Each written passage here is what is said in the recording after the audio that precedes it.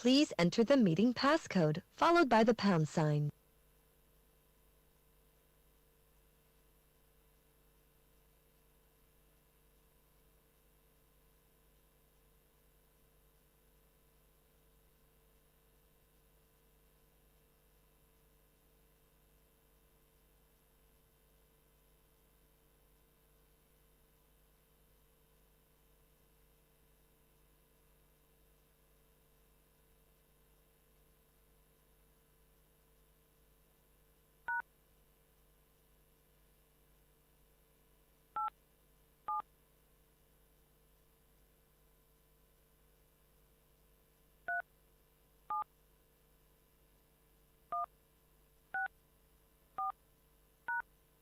The meeting passcode is invalid. Please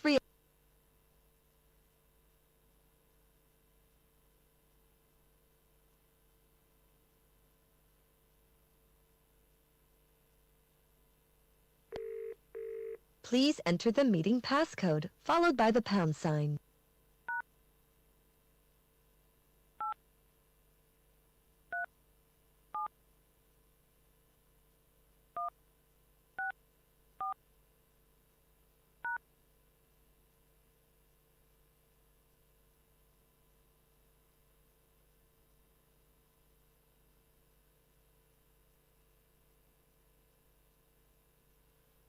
Councillor, I can't see that there's an objection to putting CCHL on track to replacing him on the VO board, because that is a replacement that's going to happen. I just don't know what the time scale is for it. Could it be a noting resolution in that case, noting that council will be asking CCHL to feed out rather than a formal, because this paper doesn't talk about that, so all of a sudden you're making a recommendation that's not covered in the body of the report. Yeah. Yes, I know. I guess what I'm saying is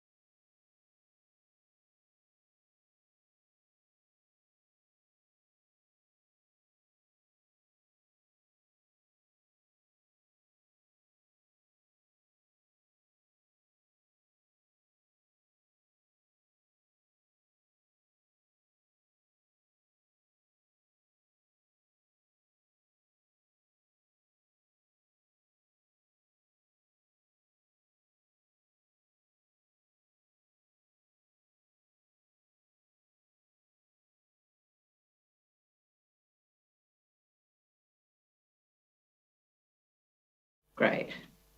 Kia ora koutou katoa, and welcome to the Christchurch City Council meeting of the 9th of September 2021.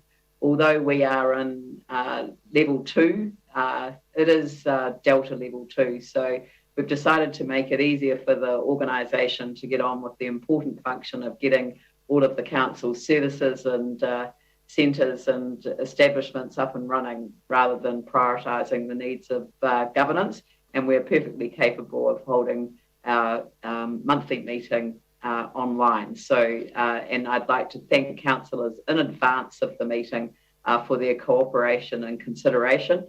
I have got 2 screens, so I'm now able to look at the computer at the same time as looking at the agenda. So hopefully it will go smoothly, but you never know.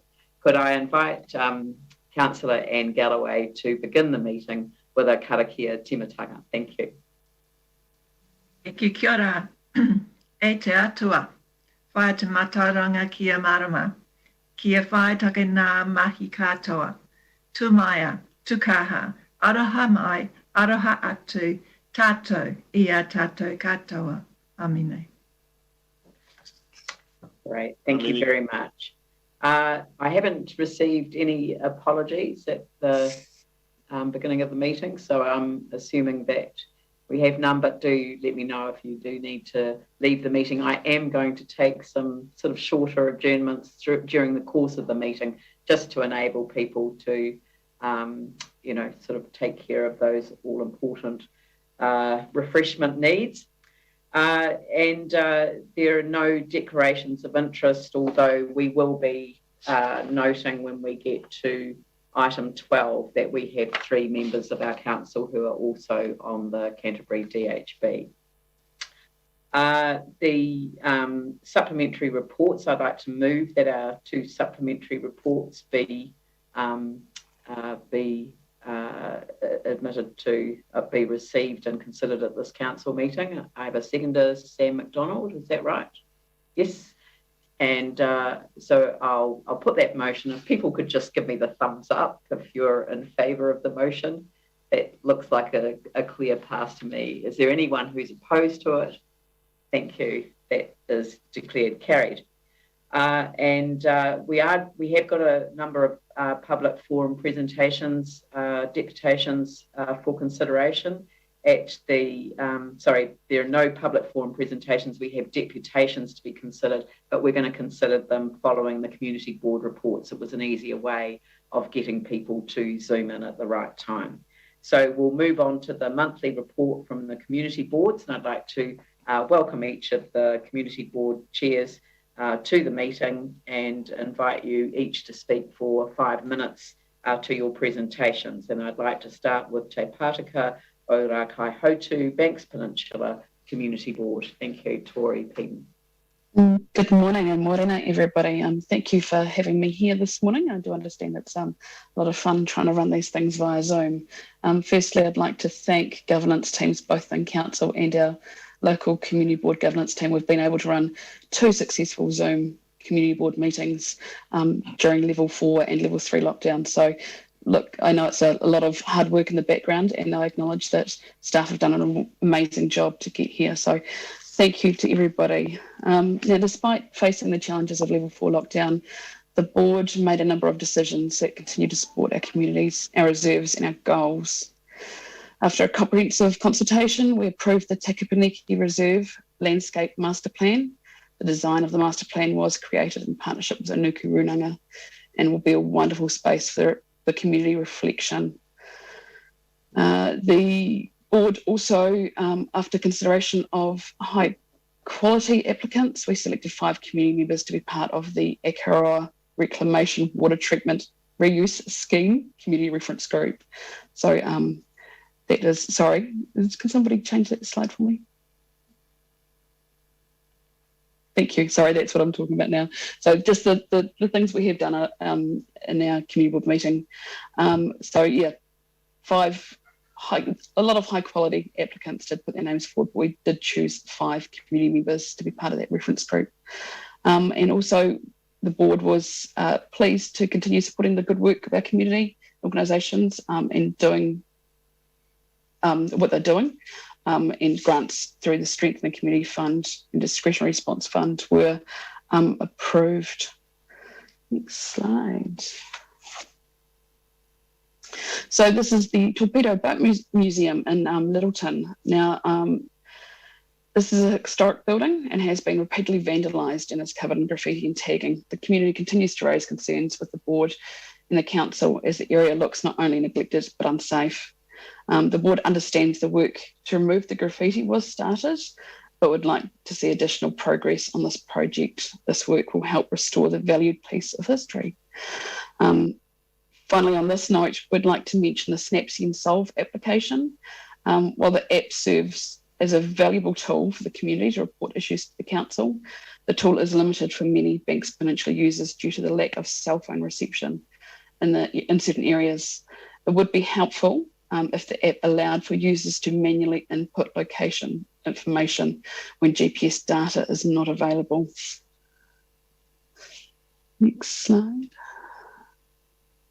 Thank you. So just on the Strengthening Community Fund, while these grants for 2021-22 may not seem large, some were as low as $1,000, they are vital resources for many of these organisations who really rely on the funding to continue to be able to provide services to many people as they can.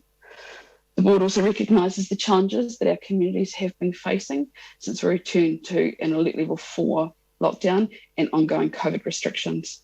Our team has been conducting health checks, reaching out to the groups and organisations to see how they're managing.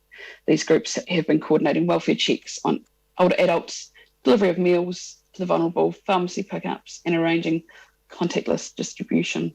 While the circumstances are not ideal, it is wonderful to see the community taking great care of each other. And the last slide. One of the presentations we received was from St John. Now, St John, as you'll all be aware, that they provide ambulance care across New Zealand 24 hours a day, 7 days a week. 75% of St John staff are volunteers. Now, the Banks Peninsula St John's are actively seeking suitable land site for either purchase or lease for their new ambulance station to be based in Akaroa or the surrounding areas. The committee share with the board 3 potential sites. Its preference is the parking area adjacent to the Akaroa tennis netball courts. The committee has also shared the blueprint of the proposed station and dimensions. Currently, St John's Banks Peninsula is based in Littleton, with the responsibility for the wider community, including Akaroa and the bays. Given the vital service St John provides, the board supports St John in their efforts to find a suitable area for the new station in or around Akaroa to continue to serve the community. And that's what we've been up to for the last few weeks.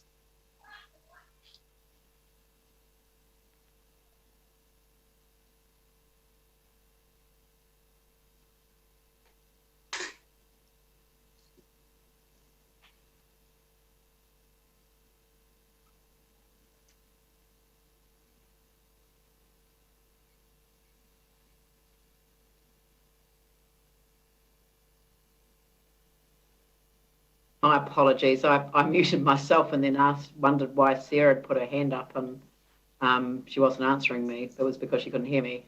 Sarah. Okay, thanks. Thanks so much for that update, Tori. Just one quick note. I use Snapsy and Solve all the time. I'm frequently changing the locations on it. There is an ability to do that, so I can flick you through how to do that and you can share it with the community. That'd be great. Like I say, several times, but quite often we are taking the snap and then have to reload it when we get back home when we're in coverage again or back to our Wi-Fi. So, yeah, perhaps. Yeah, you can change you can change it on the app. That'd be good.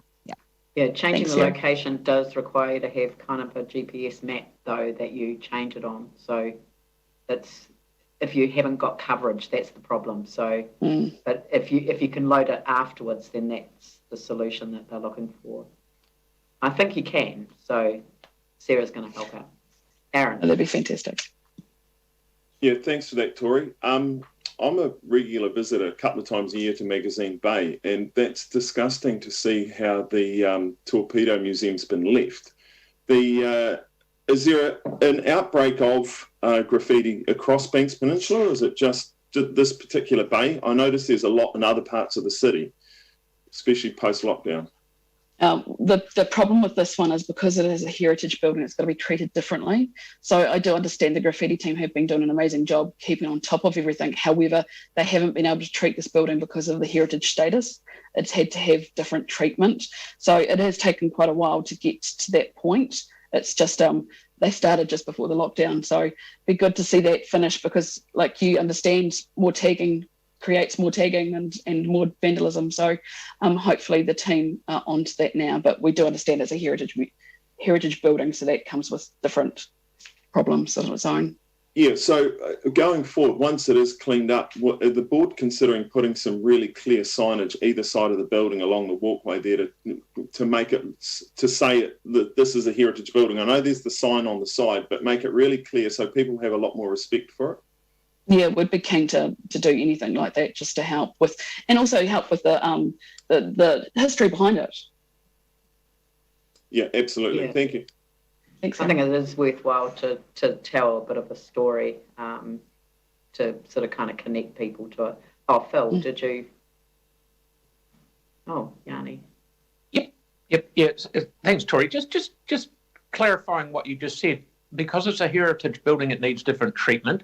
Does that mean that we put some sort of coating on it so it doesn't accept sort of graffiti doesn't stick, or is it just fill me in on that? I'm a bit lost.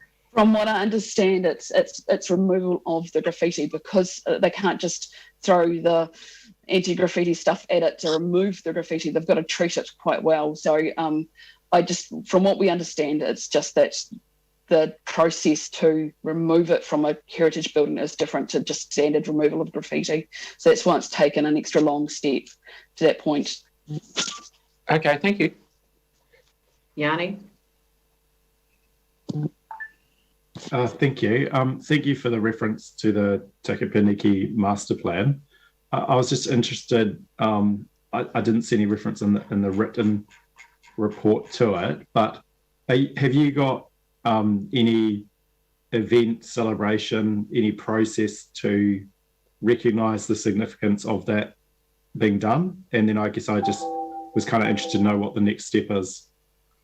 I would hope there would be, because it is going to be such an amazing space, but I guess that's coming in time. We've just approved the landscape plan for now, and of course that's where the teams can then get in there and do what they need to do. So obviously when that landscaping has taken place, I would say there would be not only from Unuku Runanga wanting to lead that kind of acknowledgement of the history of the area, but also a celebration that we can, enjoy the space for what it is. So yeah, watch the space, Yanni, is probably my answer. Because I think the other thing is that we're all looking forward to that. Thank you. Staff raised it that it's going to be a national reserve, so we need to put in. Thank you, Yanni. Thank you, Tori. That's a really interesting and excellent presentation on behalf of your community board. It's much appreciated. Thank you. Thank you, Leanne. We move on to Waitai Coastal Burwood Community Board and Kelly Barber, Chair. Morning, everybody. Good to see you all. Hopefully we'll be able to catch up in person shortly. So during lockdown, we just had one community board meeting on Zoom, and governance staff have been connecting with a lot of the groups in the community. Community is, I guess, as well as could be expected. We're lucky to be in such a fantastic part of town, so there's plenty of opportunities to get out and go to the beach or the forest, or and I personally seen a lot of people out walking and biking, getting a bit of exercise, which is good. And the surfers even stayed at home this time during lockdown, which was pretty good. Just in terms of what we've been up to, moving on to the South Brighton Bridge Reserve Bund. I challenge you to say that and not sound like you've been drinking.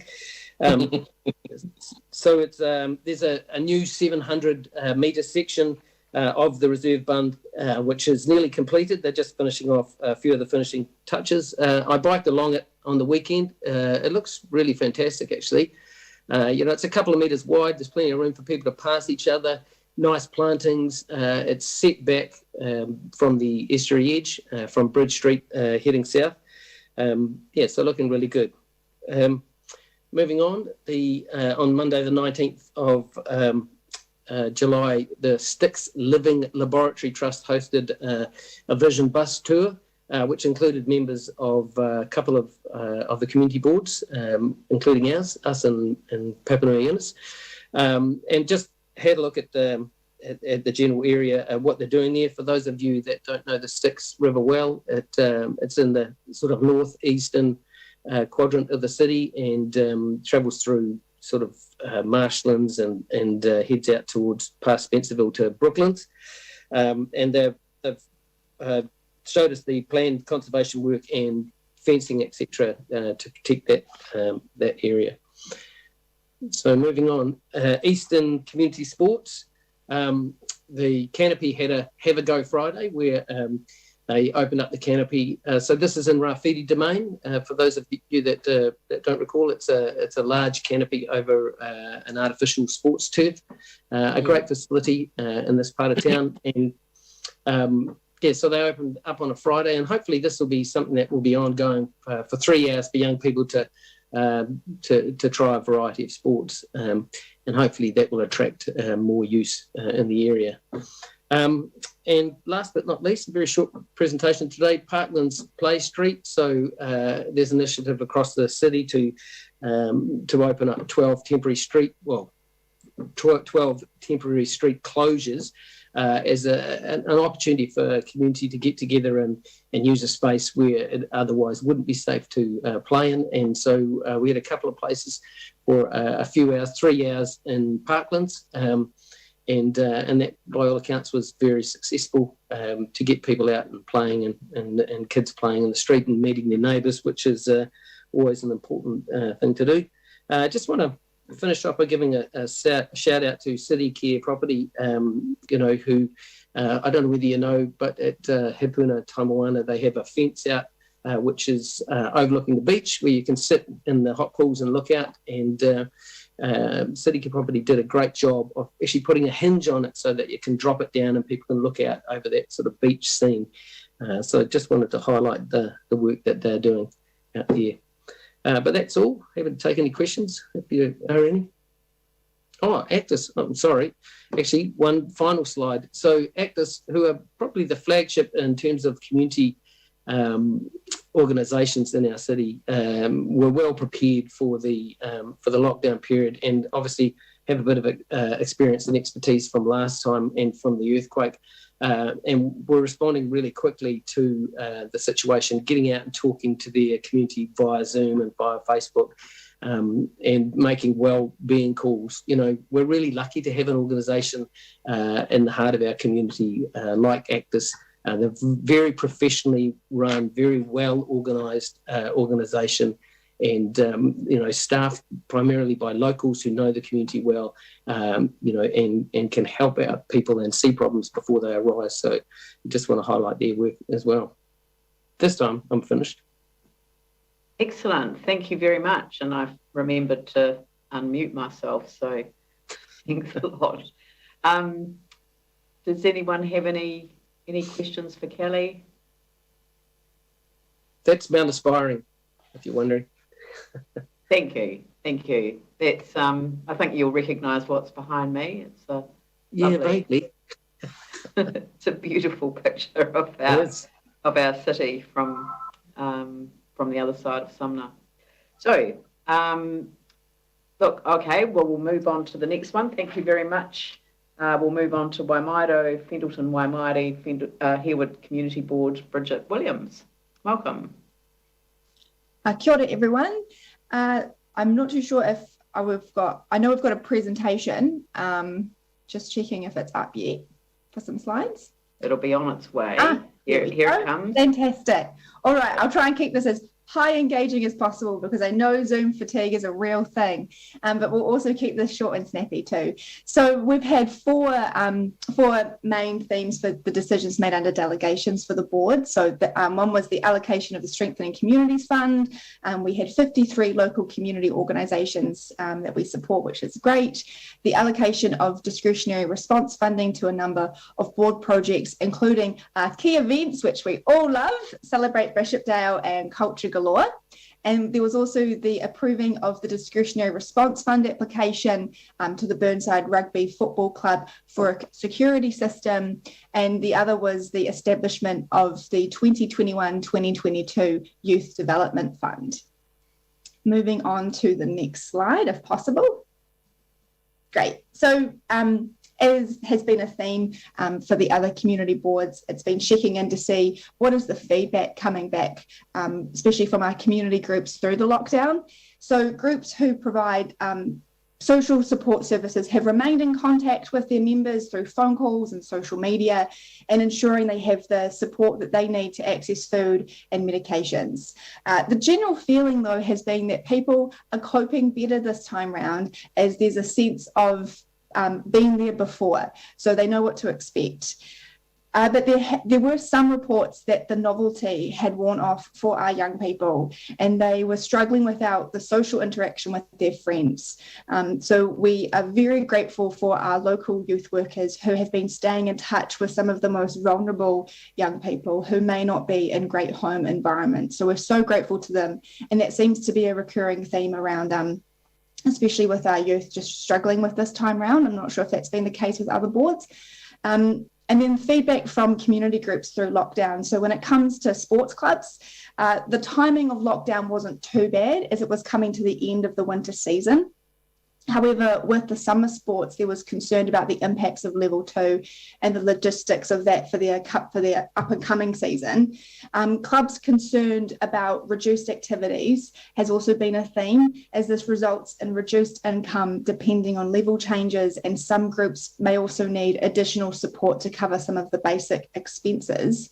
And then lastly, when it comes to events, planning is still underway for a number of them between now and Christmas, including our wonderful Celebrate Bishopdale.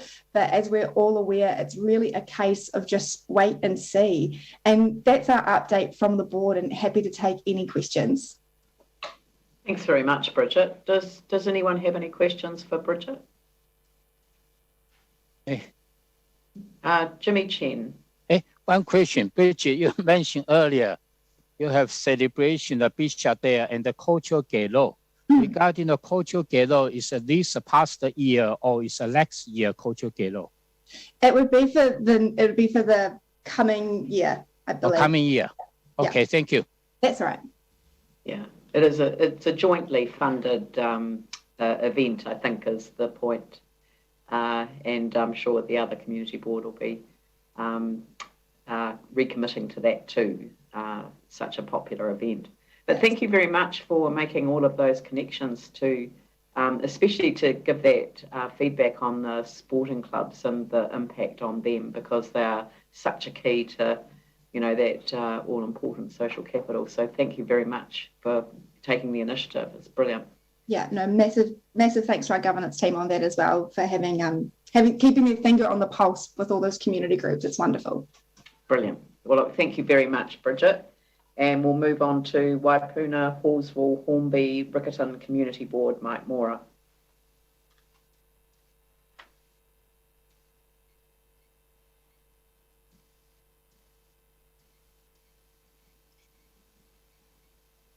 Is Mike Can you hear me, Leanne? I can now. Okay. Good morning to you too, and councillors. Just wish to start by saying really pleased to hear that the contract's been let for our new Hornby or South or West Library and swimming pool complex. So that's very exciting news. We've got no Part A's on our on the agenda, and our staff have been very busy, as have other board staff, connecting with the communities, which we'll hear a bit about later as well. But we've also been very busy through this period of time with submissions, and that's been quite an important thing that we've been doing for the stormwater management plans for the Hiratuni, the three rivers that we've got coming from our community board. So that's really good. And yeah, other than that, I'd just like to say take the report as read, and we could go on to start now with the presentation of our slides. And we've got 5 organisations. I've got a little thing up on the screen here. 5 organisations, the CDN Trust, the Levita Youth Trust, have been, and these community groups and organisations that you can see there have been doing a lot of work behind the scenes, and it's really, really heartening to hear that same sort of reporting from our other community boards as well. And of course, us elected members, we've been doing the same thing with our communities as much as we can under the restrictions that we've got. Is just the checking with organisations and helping out in any possible way that we can. So can I go to the next slide, please? Can we pop to the next slide, please? That's just managing coronavirus. And just going over what the feed is from other boards as well as ours, is the Hornby Community Care Centre run their monthly working meetings online, workers' meetings online. So I've been joining those sort of events as well, and being very proactive in keeping our residents and our community supported as much as we possibly can. And we've got very, very active members on our the 3 wards of our community board area that are doing exactly the same as other community board members in their wards as well. So hats off to them. Can I have the next slide, please? And Leanne, you were just saying about sports and active participation and movement of young people as well. And just Epic Sports Project have been providing activity ideas and families, challenges on Facebook, and held a Pioneer at Your Place, which has been delivering Zoom skills sessions for children who normally, would be attending those things. So it's just that ooze of help and support coming out of our community for the people of all ages, and it's just so very, very heartening. And yes, basically that's it from me. We've still got on it. You'll see on our report that we've had the sorry, my phone's ringing. Anyway, our traffic issues have been one of the main things that we've been dealing with. So and they're ongoing. So we're really grateful for staff for the way that they've been leading us through those times, and it's still very much a work in progress. So really, Leanne and councillors and all community board members, that's from us here in the southwest of Christchurch. And Leanne, it's up to you to ask. Is there any questions? Yes, there are. Are there any questions from councillors? Thanks, Mike, for your presentation, and again for focusing in on those all-important community activities and how people were able to sort of transition almost seamlessly this time into an online environment and keep people both connected, but also, as you say, exercising. I hope you joined in, Mike. I've been exercising the dog. Just one other thing I wanted to say, for Anne Galloway has got the Hiratuni Youth Council up and running, and that's 6 schools in Hallsville that are working on projects as well. And I just popped into my head now that they wanted a special mention as well. So that's quite exciting. But yes, I have been taking the dog for walks, Leanne. Very pleased to hear it. Okay, look, thank you very much. There don't seem to be any questions, so we'll move on to Waikura Linwood-Central Headcote Community Board, Alexandra Davids. Welcome. Good team, how are we all today? Hi. I'm here somewhere. I don't know where I am, but I'm in my house. And you've got pink hair. I do. It's my lockdown here, so I don't know. It'll be blonde again soon, maybe. I am going to keep this quite short and sharp today. We are very pitch orientated for our presentation to make it easier for Zoom. I'm also on the crisis line for Women's Refuge this morning, so that's why I may speak quickly just in case I get a phone call. But I just really wanted to start by saying thank you so much to staff for their work over lockdown. We've really appreciated the extra work that they have been doing within our communities and collecting information from them. So thank you to everybody that's been involved with that. We have the Te Papakura Red Cliffs Park, and it's very unfortunate. We have had a family that has had a small child pass away, but they really wanted to do something memorable for their child. Their child passed away from meningitis, so I think it's just something that we can keep forefront of our minds. This is a terrible thing for anybody to have to go through, but they have donated a swing set to the park in memoriam of their child, and we feel very fortunate that future families will be able to use that. That is something that has gone through our board recently. We would like to say thank you so much to that family for helping bring some joy to other families. So that's what we're starting with this morning. Obviously, we have the stormwater management plan. The board have submitted on that. We want to thank the community groups that have actually fed into our submission as well. But also a really big thank you to Tim Lindley that has brought his expertise to that submission that the board have made.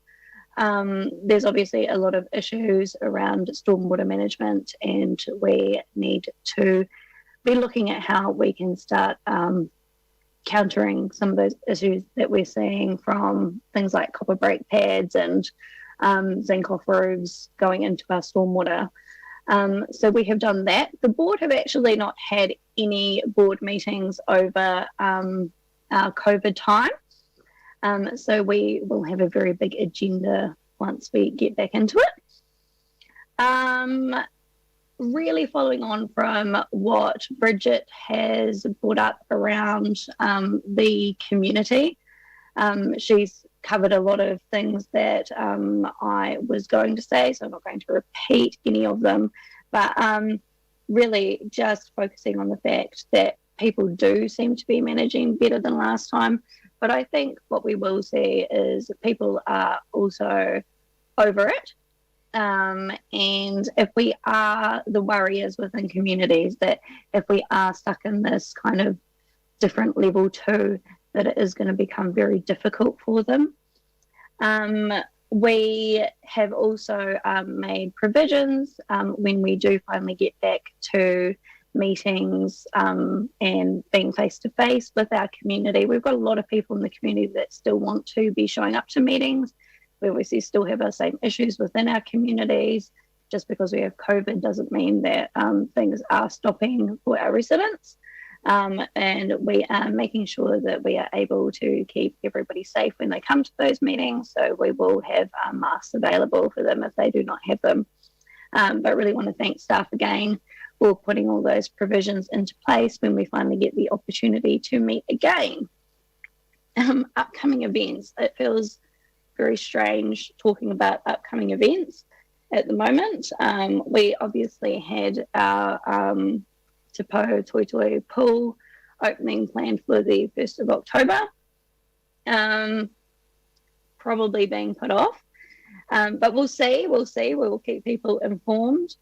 We do also have the Heritage Walk coming up, and that is walking in Harry L's footsteps. That's going to be on the 10th of October at 9:30 a.m. till 2 p.m. And that's part of the Christchurch Heritage Festival. and it's going to be run by the Summit Road Society. So, look, I think we just all need to be mindful that there have been so many events that have been put off. And I think once we are able to get back to normal, whatever that is, we'll see quite an influx of events taking place. So we just want to say a big thank you to all of those community groups that are kind of hanging in there, keeping in touch with their communities. And yeah, we appreciate their time and keeping people connected. And that's it from me.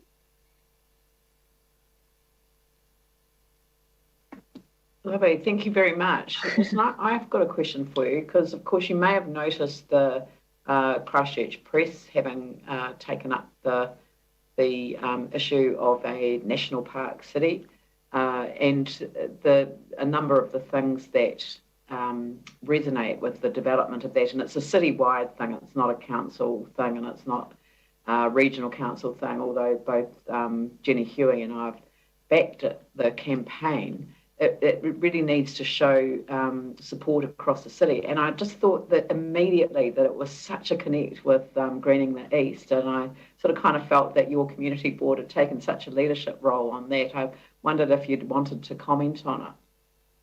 Would love to comment on it. I think, well, as everybody knows, because it's something our board have been pushing, the greening of the East. We are a bit of a concrete jungle in places within the city. And I think that whole concept is something that could be really exciting for Christchurch. And it's something I do agree, like we should be looking at getting in behind that. Yeah, I think it's just an exciting venture that needs to be looked at more. But yeah, we've already started doing work ourselves with council.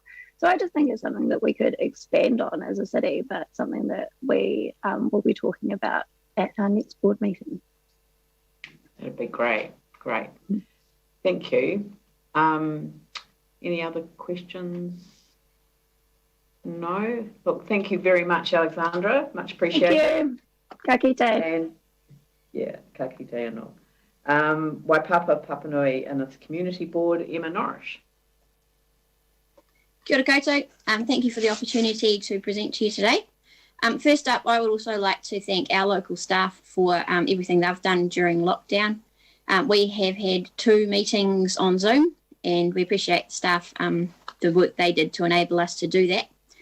I'm going to take our report as read, and we'll just highlight a couple of things from the last month. At our first meeting in August, we allocated our Strengthening Communities funding for the current financial year. This is always a tricky undertaking, despite the great work done by our local staff, as we have so many amazing groups from our area applying, and they all need help in these uncertain times. We had already pre-committed a large amount of our funding through multi-year funding to 5 of our biggest community groups, and we granted in that meeting $153,000 to 30 other community groups, ranging from sports clubs, residents associations, and a toy library through to a local brass band. Our board is also continuing to receive regular updates from staff around the downstream effects of the Christchurch Northern Corridor. Traffic is continuing to be monitored on a number of streets throughout St Albans as legally required, with a focus currently on the area east of Cranford Street, bound by Innes Road, Hills Road, Warrington and Cranford Streets. There's currently a survey out giving this local community a chance to tell us about their experiences with local traffic and the impact it is having on them. And then these community priorities will then help inform the plan for this area moving forward. And then finally, I'd just like to touch on the lockdown and our community's experiences during what's been a tough time for many. Our governance team, like other boards, has been in touch with all local groups in our area and given us feedback on what's happening. We've got many amazing community groups that have stepped up and supported those needing it during alert levels 4 and 3, from delivering kai boxes to contacting those isolated and vulnerable residents who have required extra support. We are hearing from those who work in the community that they have concerns around people's mental health as a result of the lockdown, especially among young people, and also around the risk of young people not returning to school after having a prolonged period not being there. So we as a board will continue to look at supporting these groups doing this mahi in our communities however we can. And we also really appreciate the good work our staff are doing in this space. And that's it from us, short and sweet today. Definitely that. Thank you very much, Emma. Does anyone have any questions for Emma? No, we're all good. Well, thank you very much. It is very, very much appreciated the way community boards have managed to operate around circumstances that we find ourselves in. Sorry, I'm for some reason. I'll move on to Carolyn Potter, Waimairi-Kaiapoi Spreydon-Cashmere Community Board. Kia ora, everyone. I'll take it as read as well and just go to what the staff discussed with us and what we've observed recently on the lockdown. So I'll flip over to the next page from this page. The staff began welfare checks in August, and so I checked in with staff again this morning just to see if there was anything anecdotal that they'd like to say.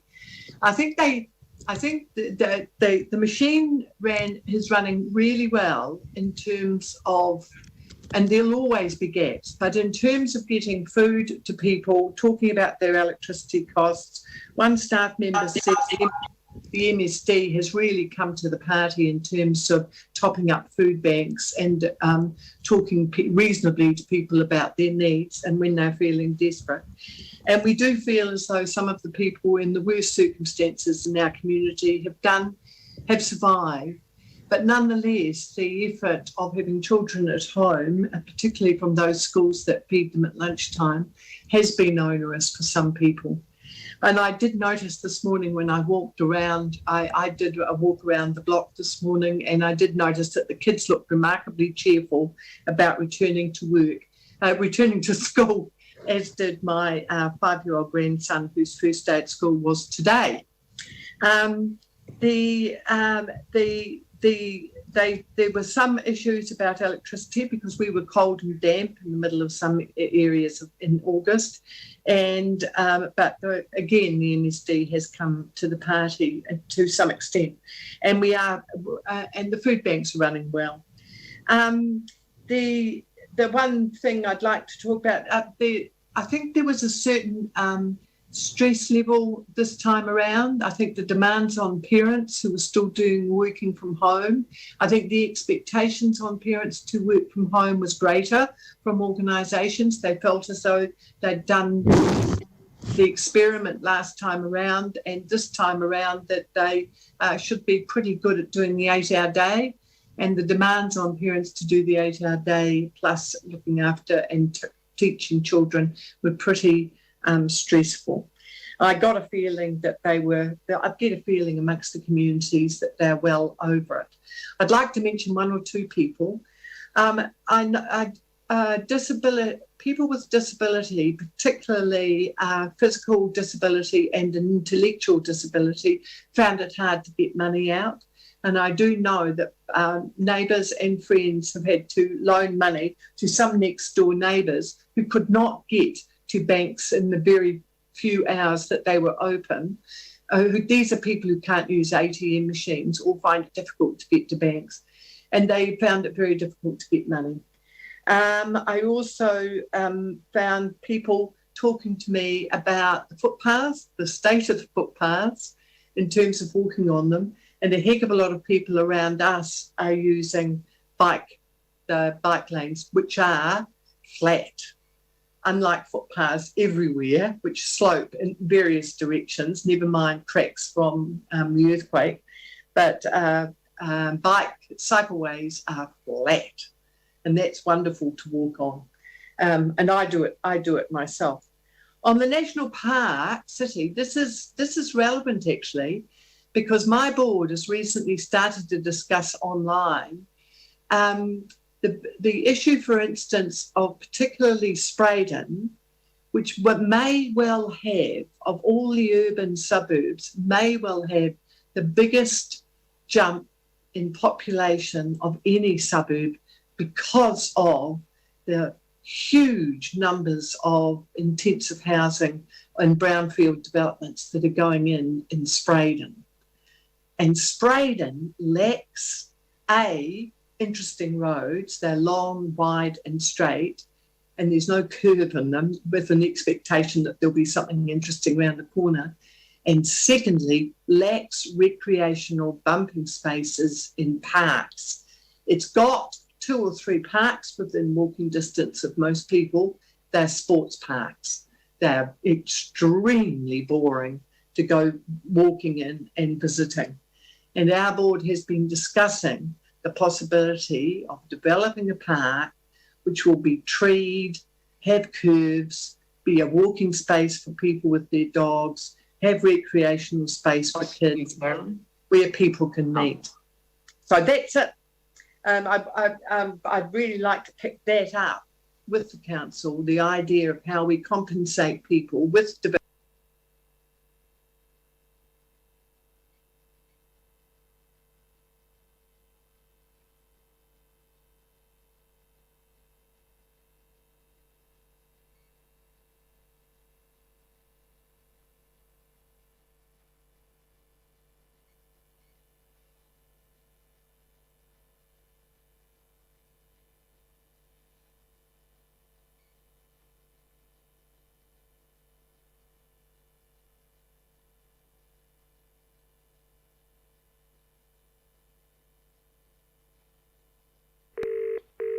Please enter the meeting passcode, followed by the pound sign.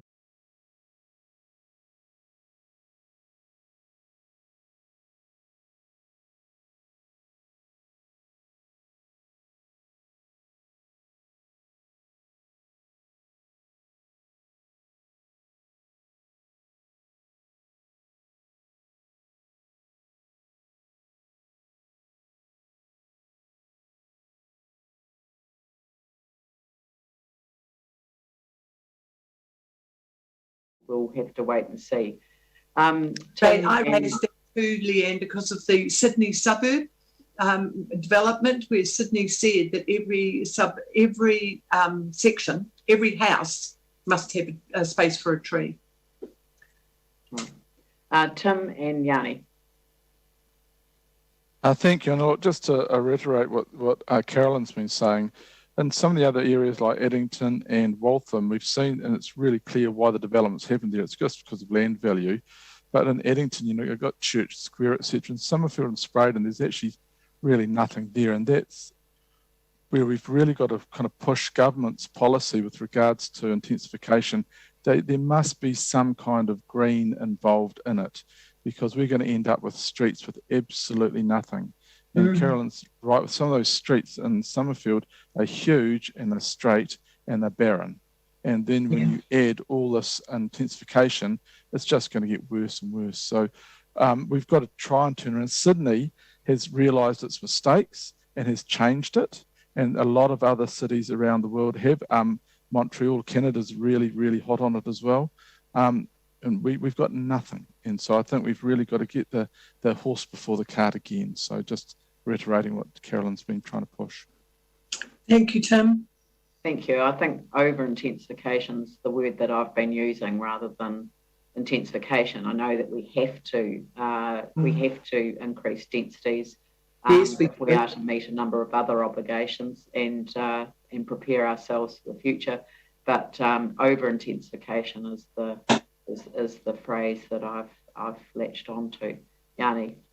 Thank you, Carolyn. Thank you for your board's presentation. And also, I know your board made a really clear and comprehensive submission on the tree policy, the council tree policy.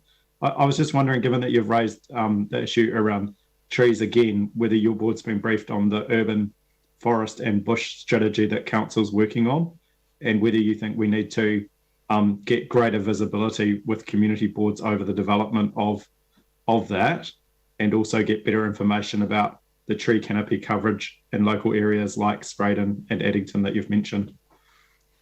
I have very strong views on the urban bush and urban forest strategy. I'm not sure that I entirely agree with the way it is being developed, but I don't know that it's the place to go for it now. I'm very much in favour, though, of an ongoing discussion. but I also want green space to be available for people who live in intensive housing, which I agree with entirely with you, Leanne. I'm totally in favour of. But if we must, as part of the developer's contribution, provide for green space for the people who live in areas that are intensively housed. Okay, but are you aware of the work we're doing around the development contributions policy and the projects that, in terms of the annual plan? Probably not. Okay. But thank you very much, Carolyn.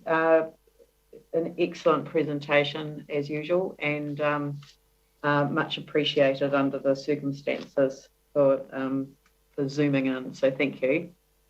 And we'll now move on to the motion to receive the monthly report from the Community Boards August 2021. And I've got Tim Scandrett within my view and Melanie Coker. So, I've got Pauline, but I called Melanie first before she put her hand up. So it's been moved by Tim and seconded by Melanie.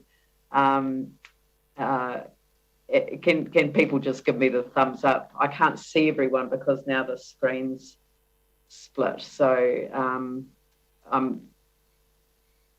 oh gosh, what's happened? Right. Okay, that's carried. Thank you. Anyone opposed? No. Right, thank you. So now we move on to the next item on the agenda, which are the deputations by appointment. So are they ready to go?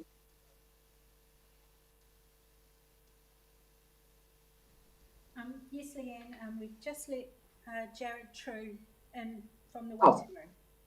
That's great. Okay, so the first deputation that we're receiving on the item 11, review of gambling and TAB venues policy, is Jared True, who's representing the Gaming Machine Association of New Zealand. Welcome, Jared.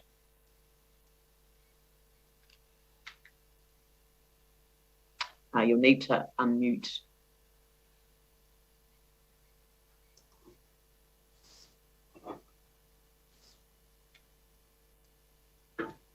All right, thank you for the opportunity to speak this morning. I represent the Gaming Machine Association, which represents the vast majority of gaming machine societies.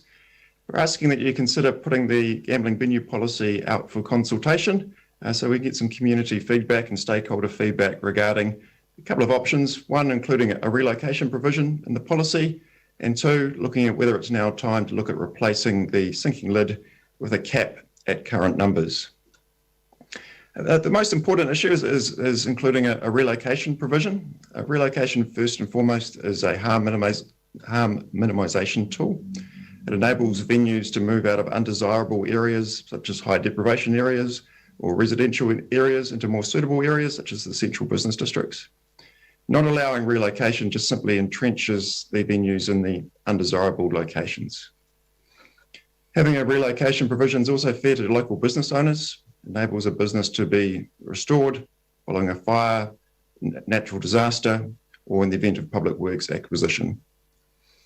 Relocation also enables a venue to move out of earthquake-prone buildings, enables a venue such as a large tavern or a large club to move out of a large block of land to a smaller, more modern, smaller premise, free up that large block of land for residential housing, for example. Also enables our venues to move if the landlord's demanding unreasonable terms or unreasonable rentals.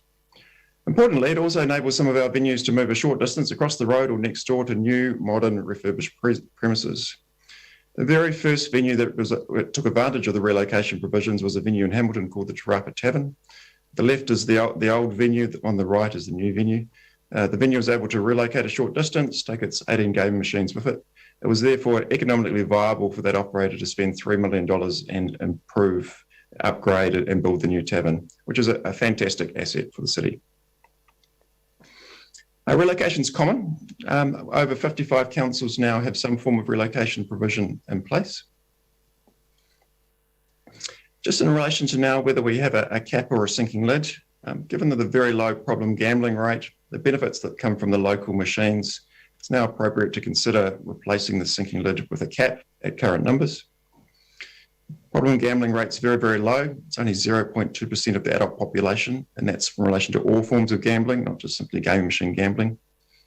There's no link between gaming machine numbers and problem gambling rates. Over the last 10 years, 25% of our machines throughout New Zealand have been removed. Over 4,600 machines have gone. However, in the same 10-year period, the problem gambling rate has stayed the same. Of course, considerable benefit from having the local machines. Community funding is generated from the machines. Approximately $25 to $33 million each year goes to local organisations. That funding is extremely valuable and not able to be replaced. And of course, playing on the machines is a form of entertainment. 67% of us gamble at least once a year. And the machines, importantly, in the current climate, we pay our venue operators to host our machines and to supervise the players on the machines. And that locally is approximately $12 million each year. And that is important funding for the hospitality businesses. Retaining the sinking lid and not allowing relocation is unlikely to reduce problem gambling, but it will accelerate the growth of gambling offshore on online providers. All the games that are on our current game machines can be played on your phone or on your tablet within a matter of seconds. In 2017, Cabinet put together a paper and looked at the growth of online gambling. That paper indicated back then that over $300 million of money was being spent on offshore providers. TAB New Zealand, approximately 60% of all their turnover is now through the tablets or your phone, through their online devices.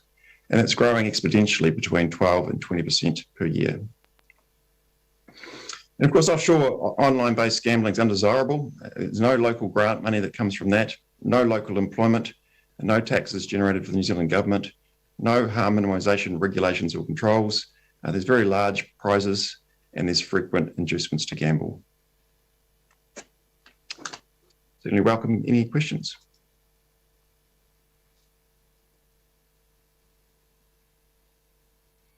Thank you. It's difficult to control all my buttons here.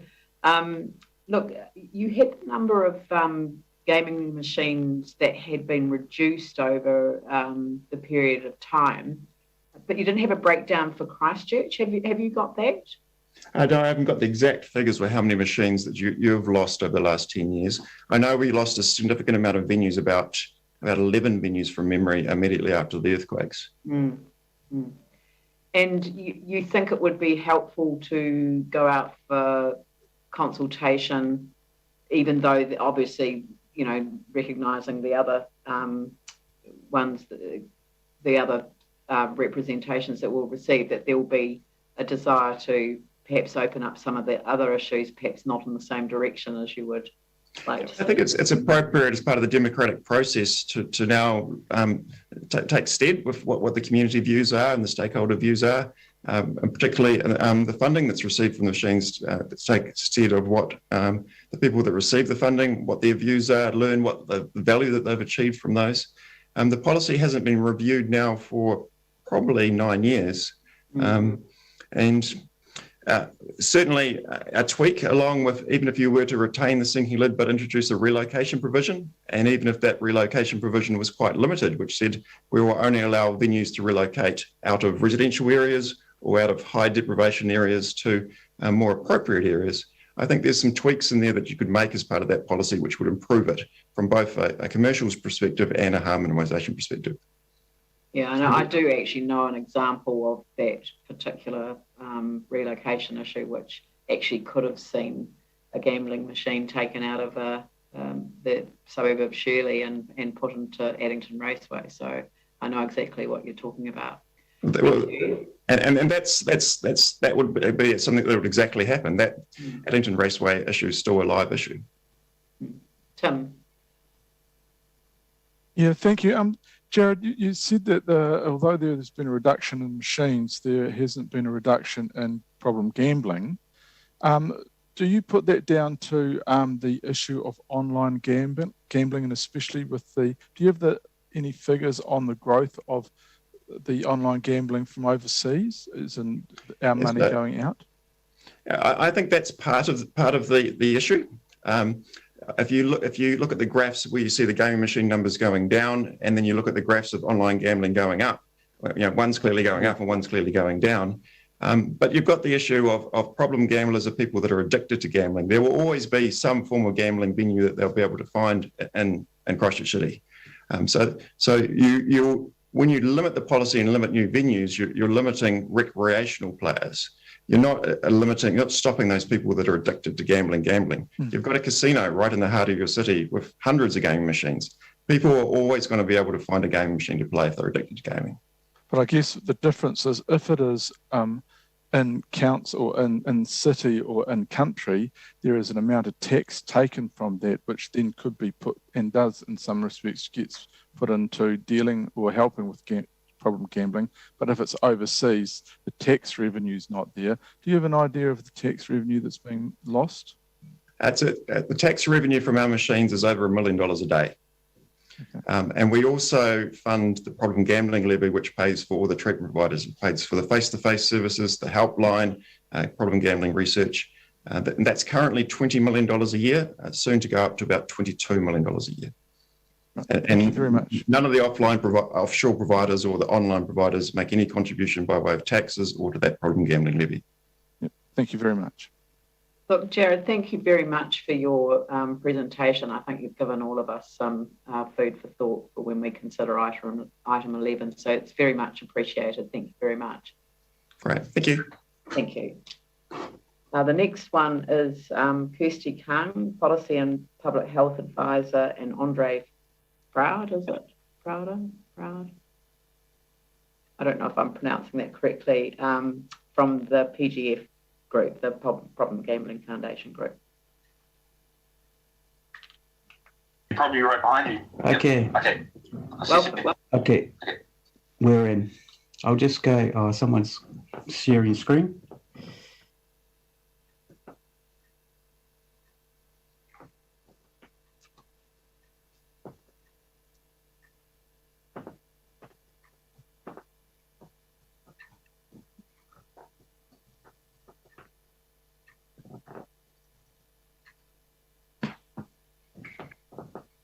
Kia ora. Hey, Morena. We're just waiting. Sorry. Yeah. Phil, are you going to go first? Sorry, we just got... Gerhardt's probably leading the presentation. I might speak at the end. Thank you. How are you, Leanne? I'm good. Good. Nice to see you. Nice to see you too. It's been a few years. Even if it is at a distance. Yeah. Shall I just give a wee intro to myself while we're waiting for that? Sorry, yes, please, far away. O te lau whalawa, kia ora koutou. Thank you for the mahi that you're doing in these extraordinary times. Unbelievable. My name is Phil Siatanga. I've been in the addiction field for 30 years. I work with Papanui-Innes as a counsellor, and so we're a Pacific provider. I've been in this community for 20 years, and most of the clients that I work with are Māori and Pacific. Hello, can anyone hear me? Oh, go ahead, has arrived. Thank you. Sorry, I can't turn on my video. It says host has stopped it. But I mean, it's okay. I can just speak. The host can start it again for you, but I'm now confused because I've got an order of play here where I had Kirsty Kang, then Paul Barrett, and then Mapu Maya. Oh, so okay, then we can go first. Yeah, I just wasn't because I was So the PGF group was the first one, and that's the presentation that I have in front of me. So shall we start with that one? Sure. Thank you. Thanks, Kirsty. Tēnā koutou katoa. Thank you to the Mayor and the councillors for the opportunity to comment on PGF Group's position regarding Christchurch City Council's Class 4 gambling and TAV venues policy. My name is Kirsty Kang, and I'm the Manager of Policy and Public Health at PGF Group. And I'm also joined by my colleague, Andre Frood, who is the Director of Marketing and Communications. Just a little background about PGF Group. We provide nationwide gambling harm minimisation and prevention services, and we also have an office based in Christchurch. Yes, yeah.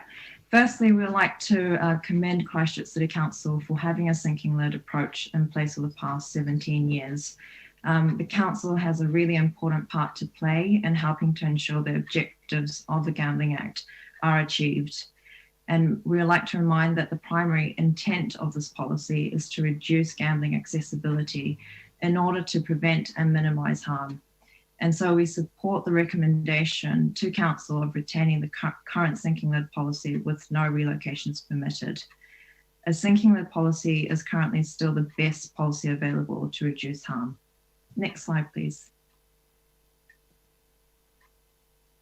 Much of the research quoted in an attempt to denounce the efficacy of the sinking-led is outdated, and findings from a new study counters assertions made by the Class 4 gambling industry. AUT's New Zealand Work Research Institute released a report aimed at understanding the impact of public policy interventions on problem gambling in New Zealand. And this report explored the impact of absolute caps, per capita caps, and sinking-led policies on the number of machines and venues and the level of machine spending. And key findings from this study was that 1, sinking-led policies are one of the most effective policies at reducing machine spending. And 2, those TLAs who adopted restrictions above and beyond those mandated by the Gambling Act experience less gambling harm than those TLAs who have not. We appreciate that this council considers the health and well-being of the community to be of utmost importance. And we also acknowledge that a sinking-led policy does not go far enough, and further efforts can be made on top of a sinking-led policy. So more than 50% of all Class 4 poker machines are located in the most deprived communities in New Zealand. And DIA data shows that as at 31st of December 2020, exactly 50% of Class 4 gambling venues in Christchurch are located in decile 7 to 10 communities. So at whatever data point we use, it is reasonable to conclude that a majority of the money being paid out by the trusts and societies who are simply clearing houses for gambling losses is coming from the poorest New Zealanders. Next slide, please. We would like to reiterate that it is important to consider that all gambling is not the same. Class 4 gambling, pokies and pubs, clubs and TABs is characterised as high risk, high turnover gambling and is the most harmful form of gambling in New Zealand. Pokies are highly addictive and have been specifically designed to be very absorbing and encourage people to participate in continuous gambling. Importantly, the Health and Lifestyle Survey of 2016 found that gambling harm is experienced disproportionately by those living in areas with a high New Zealand Deprivation Index score. And they were 4.5 times more as likely to experience gambling-related arguments or money problems due to gambling. Māori and Pacific peoples were also more than twice as likely to experience moderate to severe gambling harm than European and other populations. So while the prevalence of risky gambling is relatively low at a population level, it should be noted that the prevalence of gambling harm is high amongst those who gamble regularly. And research tells us that almost half, or 49%, of people who gamble on pokies in pubs and clubs at least monthly were found to be at risk. Next slide, please. In 2020, according to the Ministry of Health, 578 clients were assisted in Christchurch, and this accounted for 13% of all clients nationally. And when looking at national figures, almost half of those clients seen by problem gambling service providers such as ourselves are to do with Class 4 gambling. And the remaining 41% of clients are made up of lotto, sports betting, casino table games, and online gambling. But by far, Class 4 gambling is what we see as having the most impact on New Zealanders. And it also is important to understand that the presentation numbers are not an accurate measure of the total harm that is in the community, but it is just an indicator of which forms are most harmful. Next slide, please. Given this, we recommend to Council to 1, vote to retain the current sinking lid policy with no relocations for Christchurch City. A sinking lid policy is still the best policy we currently have to minimise the harm from gambling, and it shows that the Council supports the well-being for the community. We also acknowledge that sinking lid policies alone cannot address the sheer extent of problem gambling, and research suggests that TLAs who adopt restrictions above and beyond mandated by the Gambling Act experience less gambling harm than those TLAs who do not. Therefore, our second recommendation is strongly urging the Council to take a step further and advocate to central government to review the Class 4 gambling funding system, as Wellington City Council recently voted to do as part of their gambling venue policy review. There is growing support from local councils who are advocating to government about the urgent need to replace Class 4 funding with transparent, sustainable and ethical funding for the community groups. And we urge Christchurch City Council to explore this option as well. We appreciate that many community and sports groups depend on funding from Class 4 trusts, but we also cannot ignore the unethical and inequitable nature of that funding model. The Class 4 funding system has inextricably linked gambling harm with the survival of community groups, sports and services. But this has led to a situation where we must consider whether the benefit of gambling outweighs the harm experienced by those in our communities. And it is our position that irrespective of what proportion of losses is returned, it cannot justify nor undo the harms caused to communities. Next slide, please. And thank you for the opportunity to present today. And if you have any questions, please let us know.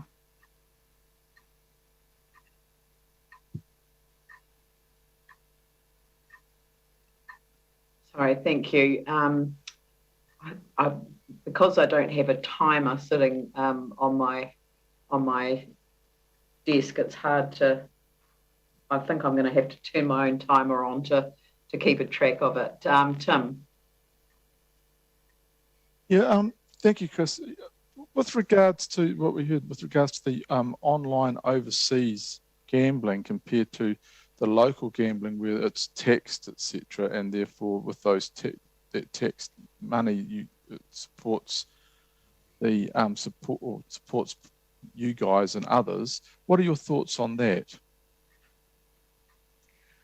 Well, online gambling, that is currently being reviewed by the Department of Internal Affairs and the government itself. But it's our view that online gambling, it is increasing over the years. However, it's not good for the communities. And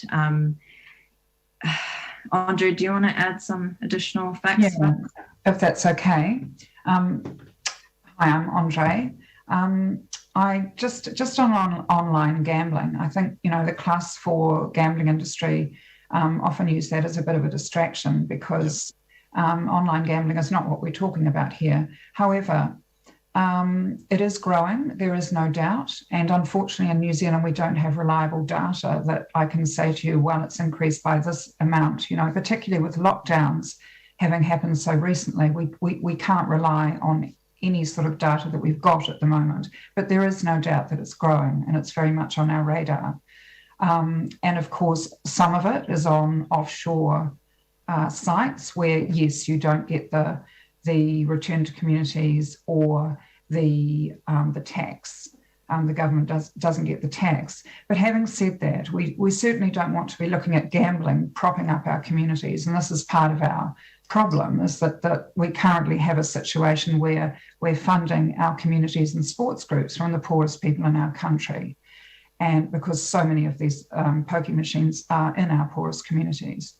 So, I think the online gambling thing is, yes, it's there, but we still have a significant problem with pokies in our communities. And I think you're about to hear from Paul Barrett, and he will share a story that happened in Christchurch. And it is a tragic story, and it is an example of, the problems that we are seeing all the time with pokies in our communities. Thank you. Thank you very much. Look, thank you for your presentation and for going to all of that trouble. And we'll just move on to Paul Barrett. And I think he's also supported by you, Andre. Is that right? Yeah. Okay, so I'll move on to Paul Barrett. Thank you. And thank you very much, Kirsty, for your presentation. Hello. Hope you can hear me. Hello. Welcome. Yes. I'll try and be as concise as I possibly can.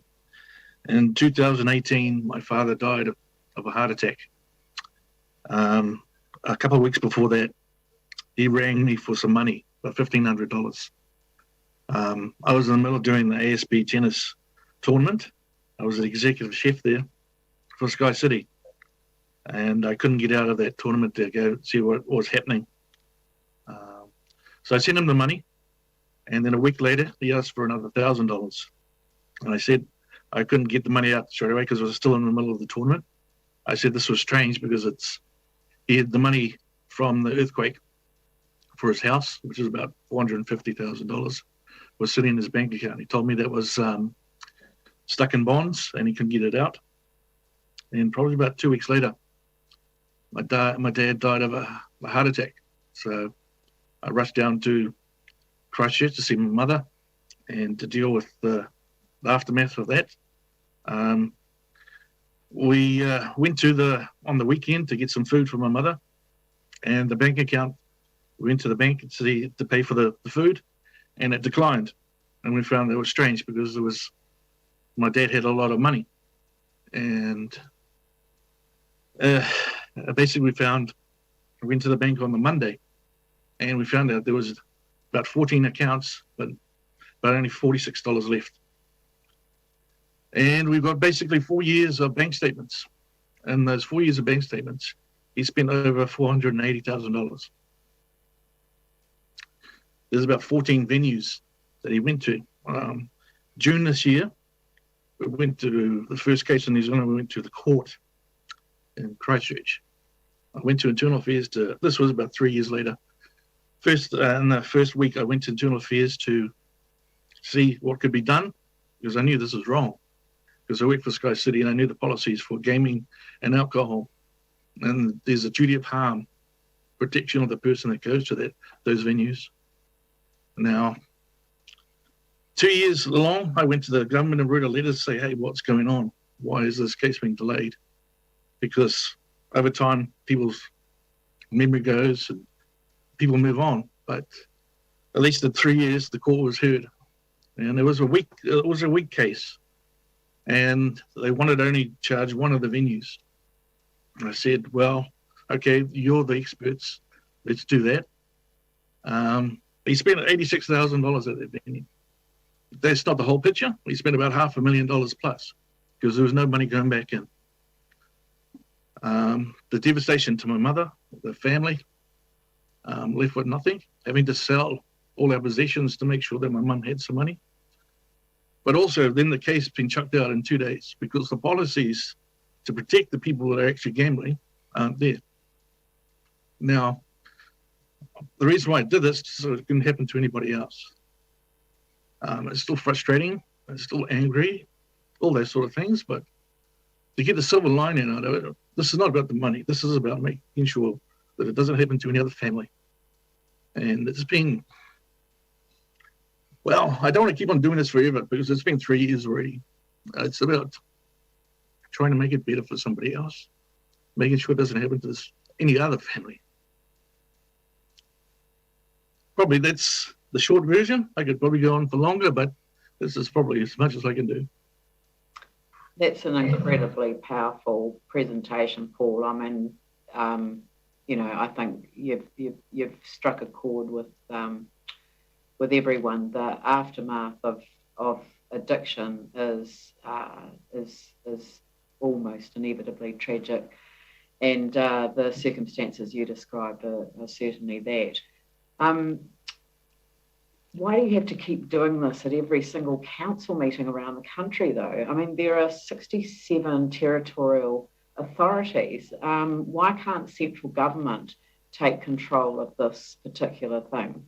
You know, there are other things they'd like to take control of that we do, but I just wonder whether this is actually the sort of thing that we actually need central government to take a position on. I did. I went to Internal Affairs on the first week my father died, and they said this is the first case of its kind. We found out the policies aren't strong enough to prosecute anybody. If it was alcohol, they would have lost their license, they would have been fined and in jail. So all I'm trying to do is protect the person that is actually gambling. If we had problem gambling, my dad was a perfect example of that. We didn't know as a family because he controlled all the finances.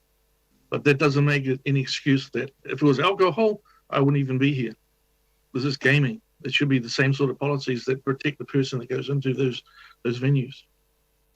So did you get a response from the Department of Internal Affairs when you asked them, you know, is central government going to provide for you know, an enforceable regime? I haven't had any response on that sort of. They said they were looking at the policies, but in the 3 years that I went to, nothing has been done to improve that. If the policies have been changed, I wouldn't even be here. I wouldn't even be talking to you. I did it so that it could actually protect any other family or any other person in New Zealand. This is not about me and my family. It's too late for that. I failed my father by not being there for him, but in terms of that, this is about helping other people. No, you haven't failed your father. I think what you've done is describe very intimately just how big an impact this has on families and actually whole communities. So thank you for that. Yanni. Yeah, thank you. And thank you too for sharing your personal story with us to make us aware of some of the issues. I didn't want the names of the places where the gambling occurred, but what I was interested in, given the previous deputations, was around if there was any sense of the geographic areas that it was happening in. Was it happening across venues across the city, or was it in certain geographic areas that was apparent? It was in Kaiapoi, but he also worked in Northwood, and he did go outside Kaiapoi and Northwood areas.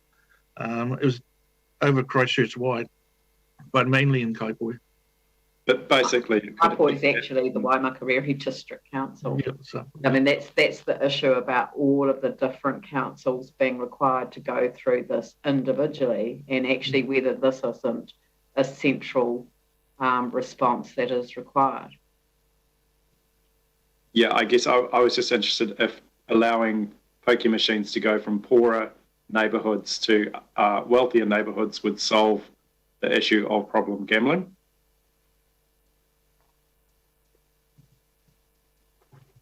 I think, I mean, maybe can I throw that one to Andre? Yes, yeah. I don't think that it would solve the issue of problem gambling, but it would stop some of the impact, the harms that are being caused to the people, you know, who can't afford to be losing that money. I just want to acknowledge Paul. He's bravely spoken out on this. The impact on his family has been nothing short of horrendous.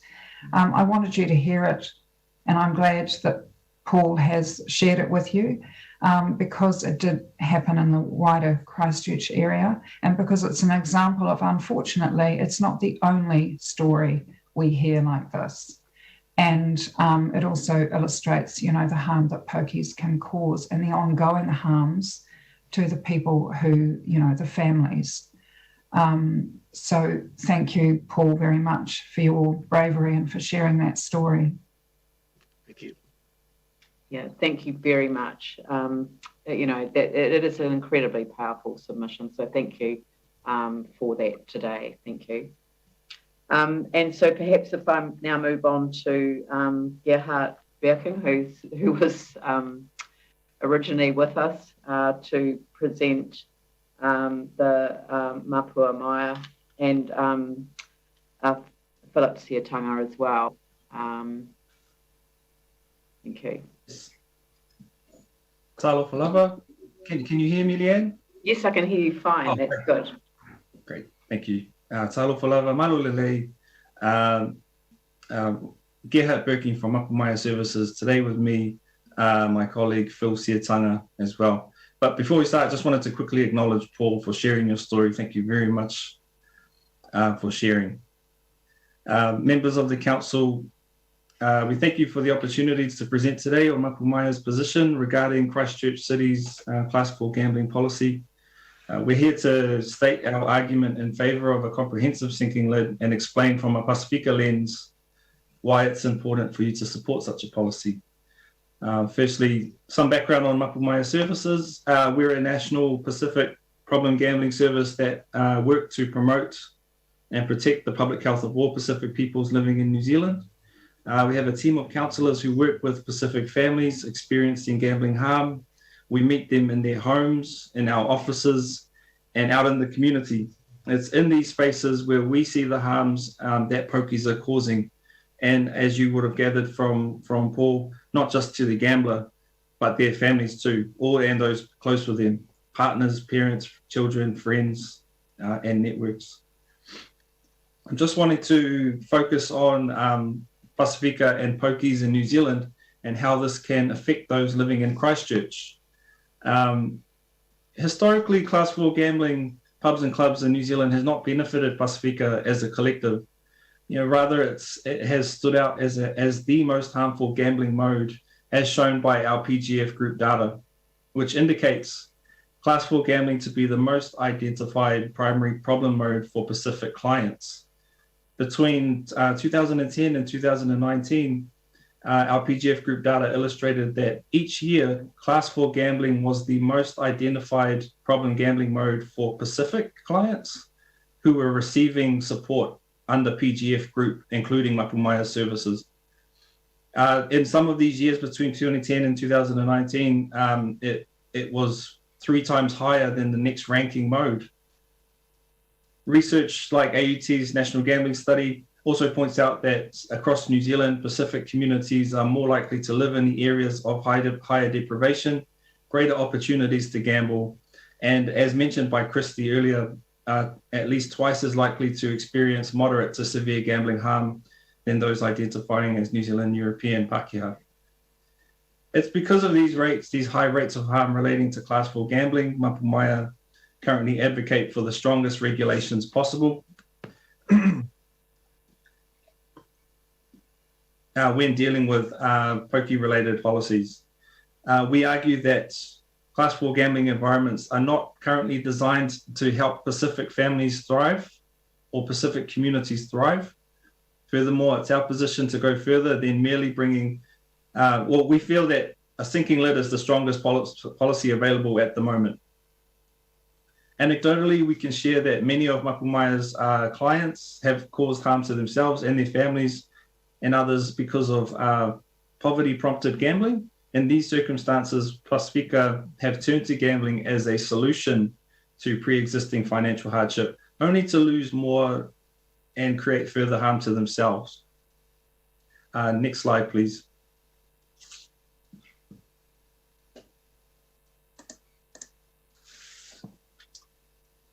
So this is a map of the Class 4 venues, and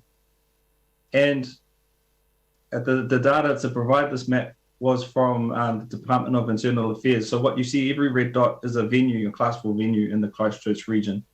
Now in other cities, what we find is often is clusters or little pockets where you'll find high concentration of venues. Unique thing about Christchurch is it seemed to be in every direction. And if you were to use the middle of the map as the center point and create a 10-kilometer radius into a full circle, everything within that 10-kilometer circle, in that circle would show that each Class 4 venue is within at least, or within 2 kilometers of another one. And we feel like, furthermore, 50%, as Christy said, 50% of venues is situated in areas of medium-high deprivation. It would suggest that Pacific peoples and other high-priority groups in Christchurch City have moderate to high opportunity to gamble, irrespective of where they reside in the city. For these reasons, Mapumaia would urge Christchurch City Council to continue prioritising the needs of Pacific as well as other vulnerable groups, high-risk groups, who are disproportionately experiencing gambling-related harm, and renew a comprehensive sinking lid policy for this TLA. We submit that Pacific communities are not at fault for living in the wrong geographical area, but that pokie machines are spread inequitably across the country, which in turn place our people at relatively high risk of harm. We don't support the idea of relocation within the policy, as we feel that will merely be shifting harm from one community to another.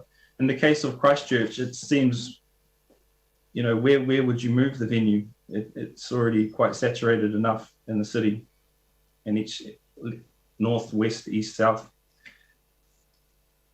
I'm just going to pass it through to my colleague Phil now, and he can speak to share some of his experiences as a councillor working day to day on the front lines with our people. Oh, Marlo, Gerhard, my apologies for jumping in earlier. But back to due process.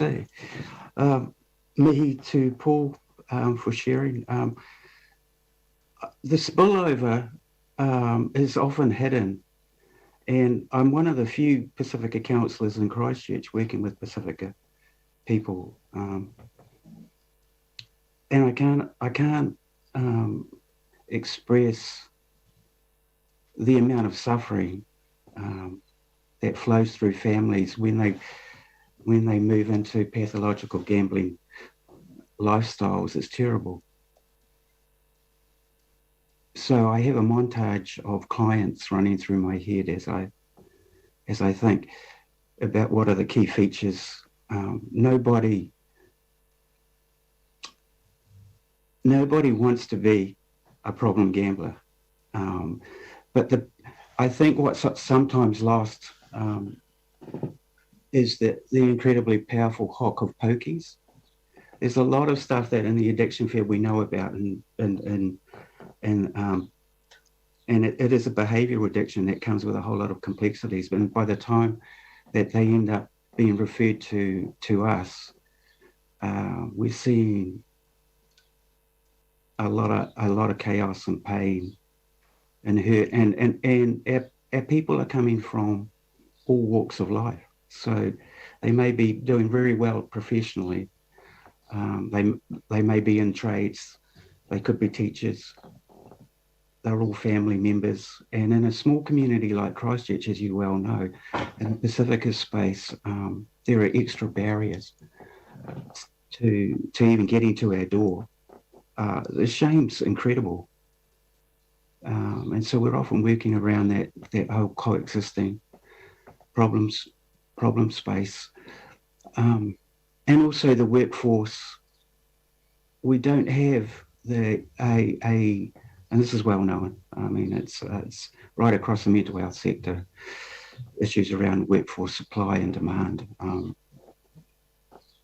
So the existence of pathways, the barriers to even getting the help are huge. And this is why we put a great deal of effort into doing public health work and prevention orientated work. But the narrative, I think for me, in this particular context in Christchurch and in this moment under COVID, is that the stresses that people are often trying to escape, which Gerhard alluded to, are being exacerbated. And the financial pressures and that are sitting on people right now, and particularly among our people who don't have huge saving reserves and assets to play with anyway, I'm very concerned. So obviously from my space, the less pokies, the better. And I could say a lot more, but I won't. I think that sort of expresses what I'm most concerned about. And it is pokies. It is pokies in the main that I see our people struggling with. Not because the hookers in terms of our universal physiology is, it can impact on anyone. Are Pacifica people more vulnerable? Well, in my experience and my observation, yeah. Phil. So thank you. Thank you. Thank you very much, Phil. And it's always really good to hear from somebody who's on the front line of dealing with people who are struggling. I mean, in this regard, the gaming machines are definitely set up to reinforce all of that psychology that you're talking about. You're a winner if you get a free spin and you're try again. Not you're a loser. You don't get told you're a loser if nothing comes back. So yeah, so very powerful submissions from everyone. Thank you very much. It's come to the end of the time for the deputations on those. So thank you very much for making that time available and presenting to us. Thank you. Thank you. But we've got two more deputations, and they are in relation to item 19, which is in the PX section of the council meeting, the future of organic waste processing in Christchurch. And the first one who's going to present on that is Bailey Perryman. So I'd like to invite you, Bailey, to take over from here. Thank you. Bailey to take over from here. Thank you. Kia ora koutou, I'm assuming you can hear me? Yes, I can hear you now. That's fine. Excellent. Well, thank you very much for the opportunity to speak with you all today. The slides showing mostly visuals to help you get a picture of what I want to talk about today. For those of you who don't know me already, I've been active in the community for 10 or so years now as part of growing the local food and urban gardening movement, particularly here in Christchurch, but nationwide. I have a policy and planning background as well, so I understand consents. I understand how you can fail to meet your consent obligations as well. I feel your pain, but I still believe composting is the solution for us to stick with here as a city. So yeah. Sorry. Bailey, I don't seem to have your presentation in front of us. So are we able to get some assistance from the team with that? Apologies. I can see this. We're just working on that. Sorry. It is on the Big Tin Can Hub as well for councillors to access, but we just seem to be having a technical problem. Sorry. All right. Okay. We'll carry on, Bailey, because I've got it up on my screen now. Yeah, I just urge you to. Okay. We'll carry on. Oh, cool. Sorry, I'm just I've got to mute the screen in the background. There we go. Right. So I'm here representing today a group called 2020 Compost. 2020 stands for the time and space it takes to deal with a volume of materials, organics materials, 20 square meters, 20 cubic meters worth of material, and 20 weeks to process. But really, it's a simple solution that we'd like to share with you today that addresses some of the real critical issues around odours that come from composting processes. So what have we been doing? We've been designing, running and developing community composting trials since April 2020. These are micro-scale setups that sit within permitted activity limits of planning rules as they relate to composting. They are safe, sanitary and low cost for communities to implement themselves with some initial training. And we have trials active in 3 locations within suburban Christchurch. The next phase of activations will be in the Otakaro Avon River Corridor in the regeneration area. A bit about how we've actually gone about this. That it's an important moment for composting in Christchurch. It's also an important time to face local food insecurity issues that are rife. And that's the real gem of localised community organic systems, is that they are coupled with basically big as healthy food gardens. What we're talking about is not targeted at replacing the OPP and curbside collections, rather adding a simple, complementary, yet sophisticated localised system that supports the OPP as well as the future of the council's waste minimisation objectives. And a bit more about odours and consents. We've been assessing how the planning rules apply to community composting in the region, throughout the region, and we're in the process of engaging with ECAN to further our journey towards becoming fully compliant. The short of it is there are grey areas, but they're workable. The compost piles themselves are covered and they're not turned. They look like a long black bread loaf, and they could be made a lot prettier, but again, they're pretty much undetectable and with no offensive or objectionable odours noticeable at the boundary of our existing trial sites. We can easily make low-cost natural inputs that support the composting process to happen without that turning. And technical composting, nerdy stuff aside, basically they remain odour-free to within metres of the pile from start to finish. So it fits within suburban Christchurch. The other main point of difference is that the actual footprint in terms of the square metres of each compost pile only occupies around 1% of the total land area we have access to for the trials.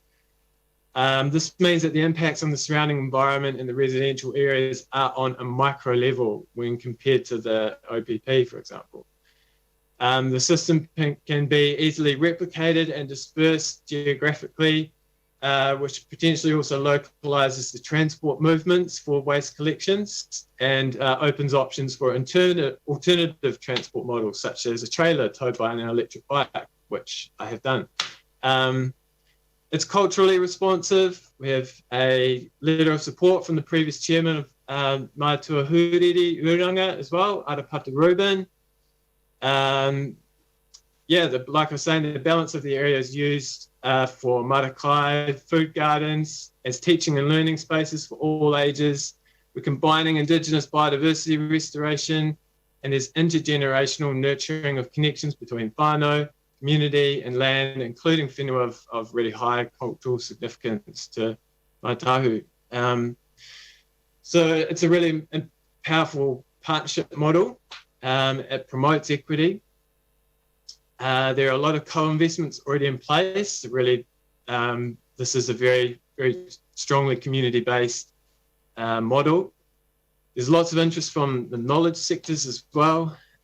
We have support with mātauranga, with sampling and analysis, environmental compliance, health and safety, all sorts. And also I bring in a research capacity as a PhD scholar, a lot of coordination to that, which is also funded across 3 years. And I'd like to acknowledge the support I get from the university for that and the National Science Challenge.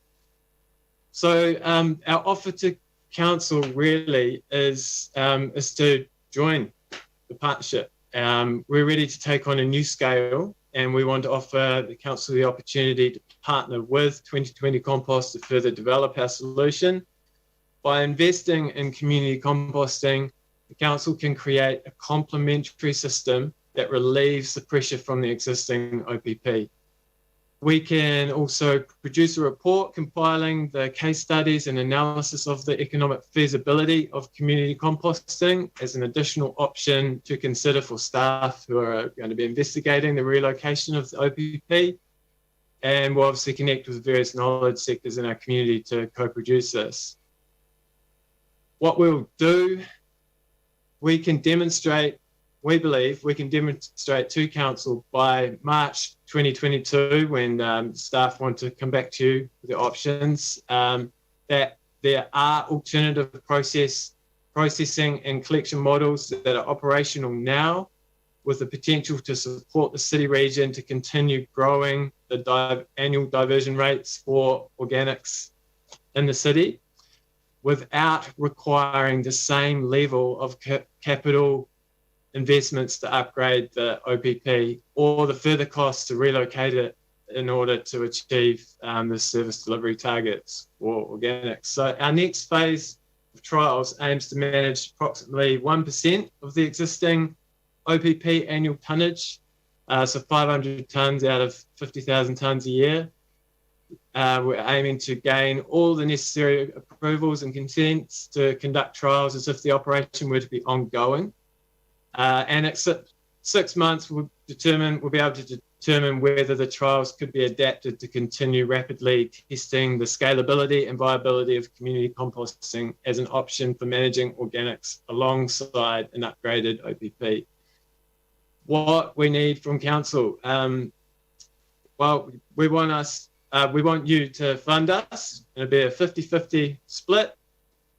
Our objective in partnering with council is to, like I said, test the economic viability of community composting when it is enabled to operate on a more secure financial basis with more appropriate resourcing. The cost, the other 50%, we can offset through gate receipts for the disposal of commercial vegetable scraps, and offer free drop-off of garden organics for the public as well. There's a lot further information detailed in the PDF that I'm hoping is attached to you all, and it's accessible, but I can provide more information. So yeah, what I'm asking for, the balance is $215,000, or 1% of the 21.5 million you had budgeted for the OPP upgrades. But we'll be able to spread this across 3 years to continue developing the community composting model for public benefit, should the first 6 months prove to continue to be successful. So we're only asking you to commit $35,833 up front. But yeah, why? Our communities need this. We distribute the effects of organic waste management throughout the city region and integrate it where food gardens can be created for the benefit of all communities. And agreeing to do this will return benefits for the city in terms of wellbeing outcomes beyond the value of waste management and service activities alone. So yeah, tēnā koutou, tēnā koutou, tēnā koutou katoa. Thank you very much for this opportunity, and yeah, over to you. Look, thank you very much, Bailey. You've come to the end of your 10 minutes, but I really appreciate all of the, I appreciate all the work that you do, actually. I know that councillors do generally. We do know who you are and what you've been up to. So I think you've given us considerable food for thought for later on in the meeting. So thank you very much for your presentation. All good. Thank you. And we've got Tracy McClellan, who's the MP for Banks Peninsula. Kia ora, Tracy, and welcome. Kia ora, thank you. Thank you for having me. Kia ora koutou katoa. Thank you, Madam Mayor, and fellow all the councillors here today and staff. Thank you for the opportunity to say a few words. I am happy, sorry, I've got a notice up on my screen. I am happy to not take the full 10 minutes, but will make myself as concise as possible, and more than happy to take some questions should that be relevant. I'm called Tracy McClellan, and I hope I'm here in my capacity as the Member of Parliament for Banks Peninsula.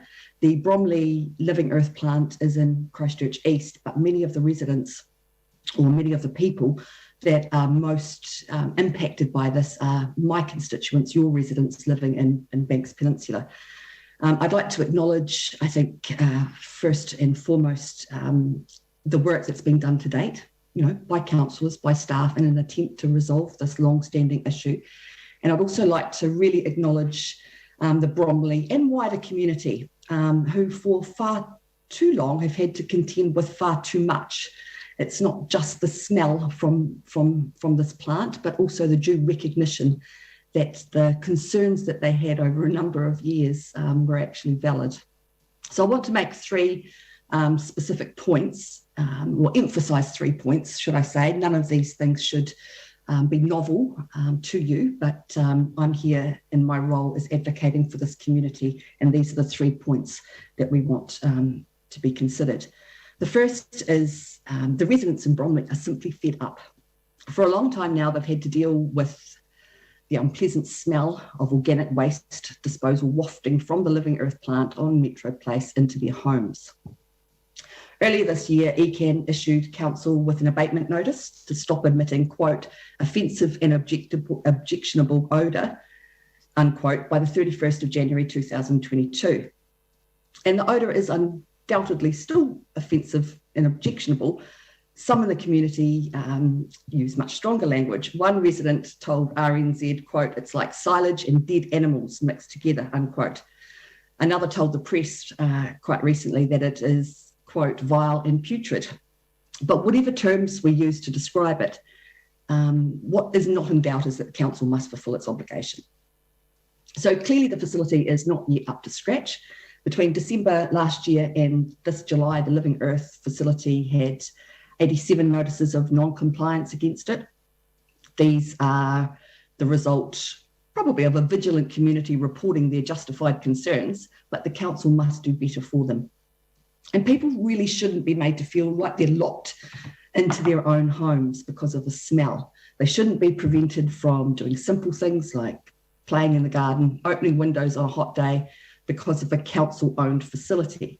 People shouldn't be prevented from living in their communities because of a council-owned smell. So the second point I want to make is that the topic of the stench that comes up, it comes up time and time again, particularly when I'm out and about in Bromley and Woolston communities. And I know that many of you would have heard the same clear messages from the community on several occasions over and over again. But I really want to dispel the myth, should it exist, that this is a small number of residents complaining. I've attended meetings and events in Woolston, Bromley, and actually surrounding areas, and on completely unrelated issues, completely unrelated topics. And it's surprising how many times inevitably the conversation returns to this issue. It is deeply and widely felt, and it's not just Bromley. It is Woolston, and actually there's residents associations and groups throughout the electorate who are really concerned about this, and they're willing to support and do what they can to lend their voice to this issue. So I'm here today to add my voice to theirs. I urge the council to investigate moving the facility away from residential communities. I believe this is the best option for the community in the long term. Now, the council, I believe, must take a long-term view of this problem. There's been a smell in Bromley, also caused by other council facilities in the area for decades. The community has had to put up with odour issues for a very long time. And I don't think that they should have to wait any longer than today for a decision to show them that you're willing to at least get the ball rolling in the right direction and look towards a long-term solution. And while the stench is something, is not something that any community should have to learn to live with, I do acknowledge that you've tried to mitigate the smell by redeveloping the plant itself and working around the problem. But this doesn't address the root of the problem, that the plant is in a residential area. It's still too close to homes, too close to schools, and too close to communities. And it kind of brings me to my third point. And to be really frank, there's a lack of trust in this community in any mitigation plan at this late stage, after all these years, having been told time and time again that there was no problem. So there's a real lack of trust that redeveloping isn't just tinkering around the edges and it won't actually fix the problem. And to be even more frank, this community has been gaslit, and they deserve the best solution, not a solution that may or may not simply limp up to the mere compliance level. This has been going on for too long. The community also deserves some closure on this issue, and moving the plant represents a proper opportunity to do just that. So that's essentially all I want to say. Again, I want to reiterate that this is, it's an issue that's been going on for far too long. It's an issue where a community have been told they're wrong for far too long, only to find out that their concerns were valid.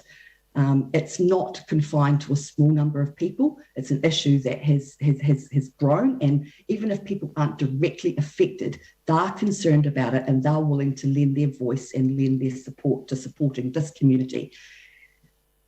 And that is essentially the 3 points that I wanted to make. So if anybody had any questions, I'm happy to take any questions. Otherwise, I am also happy to leave early and allow you to get through all these depositions quicker. Thank you very much, Tracy. Does anyone have any questions?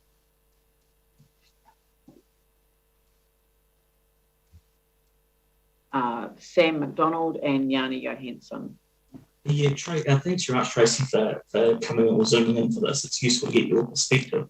Look, I was just wondering, when you talked a lot about local leadership and I guess, the council's ability to respond, do you think this would have been resolved better had it been a central government run facility?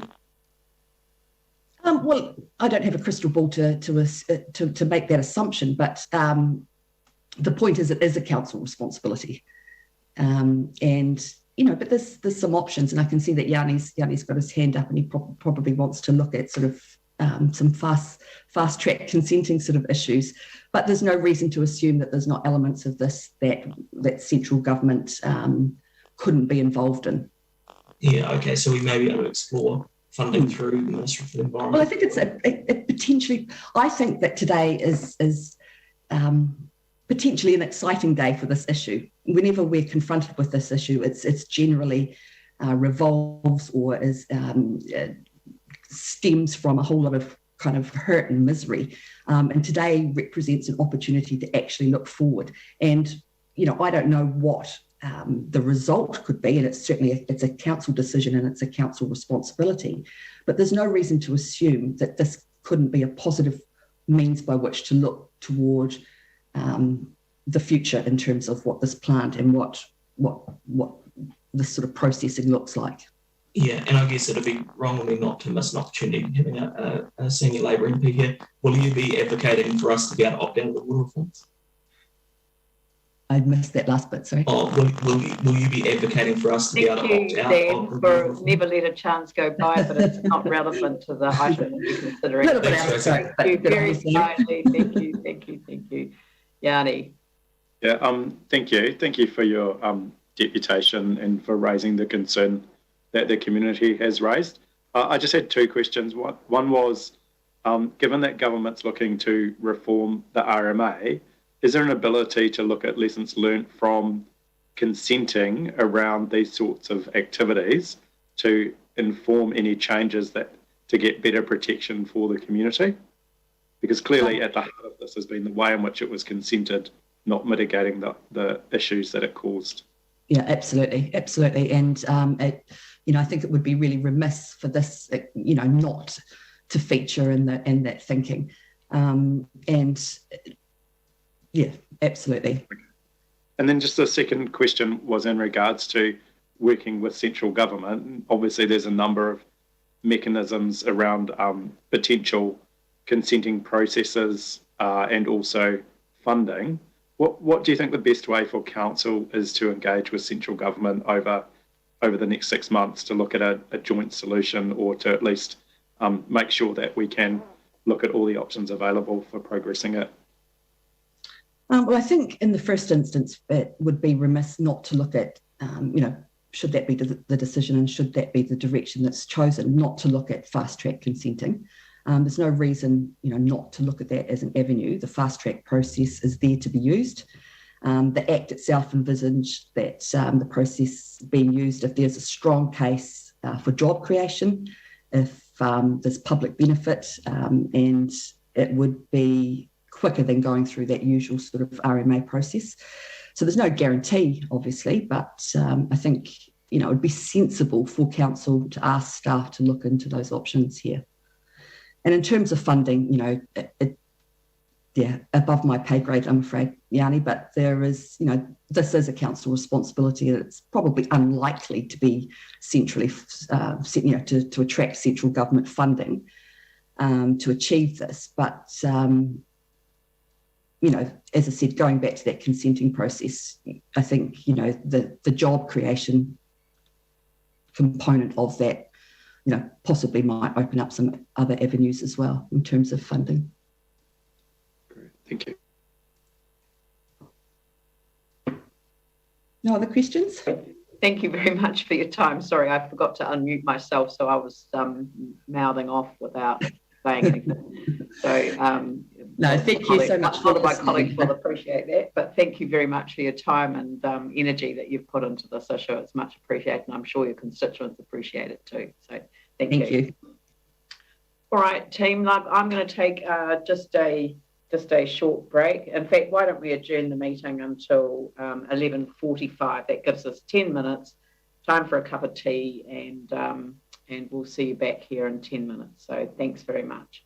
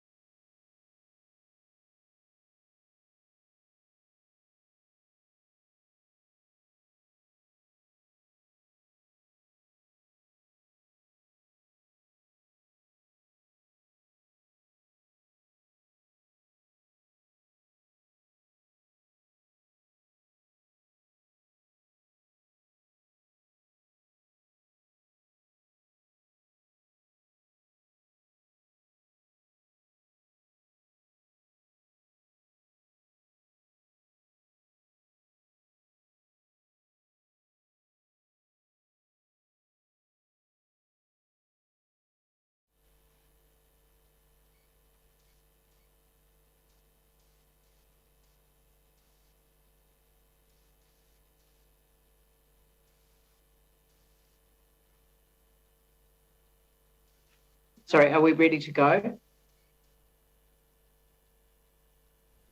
Sorry, Leanne, yes. We're ready to go. Okay. I apologise. I'm going to cover myself up. I'm going to turn my video off for a minute because I'm having trouble with my screen. But if we could move to item number 7, which is 50 Bridle Path Road Control and Manage Reserve, and if I could invite the staff member who's going to be presenting that to present that. Thank you.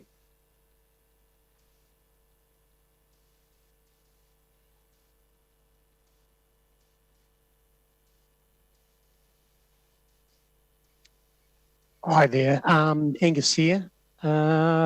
Look, this is purely a procedural matter. This is a bit of DOC-owned land. Can you hear me? Yeah, I can hear you fine. Right. So this DOC want to vest and this control and management of this bit of land in us so that we can manage it with Bisley Reserve next door. So I'm just happy to answer questions because I think it's a reasonably straightforward, simple matter.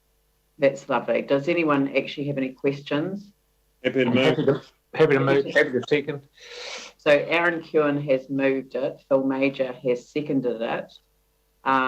Is there any discussion? I'll put the motion. All those in favour, just please give me the thumbs up. And if there is anyone in opposition, if you could indicate that now.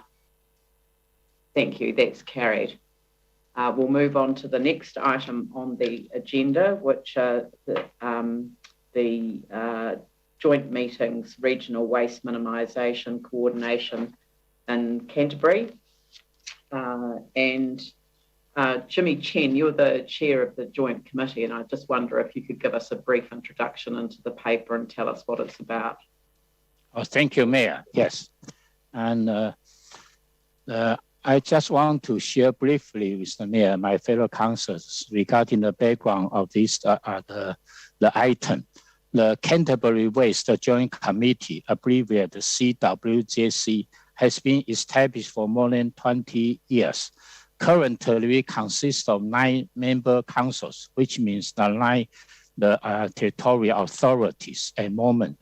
But the ECAN, Environment Canterbury, not in this as a member of councils.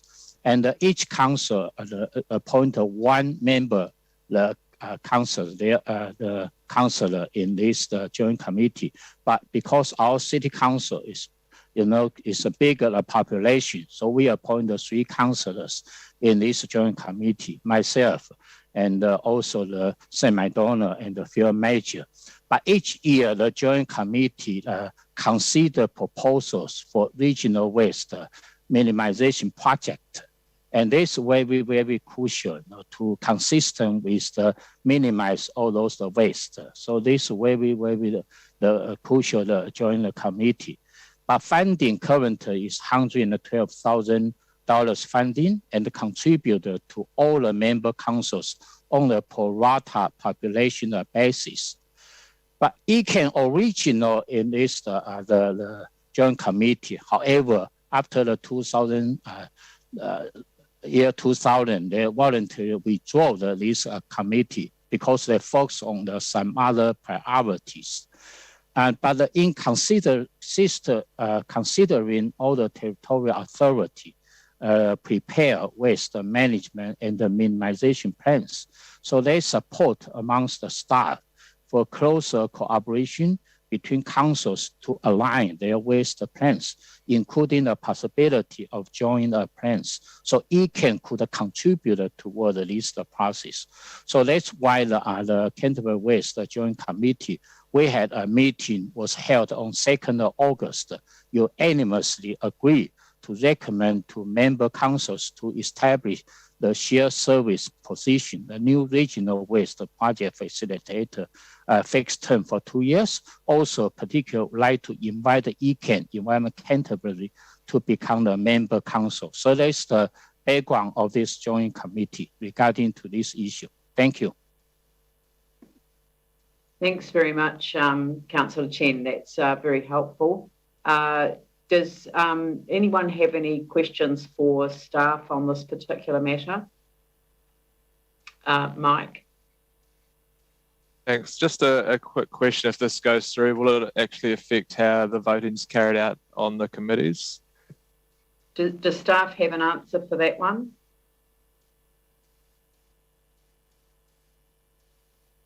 So Ross Trotter here. We can't see it changing anything in the Constitution in those terms. It is, but we'll have to look and see what if he are coming in as a member, because it's the way it's structured. It's, you know, if there is a equal number, there is a casting vote. So I couldn't see that would be changing, but we can look into that. Thanks.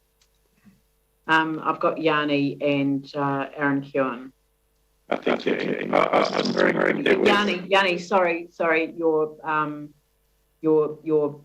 you've turned into a Dalek, I'm afraid. So do you want to just sign out and come back in again? Maybe send your question through.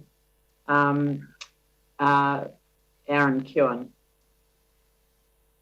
Yeah, thank you for that. The one question around this is with the new position and stuff. Are these measurable, these positions? And I didn't see anything about a goal of, because it is waste minimisation, that there is actually a minimisation of waste in along the way. And how do we know? Does it come back to us? Yeah, so part of that role is in terms of looking at the applications and the funding, it will be to optimise the funding that the committee provides and administer that process. So each of those projects will have targets attached to them, and this is part of why we're looking for the shared position, so that we do have someone dedicated to work with these the funding that's given out to ensure that these targets are being met, or even in a mentoring capacity that we can assist to make sure that those targets are achieved. But the basis for the funding is to have the waste minimisation goals. Right. So when would we find out how well the position's working, and if it's not working, if waste isn't going down, does the position get axed?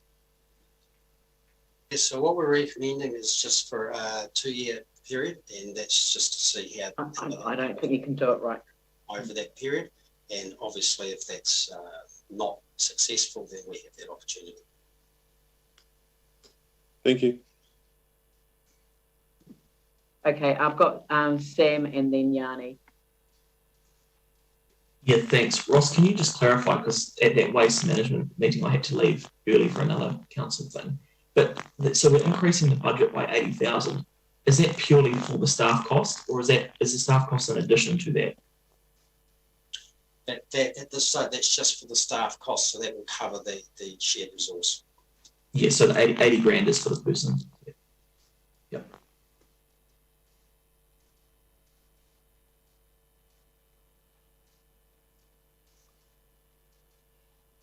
Yanni. Yeah, thank you. Can you hear me okay? You can? Yep.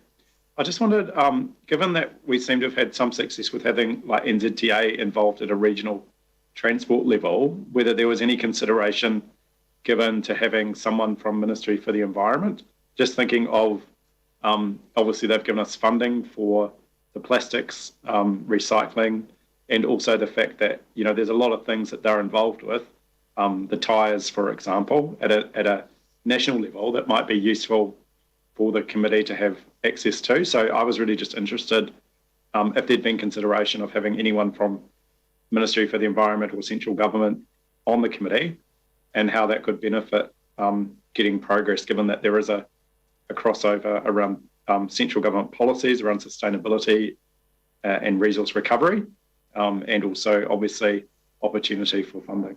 Thank you. Yeah, thanks, Yanni. No, look, we haven't approached them specifically to see if they wanted to be part of the Canterbury Joint Waste. We do work in closely with the Ministry for the Environment around the waste reduction program, and some of the funding we encourage joint funding applications, and for example our battery recovery has joint funding from both Canterbury Waste Joint Committee as well as MFE. But yes, there could be benefits in involving the ministry, but we haven't discussed specifically if they should become a member. Are we able to just add like a note to just seek the view or to consider? I mean, we may not do it, but I just think it would be a shame if we're extending to ECAN not to consider central government as well, in whatever form that might be. Yeah, if that's the wish. I think the concept behind the Canterbury region is that we can focus on the Canterbury regional, what's I suppose is relevant to us.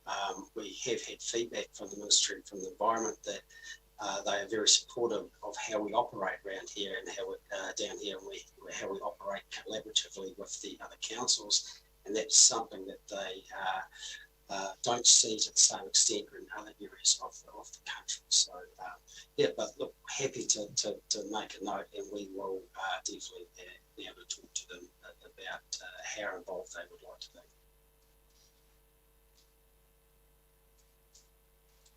Sorry about that. It's hard to deal with emails, text messages from councillors, and sort of online activities and shifting my screens around. So, Pauline. Yeah, thanks. I just want to say, look, I don't actually support Yanni's suggestion. I think it's okay for Ross to take that on board, but I don't want to put it in part of the resolution. It's not necessary. This is a regional committee, and I think I really support getting another staff member who's going to focus on the waste minimisation even more, give it more resource, and to invite Environment Canterbury in as a regional partner. But this is a committee matter, and the committee will sort it out. So I don't think we should be poking our noses into another committee that seems to be functioning really well, in my view. Are we in debate, or? We will be. I just wanted to say, I mean, are you moving it as an amendment, or? Well, no, I was just trying to get advice back, because we've got, with the Greater Christchurch Partnership and other regional structures, we do have central government agencies involved. So I wasn't trying to cause, a problem. I was actually trying to find some parallel examples regionally, which seem to have been quite beneficial. That was all. Jane's put her hand up, and so perhaps if I could invite the General Manager to respond. Kia ora, Leanne. If the councillors want to put up a resolution, what I suggest is that you would resolve to ask the committee to consider it, because it will be, as Pauline said, a committee decision at the end of the day. I'm happy to do that, or even if it's just a note to the thing just a noting request to the committee to consider. I'm not saying it's the right approach, but it would be good to get some advice or understanding of whether there was an opportunity. Okay. Sorry, I'm not 100% sure where we've got to with that. Does someone want to move the resolution that we've got in front of us, please? I want to move, yes. Jimmy Chen has moved it. And Pauline, do you want to second it? Yep. So that's been moved and seconded. And Yanni, did you want to debate it, or did you want to move an amendment? Or are you actually quite happy with the response that Jane has given you? No, I was keen to, my understanding from staff is that it would be good to have a resolution. So I'm happy to put forward. No, what they said was that if you wanted a resolution, it would be a recommendation to the committee. Yeah, that's what I meant. So I'm happy to. They said that. Yeah, so I'm happy to put a recommendation that the council recommend to the committee to consider opportunities for central government representation. So that's an amendment that you have moved. So if staff could write that up. And does somebody want to second Yanni's amendment? Not really. Failed for want of a seconder. All right, we'll go back to the original resolution, and I'll now open it up for debate.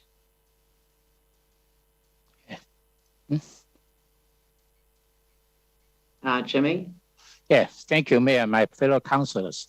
Because this is the joint committee, main purpose, we focus on the Canterbury regional waste minimization project. This the regional issues, focus on regional rather than is the nationwide. And also all those contribution is from the member councils, but because this is regional issue, so that's why the joint committee, the councils, we thought and we agree the staff recommendation would like to invite the Environment Canterbury to be part of them, can provide the technical advice and give us, the strategic direction, etc. When all those council, when we review the project or the initiative is more effective, more efficient, can greater benefit to the region. So that's the main purpose. However, staff in the working level, they already have a very positive constructive the conversation in their level is very, very good. So that's why joint committee totally agree with the staff recommendation and request and ask the member councils to agree this recommendation. That's the main purpose. Thank you. I've got Sam. Yeah, thanks. I'll be pretty brief. I'm happy to support 3, but not 1 and 2. I'm not convinced adding another staff member is going to fix waste minimisation across Canterbury. And just for context, I mean, I would have opposed it at the committee as well, but I genuinely had a meeting with the mayor and a couple of other councillors over the stadium, so I had to leave for that. So just to confirm, I would have opposed it at the committee level as well, but happy to support 3 and inviting Environment Canterbury to be part of it. Yanni? Yeah, thank you. Just thought it would be interesting to quote from the Ministry for the Environment's website on the work that they do. They're putting a greater emphasis on supporting the implementation of government policies, and this includes a stronger regional presence and relationships. Insight from this work will help us to ensure our policy advice is well informed, and they're also talking about working, supporting positive action by local communities and individuals. Alongside that, if you look and reflect on the Regional Transport Committee, if you don't want central government to be involved, then I think you should remove NZTA from it. But they sit happily on that committee with other neighbouring councils. So I just think it's a lost opportunity not to want central government involved, not even to consider it, let alone actually do it. And you don't even want to do that, which I find extraordinary. Surely we need to work with Ministry for the Environment on a number of environmental issues related to resource recovery. If you take, for example, issues around what happens to used tyres, they have huge power over what the regulations are and the national policy statements are. And we can tinker around the edges at a local level and we can do little tiny things, but fundamentally, there does need to be central government support to actually achieve some of the targets that we would want for waste minimisation and resource recovery. So I just cannot fathom, given that we have existing structures that have central government representation that seem to work well. I mean, maybe they don't, maybe others will have a different view around NZTA being on the Regional Transport Committee and the lack of progress on some of those issues. But to me, it seemed kind of a sensible thing to do. So, I think the idea of having a regional waste minimisation coordination is important, but I think, we shouldn't be so short-sighted to think that we can just solve this alone at a local level. We should actually be working with central government. And I find it really disappointing that people don't seem to comprehend that. Thank you. Tim? Thank you. Look, I'll be supporting Sam's comments this paper hasn't convinced me that an extra person is going to move this forward. I certainly think Environment Canterbury should be part of this and should have been part of this some time ago. So I think that's point 3 I certainly will be supporting, but I will not be supporting 1 and 2. With regards to the comment about central government, it's up there with the 3 waters, and yet it's been ignored time and time again. So I think the only way to get over a global climate crisis, which is not just water, it is our rubbish, it's the whole way we operate, has to be hand in hand between central government and local councils. And as Gianni said, it is disappointing that they haven't come on board. Cheers. Thank you.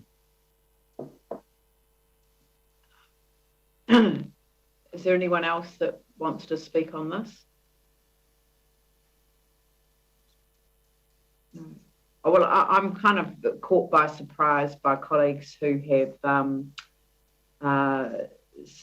stated that position. This seemed to me to be a sensible recommendation that had come from a collective that we have established. I mean, it's really interesting listening to councillors suggesting that central government should be playing a greater role in relation to matters that are clearly within both the regional council and the local councils, district councils purview. We set up this joint committee for good reason. They have come together to make a recommendation, and it's a little bit disappointing to not even have it backed by members of the joint committee. So that's just caught me a little bit by surprise. So I'm going to support the recommendation as has been presented to us. But I can understand why councillors may have different points of view. It's just a shame I wasn't aware of it a little bit sooner than now, as we may have been able to address some of the concerns that people clearly had. There we go. So it's obviously going to be a divided result, and I don't know what the result will be. So I will perhaps ask Joe to poll the councillors. Thank you. Okay. Councillor Galloway? Aye. Councillor Johansson?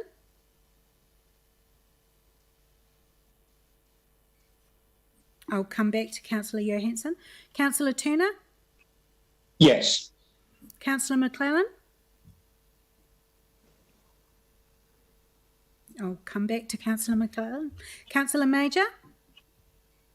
I'm the same as Sam, and even though I'm on that committee, I'd rather just not do 1 and 2, but go for 3. So I don't know what to say.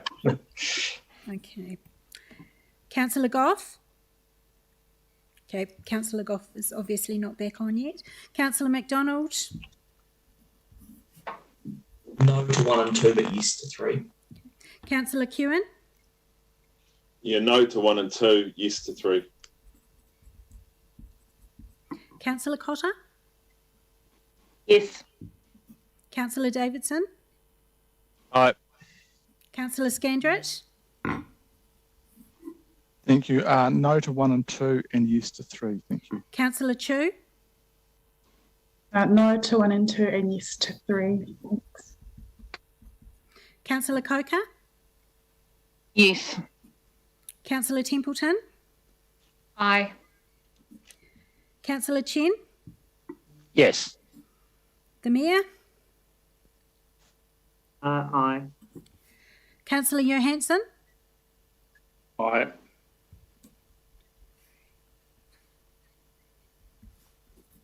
And me? I said aye too. Sorry. If my mic is working. Thank you. I'm just working back through my list. Okay. There's 10 votes for the entire motion, yes, and another 5 votes for just number 3. So there's 10 votes for resolutions 1, 2 and 3. It's therefore carried. Thank you very much. Now, what we're going to do is move on to item 14, the review of Samoa project structure and processes, or Canterbury Multiuse Arena.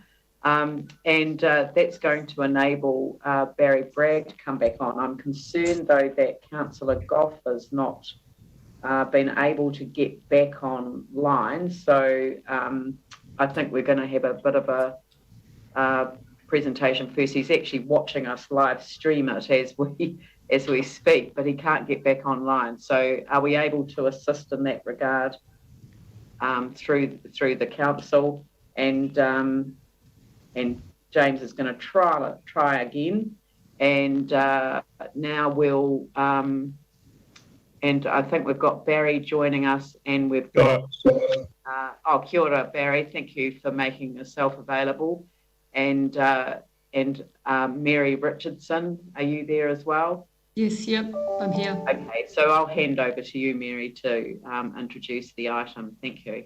Great, thank you very much. Look, this report just reports back on the review of the Samura project structure and processes, which was requested by Council by resolution in July. The paper notes that Barry Bragg, as the chair, has worked with the project team and implemented new controls and management systems into the project, including change management, risk management and cost controls.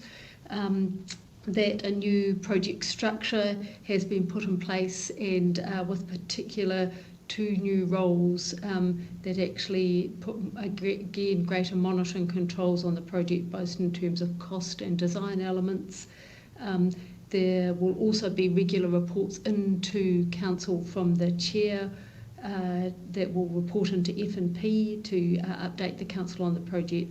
And then finally, the paper also reports on the review of governance that was done by an external independent party, and that recommendation was around retaining the existing company structure, but clarifying the roles and the delegations.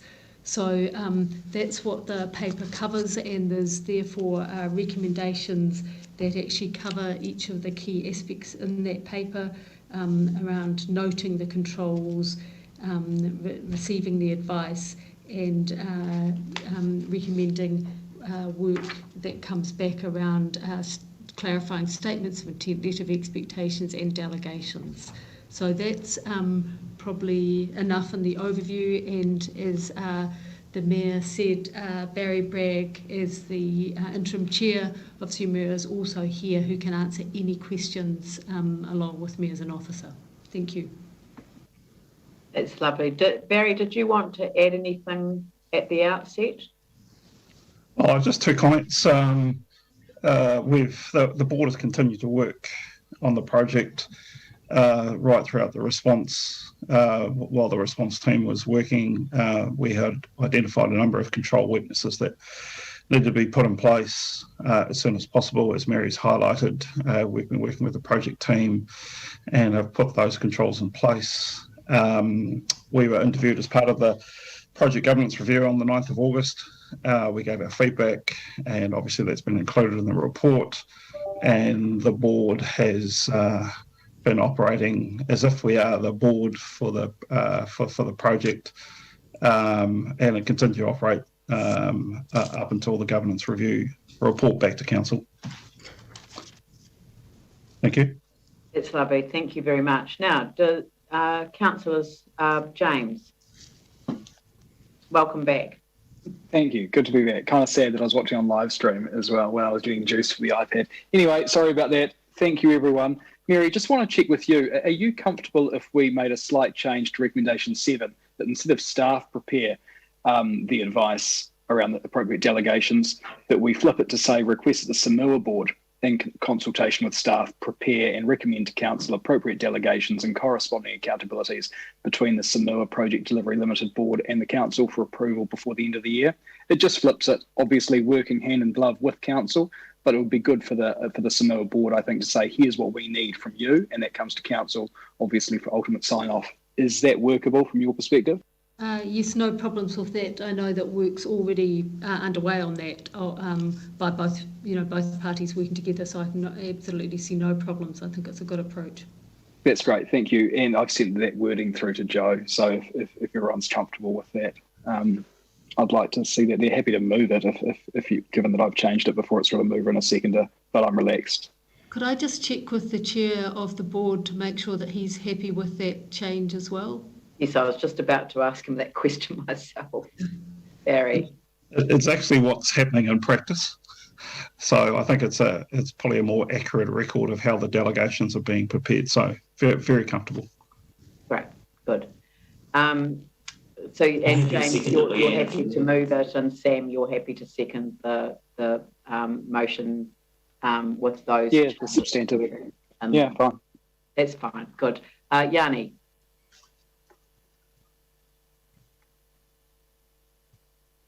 Thank you.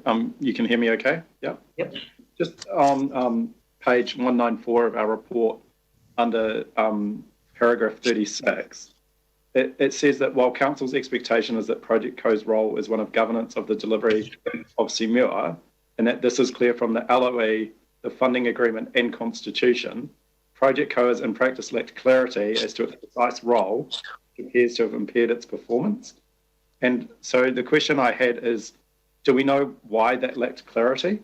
Because I can't see anything in this report that highlights as to why that clarity was lacking, given that we had those three documents. So I think the report by Anderson Lloyd does clarify that. It talks about the clarity about whether this was a governance board or an entity that actually then formed a whole operational arm. So that was the issue that Anderson Lloyd were alluding to, the clarity about this is a board that is responsible for governing the project and actually having the delegations to govern the project, or whether it was actually going to be an entity that formed a whole company operational structure below it. So that was the clarity that was being alluded to in that report, and the recommendation both in the cover report and in the Anderson Lloyd report is making it clear that this is about a governance board that will have the appropriate delegations to govern. Barry, would you like to comment on that question that Yanni asked as well? Yeah, look, I think Mary's covered it. We need to put in place the statement of intent, the assurance plan, and the delegations to allow the board to operate effectively. So I think there's a very clear pathway forward.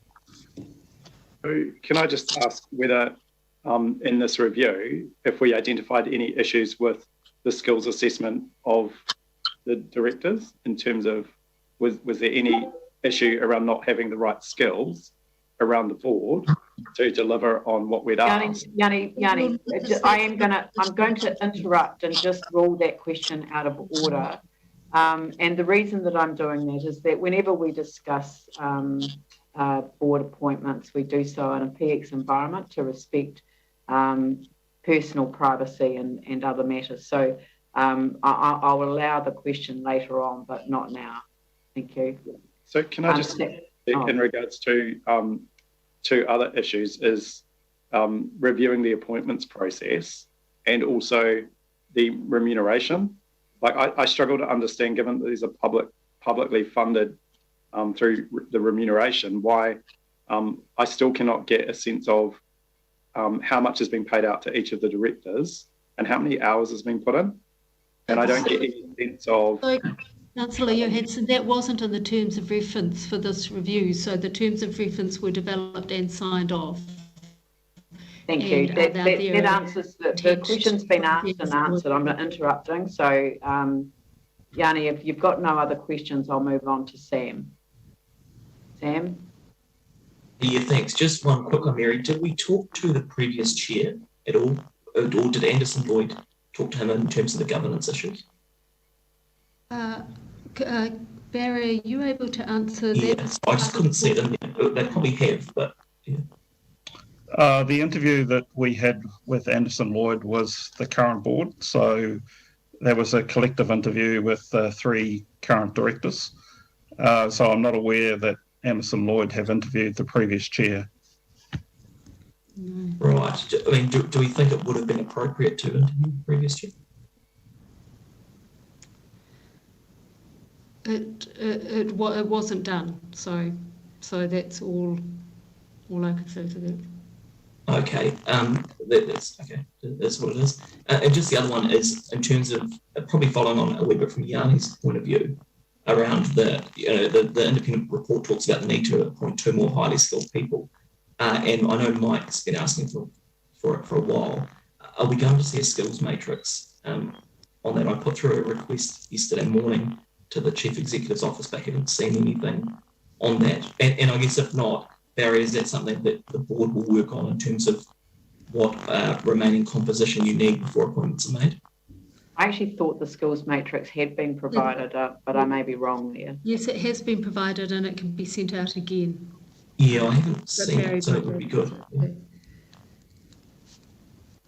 So in answer to your question, Sam, a skills matrix is a normal process to go through in terms of the composition and the balance of the board. So we'll see that before appointments are made. Yeah, I'm sure I've seen one. So I'm sure it was circulated prior, but I'll circulate it again as soon as I get off this. Right. Okay. So so we've got the are there any other questions? Other questions. So we've got it moved and seconded. Is there any debate?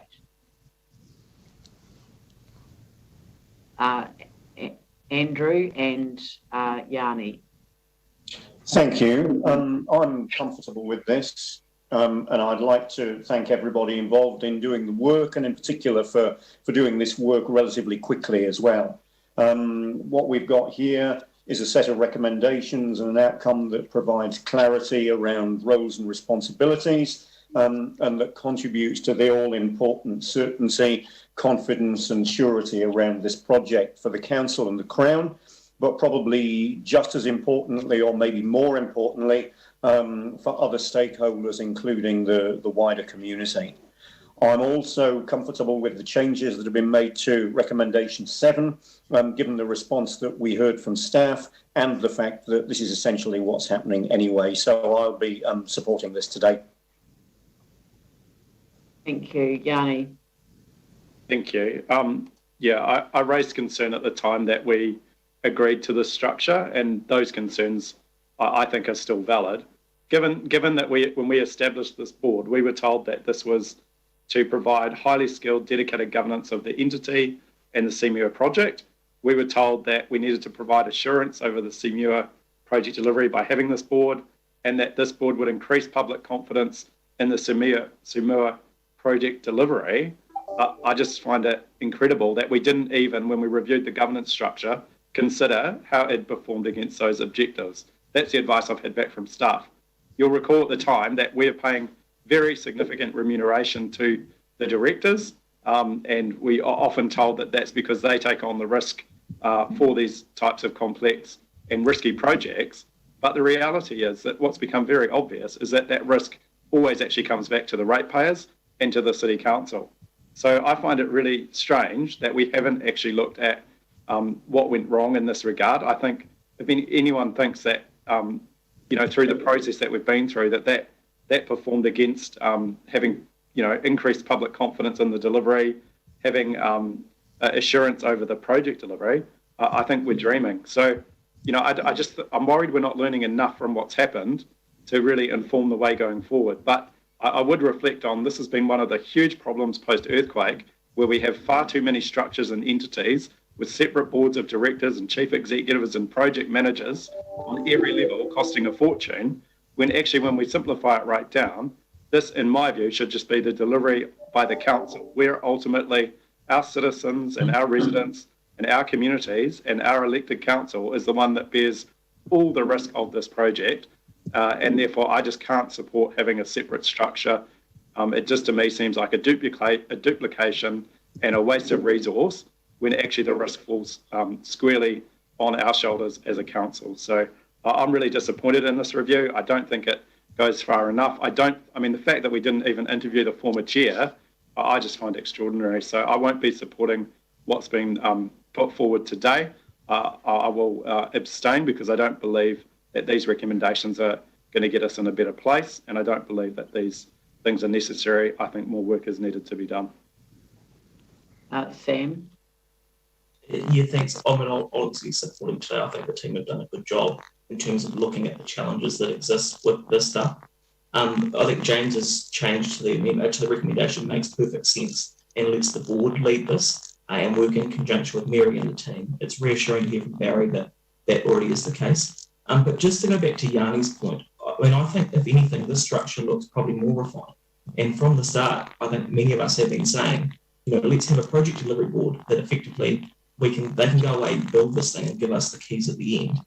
But in doing so, at the same time, capitalise on the internal resource we have, whether it's finance functions, quantity surveyors, legal and everything within our organisation. It makes no sense to go out when we don't need to and get consultants if we're looking at putting as much money into the build as possible. So, look, I do share Yanni's frustration that we didn't interview the previous chair, but ultimately we just need to move forward and build this thing. So it would be disappointing if people aren't in support of this today. It makes perfect sense. The reality is, though, we need to be very, very clear that delegations need to be in place before Christmas so that the board can go and do this. There'll be real frustration, I get the feeling, amongst councillors if that isn't the case, but it's reassuring to hear Barry and Mary say that's being worked through now. So, Mary, thanks for the work on this, and I think ideally let's get these delegations back so we can enable the board to go away and do their job, which we're, like Yanni says, we're quite rightly paying them for. Excellent. I'll put the motion. So all those who are in favour, if you could just give me the thumbs up, and then I'll record Yanni's abstention. Sorry, can I just ask that you put item recommendation 4 separately? Well, if that's the only one that you're abstaining on, then or voting on against. Yeah, I'll vote against that You'll one. vote against item 4. So we'll record Yanni's vote against item 4 and abstention on the rest. Is that right? No, I'll support the others. I don't agree with the structure. Okay. The other ones are reasonable. Okay, so you've got that team. That's all in favour, and other than Yanni, opposed to item 4. All right. Good. Thank you very much, and thank you, Barry, for joining us today, and thank you, Mary, for presenting the report to us and preparing the report. Thank you very much. Okay, too. Right, now, if we go back to the agenda, I have got, where did I get to? The Multicultural Committee minutes. Jimmy, would you like to move those and perhaps speak briefly to the Multicultural Committee's work? Oh, thank you, Mayor. Yes, I would like to move, and also just briefly, to highlight those bullet points, because this is a minutes only. So I believe the Mayor and my fellow council already reviewed this one. But regarding the highlight, I would like to mention the multicultural committee meeting. We reduced for 6 times to 4 times from previous year until this year. And each time we have 2 hours only. However, the meeting, actually the contents, the meeting is very, very rich, because we invite all those crucial, the mandatory group, to our culture committee the meeting to share with us. For instance, like last meeting on 4th August, we invite the Canterbury Interfaith Society presented to us regarding to their society history, objective, and the main activities. We thought, that's very, very important, those interfaith the society, because they're hosting quite a few religious variety religious group, to undertake, strengthen the conversation, so can bring all those religious community group together, then can fill the gap or any misunderstanding among the different religious belief. That's very, very crucial and important. The other one is regarding to the regional manager, Shane Whitfield. He, on behalf of the new Ministry of Ethnic Community, share with us, for their kind of the work and their priorities for the next 6 months. We are all aware, our council, we take a lead to establish a multicultural strategy, try to make this city community more diverse, inclusive, as well as harmonious, strengthen the social cohesion. They are the same goal, same view with us. So the original, the manager, Xian, also, would like to working together with us, try to achieve all the common goal, etc. So we, like to particular quite a few issues like a funding issue, housing issue, and the implementation of the multicultural strategy spread over to the whole South Island. The other one is a cultural budget service because still very important. He thought at the moment central government focus on Maori and Pacific and the women only, but still, quite a few the different ethnic groups, they need this kind of help, can have a proper, potent way to manage their budget. That's very, very crucial and important. Also, we listen to the multicultural advice group presented to us. At the moment, my view, at the moment they have 6 times a year the meeting, but they are all volunteers and also 2 to 3 hours only, and also due to the COVID-19. So reach a moment still in the progress, they can provide the evidence-based the advice to us, but they are all volunteers, so we need to more acknowledge them and thank you for their getting involved. That's important. But last one is a multicultural strategy implementation plan. Due to the 2 hours not sufficient, so we ask staff to host another workshop. Has been done on Monday, 16 August.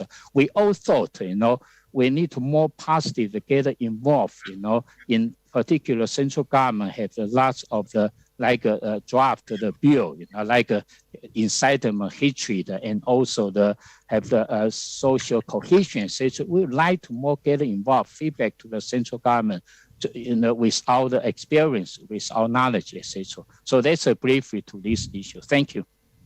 Excellent, thank you. That's a brilliant report. So you've moved it. Do I have a seconder for it?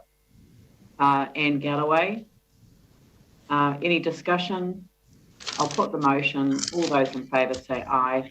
Those opposed say no. That's carried. Thank you very much.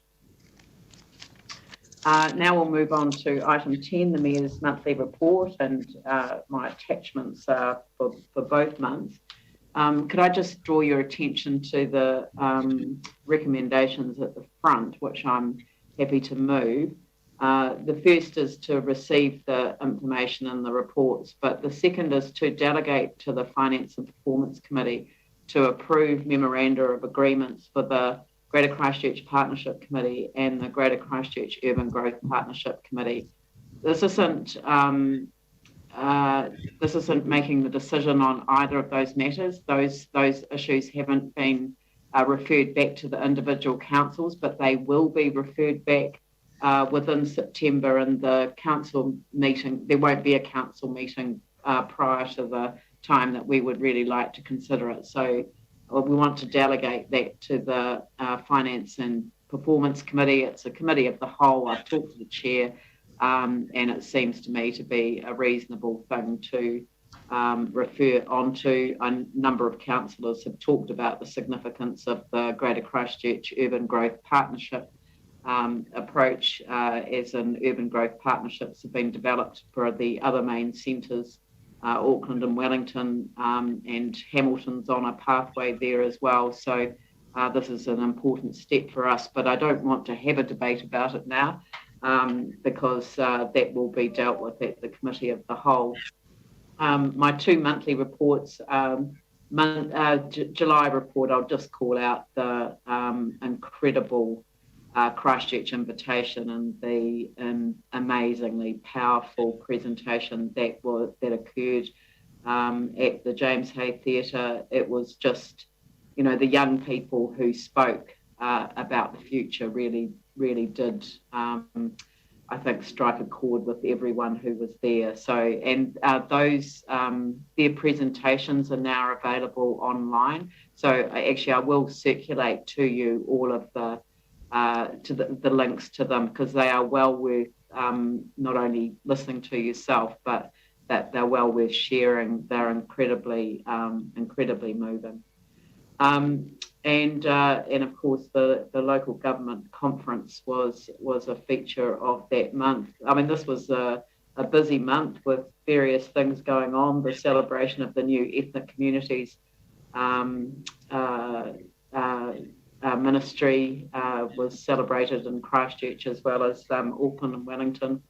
And then this month's report, I've sort of said that we weren't expecting to end the month in a lockdown situation. So we've I actually was online and I was looking for something else, and I came across Professor David Skegg's public health group, which has been advising central government on a lot of their decisions. And I actually found that article which explains, and I put elimination in quote marks because it's not an elimination as in there will be no COVID in the country, but it's an elimination strategy which jumps on it in the way that they have. So it's definitely well worth a read. And I hope everyone's either got or is on their way to getting by booking their COVID vaccines as well.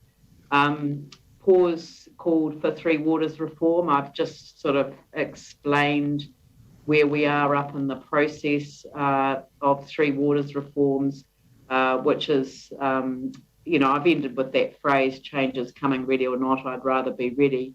We do need to understand what the new environment will mean for us. And so I've just set out, the fact that we're going to have a strong water regulator.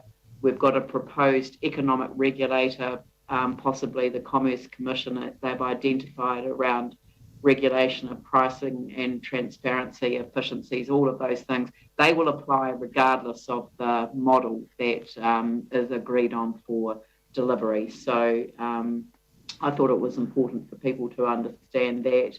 And I will call out the fact that on the night that the lockdown was called, both Andrew Turner and I were at a welcome reception for a wonderful reunion of Antarcticans who'd travelled from throughout New Zealand to come to Christchurch for a few days to talk about what they were doing in the ice all those years ago, and then a lot of the stuff that's going on, sharing those stories. I'm really, really hoping that they can come back at the end of November and sort of reconnect and finish what they started. It really, really did look like it was amazing. So I'm happy to move that, and if I could have a seconder. Is that Mike seconding? Yes, good. Right, Mike Davidson has seconded. So if there are no questions, Pauline? No questions. I just wondered if I could make some comment, please. Yep, you can make some comments. Thanks, Leanne, and thanks for the report. It's always interesting reading what you get up to. And thanks for your comments about the conference. Look, as a member of council who attended that conference, I just want to actually give a heads up the fact that there was a dominant focus on the Three Waters from my perspective. And I noted the majority of the councils indicated huge concern and even opposition, to the reforms, especially like Whangarei, who were openly opting out at that stage, and concerns related to lack of options from the government, plus a doubt being cast on councils to achieve and fund the new Three Waters standards, as opposed to a magic entity that will solve all the problems overnight. But a strong concern from the conference that I picked up is that despite what the minister says, there is strong agreement that this is being done to us. And in order to enable this mad idea of a massive centralisation of Three Waters delivery, they will simply tear up and disappear Section 130 of the Local Government Act, which was put there specifically to protect Three Waters from being removed from local government control and their asset base. So I sensed that there was a strong pushback from many other councils on this principle around the Local Government Act. If a government can do this to the Local Government Act, then there will be no protection from privatisation in the future. And another outstanding element of agreement at the conference was why the rush, slow down. But I would like to go a step further and say that we should tell the government to just stop. This is madness. So I would really like support of that from our council going forward if we can. Thank you. Thank you. Any other comments? Yanni? Oh, thank you. Were you moving a resolution, Pauline? Did you want a seconder? No, it's too late. The motion's been moved and seconded. We're debating that. Oh, okay. I just wanted to acknowledge the Mayor's comments around the young people that spoke at the town hall at the James Hay Theatre, and how absolutely extraordinary and inspirational and actually confronting it was to hear directly from those experiences that those young people had been through. And I just thought it was worth reflecting that was so poignant and so powerful, that having young people involved in what we're doing as a city is just so essential. So I really would just encourage people to listen to those speeches. They were absolutely incredible and very moving. And I just wanted to acknowledge those young people and the organisers of that forum for putting it on. It was very moving and as I said, very powerful. So just wanted to acknowledge that. Thank you. Thank you. Okay, right. Well, I'll just put the motion then. All those in favour? Any opposed? There appears to be none. So thank you very much. The next item on the agenda is the Hagley Avenue proposed changes to road layout to facilitate access for the new Christchurch Hospital car park building. I note that there's, sorry? Excuse me, Leanne, it's actually item 11, the review of the gambling and TAB venues. Oh, sorry. You know, we had all those deputations and I thought, no, we've done that. Sorry, my apologies. Right, now item 11, the review of gambling and TAB venues policy.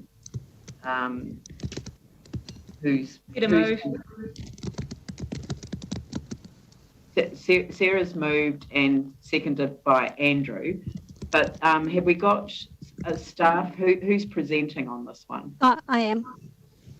Sorry, Alan, I didn't see you there. So if you could present the item and then we'll move on to questions. Thank you. Right. So the gambling and TAB venue policy is required under legislation to be reviewed this year. The current policy has been in place since 2004 and has been retained without amendment at every review since then. The current policy is a sinking lid on pokey venues, which means we will not grant consent for any new venues or allow existing venues to increase machine numbers. It is the strictest policy settings available under the Act. TAB venues can establish subject to meeting all statutory requirements, but it only applies to standalone TABs. The policy does not apply to existing venues, so we cannot close venues and we cannot force them to reduce machine numbers. The findings of the review are detailed in the social impact assessment. Key points to note: we have more machines per capita compared to the national average and every major New Zealand city. We also have significantly higher rates of people seeking assistance for problem gambling compared to the national average. And of our problem gambling clients, over 50% said that pokies was their primary form of gambling. Therefore, we are recommending you retain the policy without amendment for a further 3 years. Also, just to note, the Ministry of Health are currently consulting on their strategy to minimise gambling harm, which is required under the Gambling Act.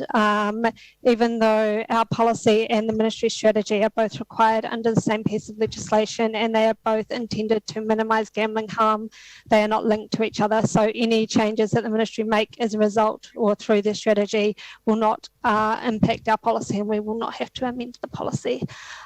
Happy to take any questions. Thank you. Do I have questions? Yes, Sarah Templeton.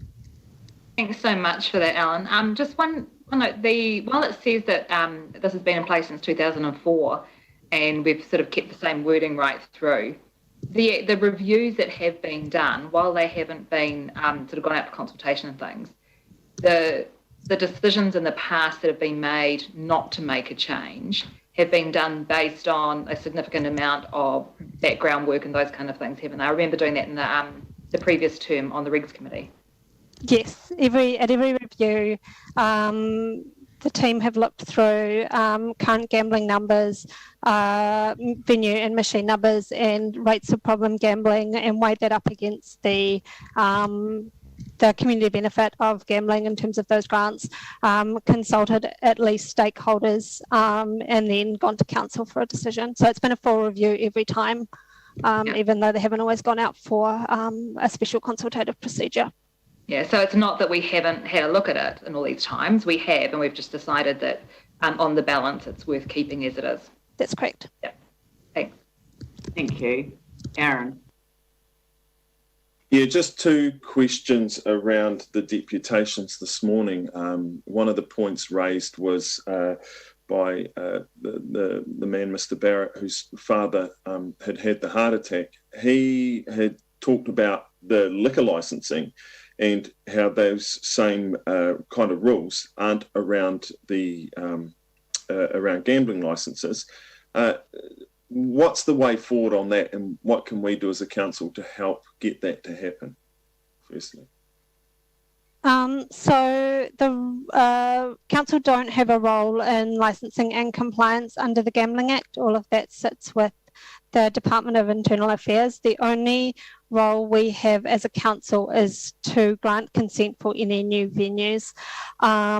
Gavin might be able to speak to whether there's any sort of changes proposed or regarding the alcohol licensing. None that I'm aware of at the moment. And as Alan says, we simply don't have a role in that monitoring and compliance function.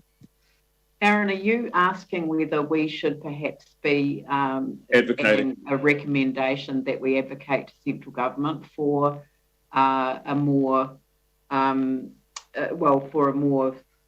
appropriate set of provisions? Because I actually quite liked the way that they utilise the sale of liquor act as not whatever it's called now. Yep. As a mechanism. Are you suggesting that?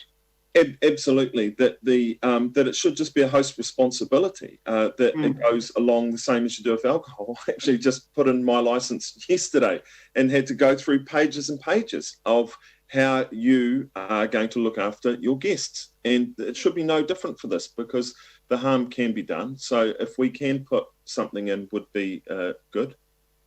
Yeah, well, if staff could work up some wording along the lines of advocate, or perhaps I could even write to central government to ask for a mechanism for enforcing, I don't know if they're called host responsibility. Perhaps, Alan, you can help me out there. Do they call it host responsibility in terms of the the gambling measures they're supposed to have in place?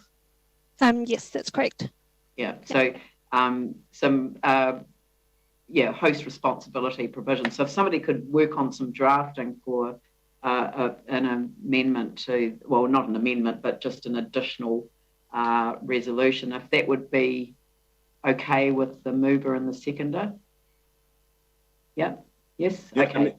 And then the other one was around from the Gambling Association or Machine Owners Association, whatever they call themselves, the bit about the relocation provision. Now, they made some interesting points there around when they're in particular areas, they can cause problems. Now, I'm in Herwood, and if pokie machines wanted to relocate from a high deprivation area and go to, say, Clearwater, I, as the local councillor, wouldn't have an issue with it. So I think there are places where they could be moving to that could have better outcomes for society. So why are we not looking at that in our policy? So we did look at a relocation provision as part of the review. Two things that we found. First, you would need to think about where you considered it appropriate for a venue to relocate to. Some of the feedback we got from stakeholders in the health service and problem gambling sector reiterated that relocation provisions just shift the problem into another community. There's also a recent study out of Germany that found that adding one new pokie venue into an area that didn't have pokie venues increased gambling harm at a higher rate than adding machines to a venue that already had at a location that already had existing machines.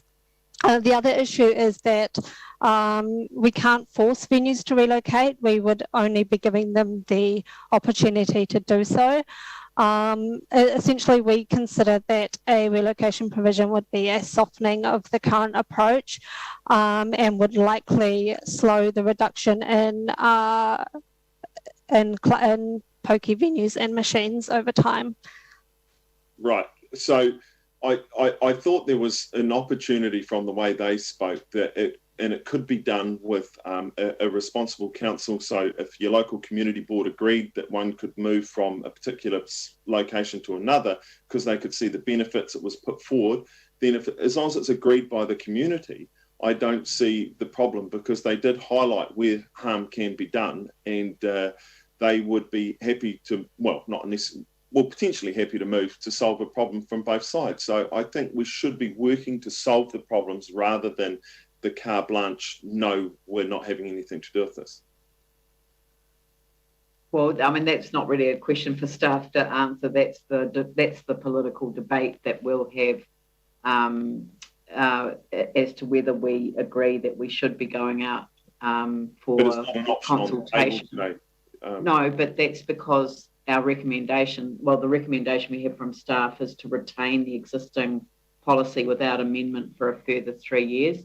And the alternative point of view is the one that you're now expressing, which is is to vote against that and go out for consultation. So it's an alternative point of view. You can foreshadow a motion saying that you would like to receive the report but go out for that amendment only. I'll foreshadow that, please. Thank you. Anne. Yeah. Kia ora. Thanks, Alan. You clearly explained why the lack of connection between what we do and what the Ministry of Health does. But I am wondering, would there be any benefit in perhaps waiting for the results of that consultation before we, so rather than putting this in place for 3 years, waiting perhaps only for 1 year and then adjusting it once we see those results? What are your thoughts? So the policy, the Gambling Act and the Racing Industry Act require the policy to be reviewed every 3 years because it was reviewed in 2018. We are required to review it this year, but there's nothing in the Act that stops us from reviewing it early. So if there was a desire from Council to review the policy again next year or in 2022 as a result of the strategy that the Ministry of Health implement, there's nothing stopping us doing that. All right, thank you for that. Because I'm wondering if councillors, we should consider that amending something there.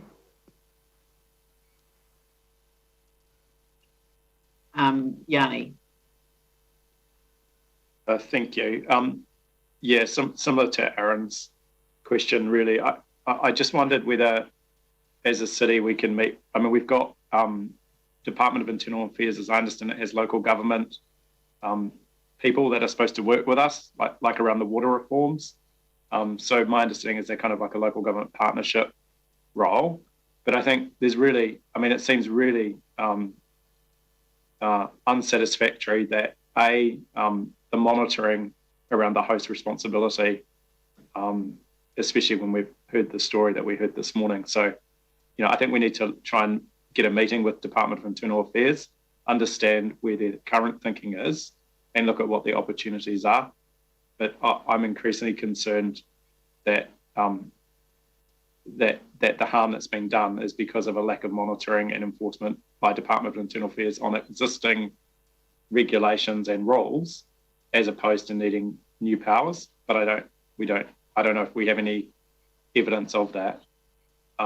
So I guess I was just curious whether staff think that there's a need to add additional powers, or whether there's existing powers that can be used, but they just need to be enforced. That was the first question. Yes, so we have a very limited role in there under the Act. So we don't have any licensing or compliance powers under the Gambling Act to enforce anything. I can't speak to what Department of Internal Affairs are currently doing with respect to licensing and compliance in Christchurch. So, right, but it might be useful for us as a council to hear directly from them.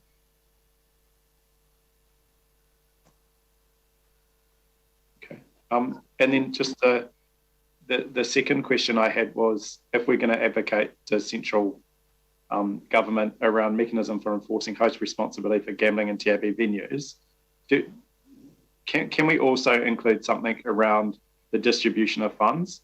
I note that in the last 2 years, I understand the government has allowed a lot of the revenue not to actually be paid out because of COVID. But we also know that, for example, I think from previous studies that we've done, that the money does not go back into the communities where it comes from.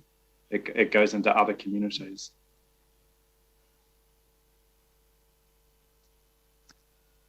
So yes, we could, as part of recommendations, really advocate.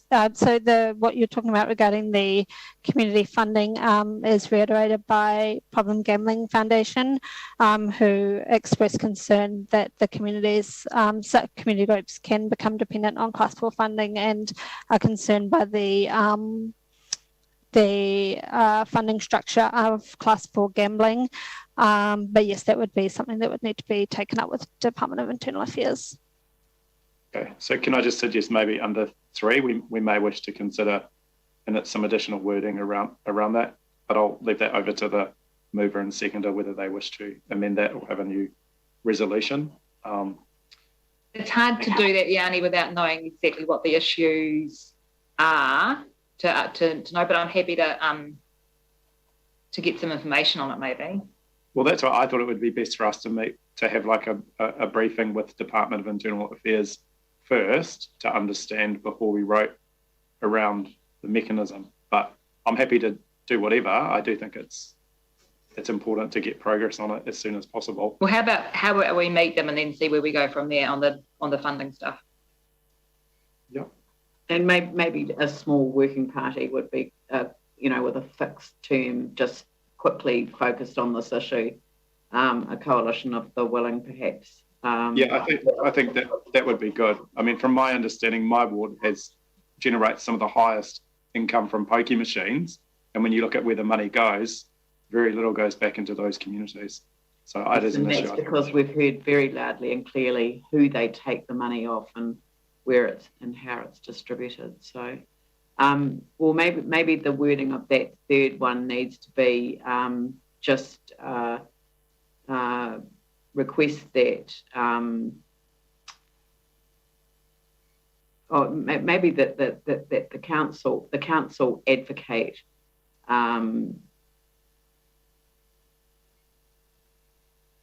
Or do you want to just?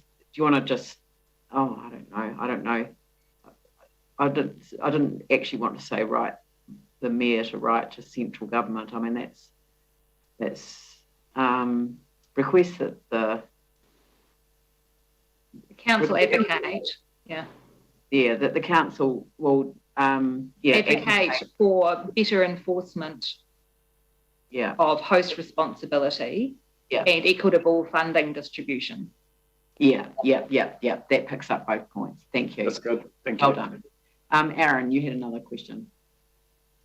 Yeah, it was, so I think for there to be an alternative for the relocation provision, number 2 would have to fail in the vote, unless I don't know if the mover and seconder would want to change that now, but is that what you're meaning, Leanne? That 2 would have to fail? Yeah, if 2 fails, then you can put your alternative resolution, which is go out and just consult on that one issue. for the relocation provision, that we would consult on that.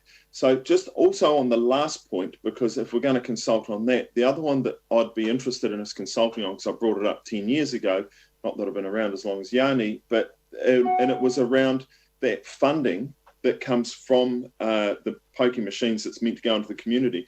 That's actually done by the community boards, rather than in the areas where it's gathered, it then goes back out via the community boards rather than via these kind of secret handshakes. But only consult on it. It's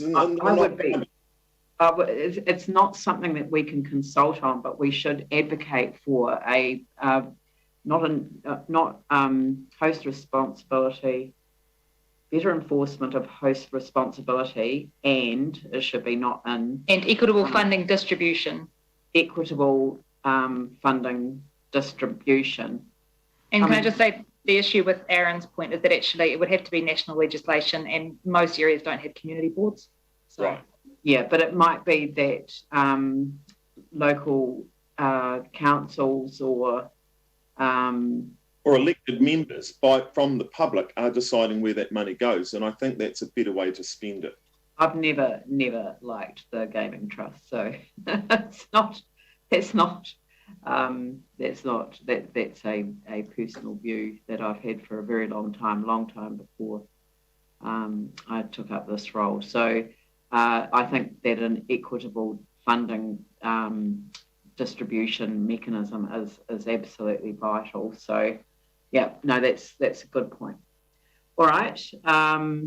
So we've got it moved and seconded. We have a foreshadowed motion if number 2 is lost. So can we do 2 separately, please, Leanne? Yes, we'll put 2 separately for that reason. So is there any debate?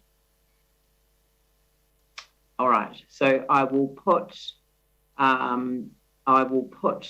number 2. So all those. Well, is it quicker to poll it, or can people put their hands up, or what? How are we going to do this?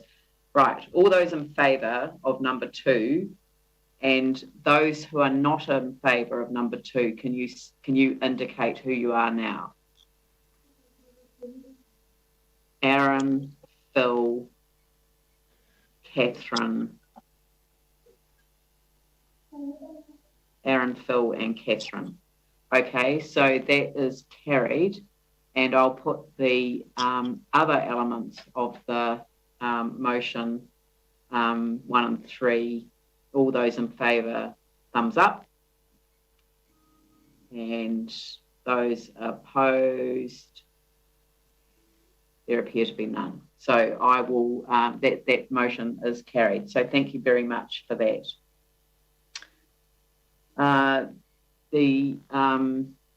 Look, I'm just wondering if what's the time now? 1:07. We'll stop now for the lunch break, and we will resume again at 2 p.m. So thank you very much, and thanks for your consideration in this very difficult way that we are having to conduct the meeting today. So thank you.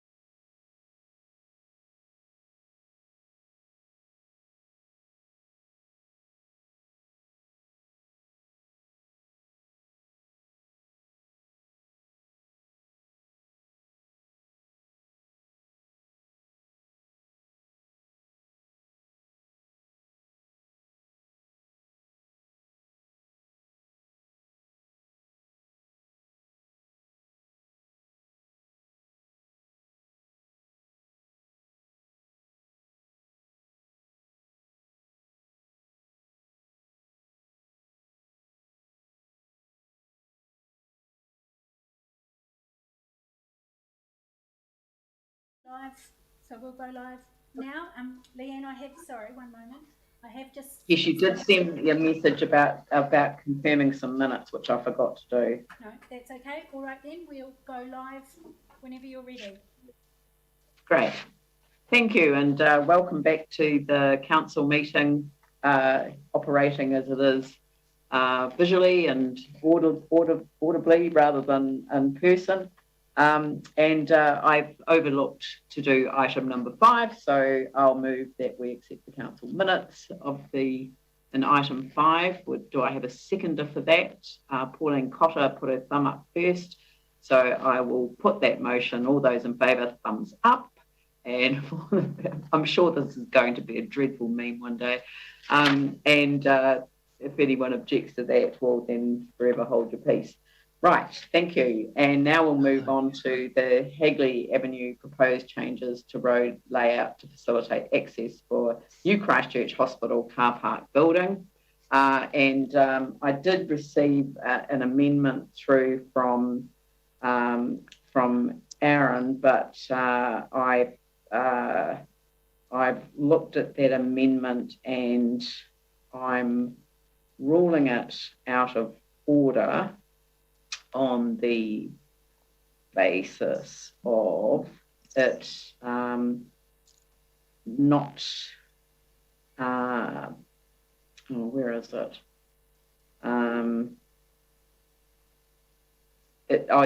Standing Order 18.7, amendments to be relevant.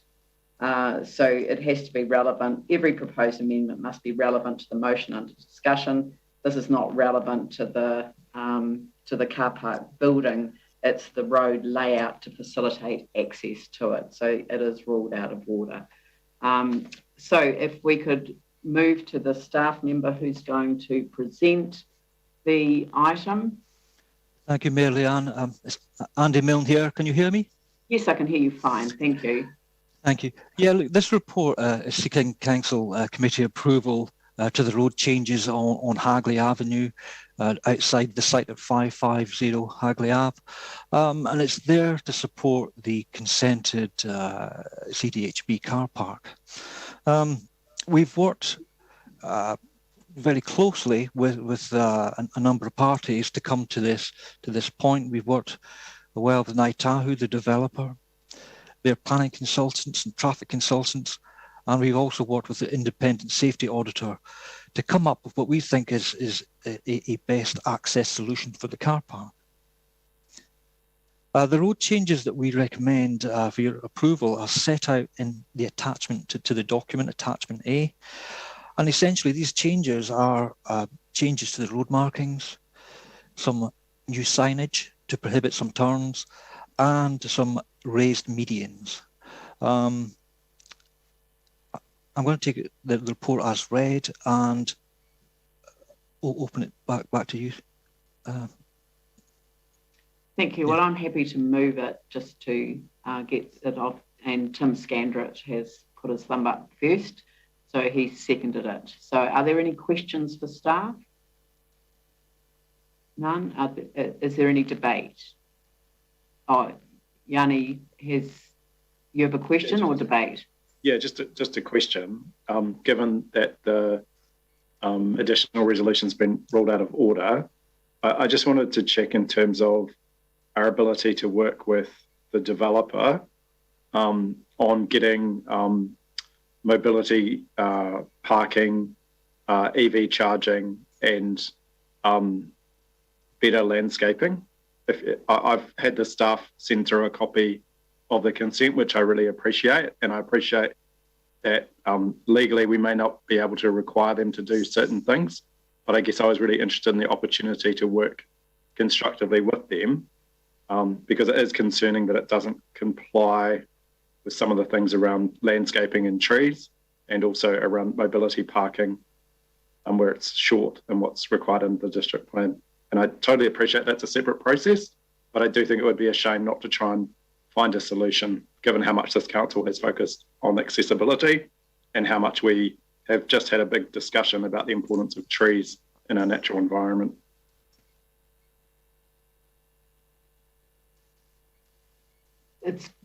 yeah, I'm not sure who to direct the question to. It's probably me, Chair. Okay, Lynette.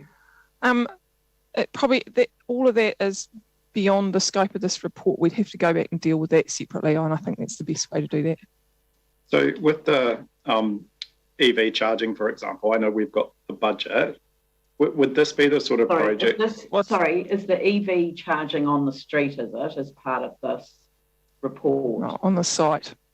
It's on the site. Okay, so can we just park that issue, literally, until we address that separately? The purpose of this report is to undertake the support for the changes to the median and road markings. That's what's come to us for approval today. Okay, well, can I just ask the staff then if there's any opportunity through the road design to put in more trees, given the concern around the loss of tree canopy in the city, and given that the development itself doesn't adequately produce the required landscaping. So has there been any consideration given to what we can do to have trees planted around this in terms of the landscaping? This is adjacent to Hagley Park. Sorry, look, I can see trees on the what I'm looking at. Are those trees all disappearing? Are they? There's some that are staying, but the main concern is that the lack of landscaping and activity at ground level. Sorry, he keeps confusing two different projects. This is about a simple road and that's why I've moved it. Yeah, that's what I was asking about on our road network. If we can put any additional landscaping in. As part of this report, the answer to that question is no. No trees on the road. We have landscaping on our roads all the time. Can we? None's being removed. None's being removed. None's being changed. We're not changing. Right. We're only changing and requesting a change of paint markings. Yep. Okay. So, Aaron, did you have a question relevant to the paper? Yeah, yes, I did. Around the amendment being ruled out of order, that the amendment relates to the car park and the design. So if the design's wrong and then changes, won't the road layout be wrong? No, the amendment is not in order for this paper. It doesn't mean that you can't resolve it in another way, but it is not an amendment I'm taking on this paper. So, but then couldn't we make the wrong decision then if the design of the We're changing the road markings on the road. So I don't think that's, but Lynette, you might know, obviously, technically, whether that is something that could never be changed again. No, that can always be changed or tweaked if it needs to be, but this is in relation to the consent. Andy, nod your head if you agree with me. Yes. So the consent condition requires this approval to happen by council. So the consent acknowledged that there was still some approvals that would need to happen. And this is part of the consent. If it changes, it's not actually going to be installed. Andy, correct me, straight away. It won't be installed until the car park is built and becoming operational. That's right. The whole thing needs to be cleared and constructed first, and then in comes the changes to the road. So we're just doing them ahead of that. To give the developer some certainty. Yes. Thank you. Look, I'm just a wee bit confused here because item 12 is Hagley Avenue proposed changes of road layout to the access for the new Christchurch Hospital car park building. So why wouldn't the board members of CDHB on council have a good heads over this? If Aaron, if you're saying that there's something wrong with the car park, isn't that for you guys to sort out? I'm a bit confused. Not sure if I can speak to that, Tim, because it's out. I would. Excuse me. I think Tim was trying to be helpful there, but he also trod over the line in terms of what the content of the paper was all about. So in your statement, you actually accepted that the paper is not about the design of the car park building. Pauline? Yeah. Sorry, I've never done this before. Can I ask for a procedural motion and just put it? You've moved that the question be now put. Yeah. Going around in circles. We actually hadn't started the debate, so I have to take advice on that. Sorry. Can I accept that motion without any debate? Madam Chair, you haven't started debate, so unless that was the first part of debate to put the motion, but no, you can't accept that until debate has been underway. Okay, I tried. I'll open it up for debate. Does anyone want to speak to it? Is that Aaron? You want to speak to it? Yes, I do actually. So am I going first? Yeah, and you're debating the topic here. Yes, I realise that some councillors would rather just bully through the motion and not go through any democratic process. No, look, I'm not going to accept that. I'm sorry. That is an insult, and I'm sorry, Aaron. But look, I'm just going to. I'm not going to accept this. So, okay, I'll take it back. Okay, I take that back. So the motion that was put, for those that are confused, was put by Yanni and myself, that we are aware that the car park that is being built is not fit for purpose. It is half the size of what's needed for the hospital and the hospital campus and the people of our community. We were asking that there would be I'm sorry. I'm not going to accept this, Aaron. Aaron, could you just please mute yourself? No. And I just want to make it crystal clear that we are debating this document, and by simply debating an amendment that I've ruled out of order is actually not respecting my ruling. So, and I think that the most appropriate way to deal with this is for you to accept that and to allow us to get on with the approving of the road markings and signage that are in front of us that have been moved and seconded.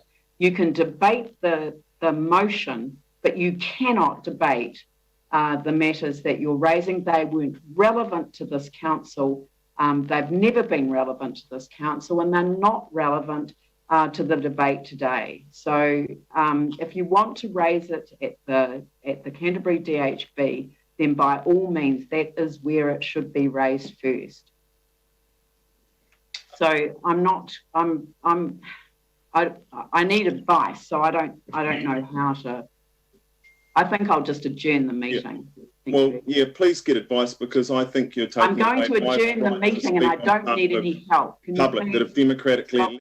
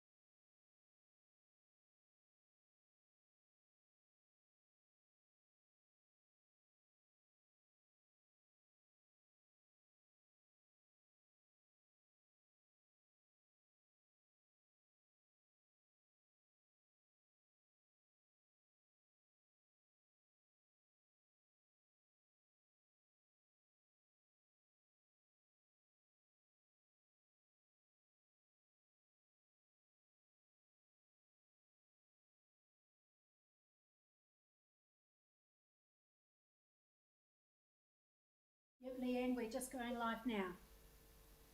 Thank you. Right. So I'm sorry for the break in the traffic, as it were. I'd like to now put the motion, which is in front of us. All those in favour say aye. And those who want to record their vote against indicate that now. Against. Yep, no. Yep, Yanni and Aaron against. Thank you very much. We'll move on to the next item on the agenda, which is the formal acquisition of deeds land, Sticks Drain, Highstead. I understand that community board's familiar with this one. Aaron, were you going to move? Happy to move, Leanne. Aaron, were you going to move this one? Yes, I was. Yeah, and seconded by Phil. Phil. Any discussion? I'll put the motion. All those in favour say aye, thumbs up. Aye. Anyone indicating no, do so now. Thank you, that's carried. Now we move on to the Community Organisation Options Report. Oh, actually, no, I was going to not go on to that one. I was going to go on to the progress update on strengthening community strategy, refresh, and the Youth Advisory Committee minutes that accompanies that report. So, and I think we were going to have, I'm not sure, is it Anne, is it you that's going to present this? Yes, I would really appreciate that. Thank you, Leanne.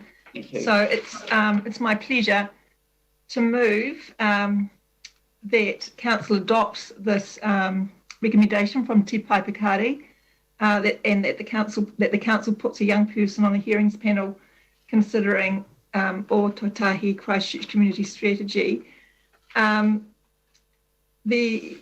TPP Te Paipakari were given a presentation on the O Totahi Christchurch community strategy last week, and it was noted during that time that a significant portion of the population is youth, and that their engagement in the development of the strategy is crucial, as it will have a substantial impact on their future well-being and of the communities they will be living in.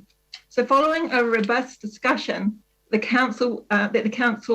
was recommended that the council put a young person on the hearings panel considering this strategy. So the question is, why is it important to have young people on a hearings panel? And I'm just going to find. Well, I don't really want to have the debate yet. And okay, cool. So if you just present, because I mean, this is a different viewpoint you're presenting from the committee. The staff have a different position in terms of the recommendation, but you want to move the recommendation from the committee. So I've accepted that you've moved that.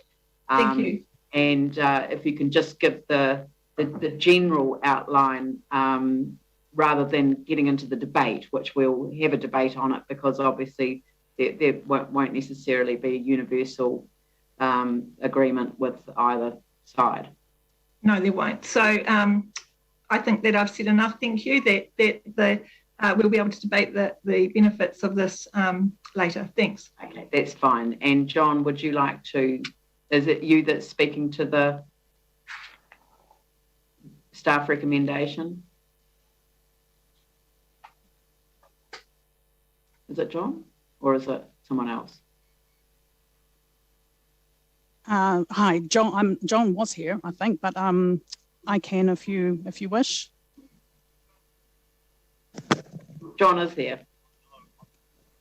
Oh, he just took his headset off.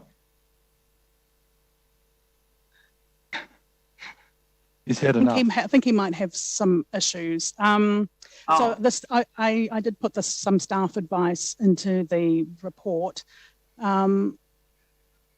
He's just coming. I think he's going to use my computer. Sorry about that. No, don't apologise. Having a few technical glitches today. Hi, everyone. Sorry about that. I had a major fail of technology. I'm just enjoying watching you call Megan Pierce. Oh, right. Sorry, Leanne, you're going to have to repeat what you asked me to do. Just to speak to the staff recommendation. Yeah, it was raised at the youth committee, the matter of an appointment of a young person on the hearings panel. The advice staff gave at the time, for the reasons outlined in the paper, was perhaps this isn't the best way of doing things. They mainly because this had arisen right at the last moment in considering the strategy going forward, after the committee had made the decision to go out to consultation. That being the case, no other group that we talked to had been afforded that privilege or offered the that privilege or that opportunity. We also felt that perhaps in this instance, the best way for our young people to become engaged was to make submissions. And that given the breadth and depth of the strategy, and it's important to Christchurch, the hearings panel was possibly better made up of councillors and democratically elected members.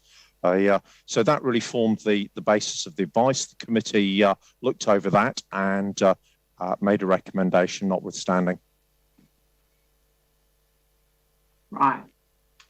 Thank you. So are there questions for staff and or Anne, Sarah, and then Jimmy?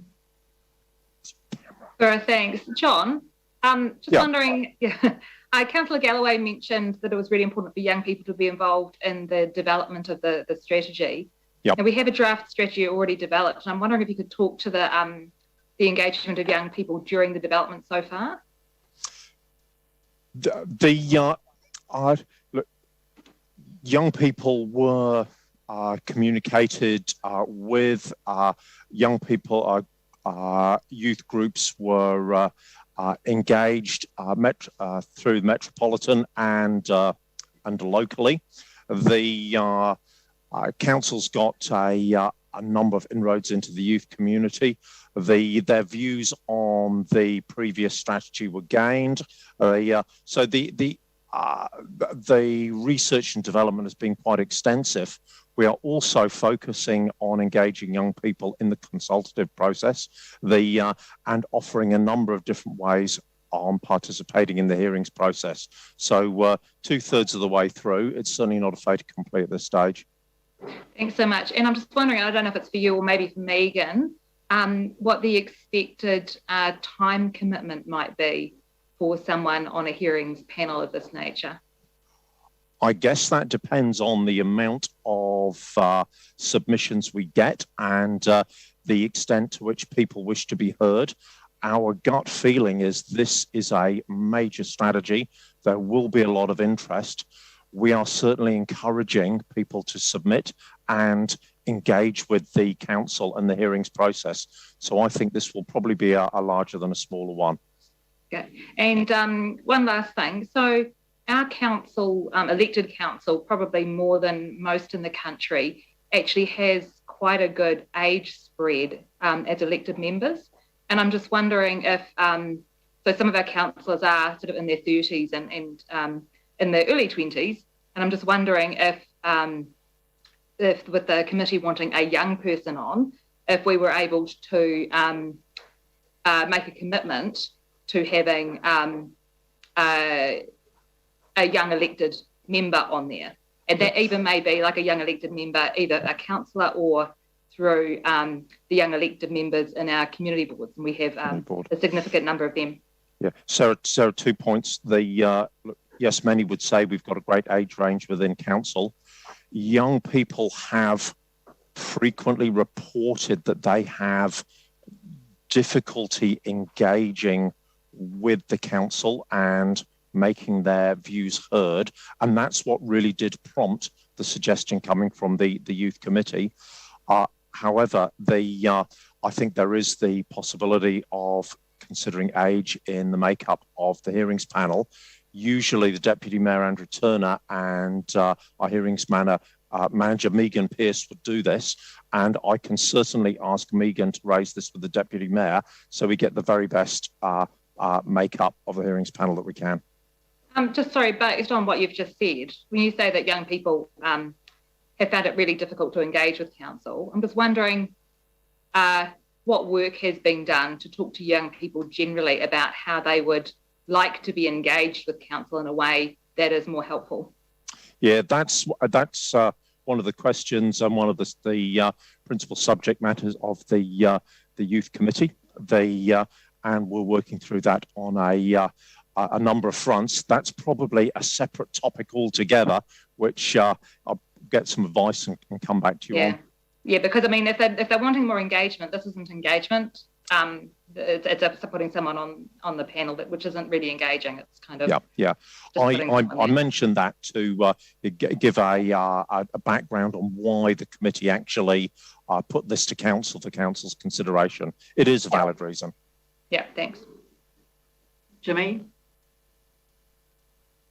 Hey, John, I ask you a question. Because when last week council approved for those draft, strengthen community strategy. Yep. Particularly, we reviewed those draft one. Actually, is affiliated to the more than 20 different existing council, some other strategy, and all those strategy in relation to the youth, to the climate change, to the multi-ethnic, to the sports, recreation. I'm not sure regarding the hearing panel, a moment based on staff proposal, how many the councillors will be in on this hearing panel? How many councillors will be on? Yeah, thank you, Jimmy. Again, that's a question that I would ask the hearings manager, Megan Pearce, to discuss with the Deputy Mayor. Usually our hearings panels are either 3 or 5.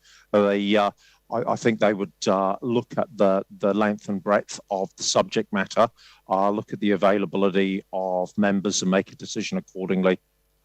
Yeah, because I'm particularly concerned, this kind of strategy is different from some other strategy, not like, the other one just affiliate to the 3 or 4 council strategy. This actually affiliate to more than 20 the different strategy. So should be the hearing panel should be wide range the hearing panel to listen to the public, to listen to the community board. So I'm not sure, when you plan how many numbers, whether it's possible every councillor eligible to be in this hearing panel. Yeah, Councillor Chen, certainly I'll pass that on to the hearings manager and the Deputy Mayor. I'm sure they'll take it into consideration, and also bearing in mind that the strategy will be reported back from the hearings panel to the council, so every councillor can have another look at it then. Thank you. Mike? Thanks. I didn't have a question as such. I just wanted to just say that I've got a foreshadowed motion that I was going to put forward if this fails, just to have a workshop with councillors on the value and makeup of council hearing panels. Sure. Yanni? Yeah, thank you.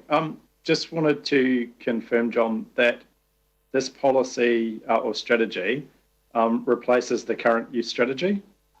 That's in the document. We're told it's cross-cutting policies, wellbeing and equity policy, amalgamating youth and children, older persons, disability and other council community-facing policies. So this one is actually, just wanted to clarify that this is replacing a current youth strategy. Is that correct?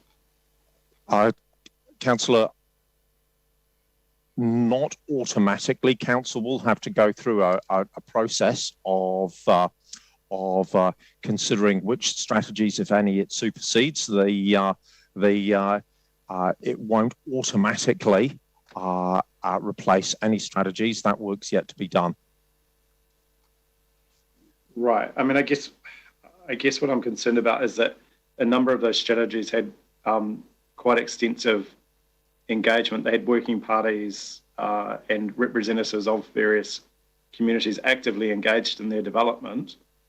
and yeah, so I'm just concerned that we lose that opportunity.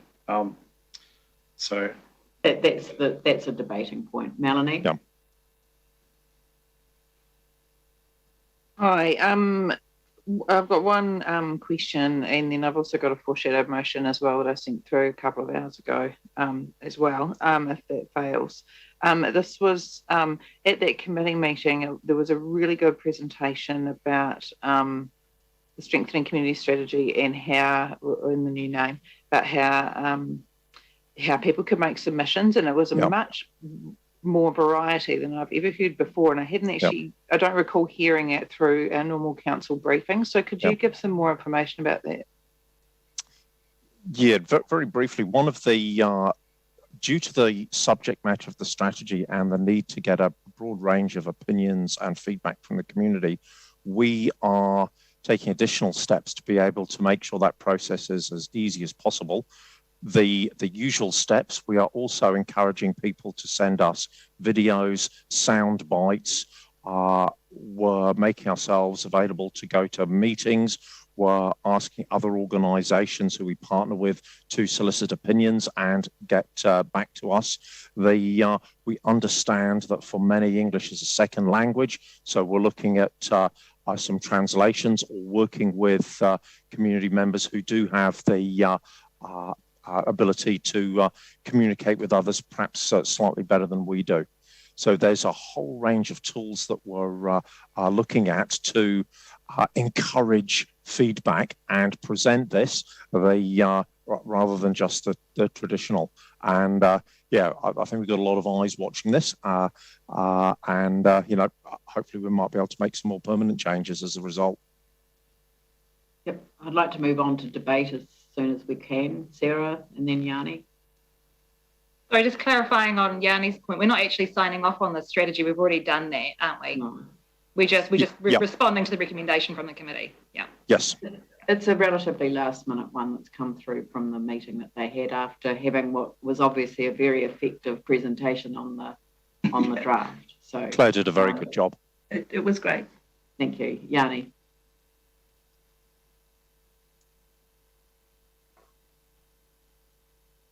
No. Okay. Sorry, so just the membership that reviewed the strategy, that had the city mission, age concern, public health, disability, Ngāi Tahu, but it didn't. Did it have any young people on that group that did the strategy refresh review? Because I think for me, that's probably the thing that stands out the most, is that we have actually had other people involved in the refresh at that strategic level, at that project team, but we haven't had young people. Yeah. Yanni, I probably have to say that I've done my best to answer the questions on the strategy itself.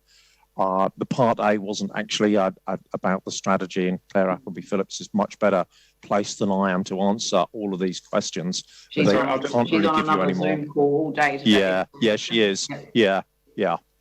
But I guess the point is, would staff have a different view around the concern of some groups not being involved if it turns out that we have actually involved a lot of groups, but we haven't actually involved young people in that project team?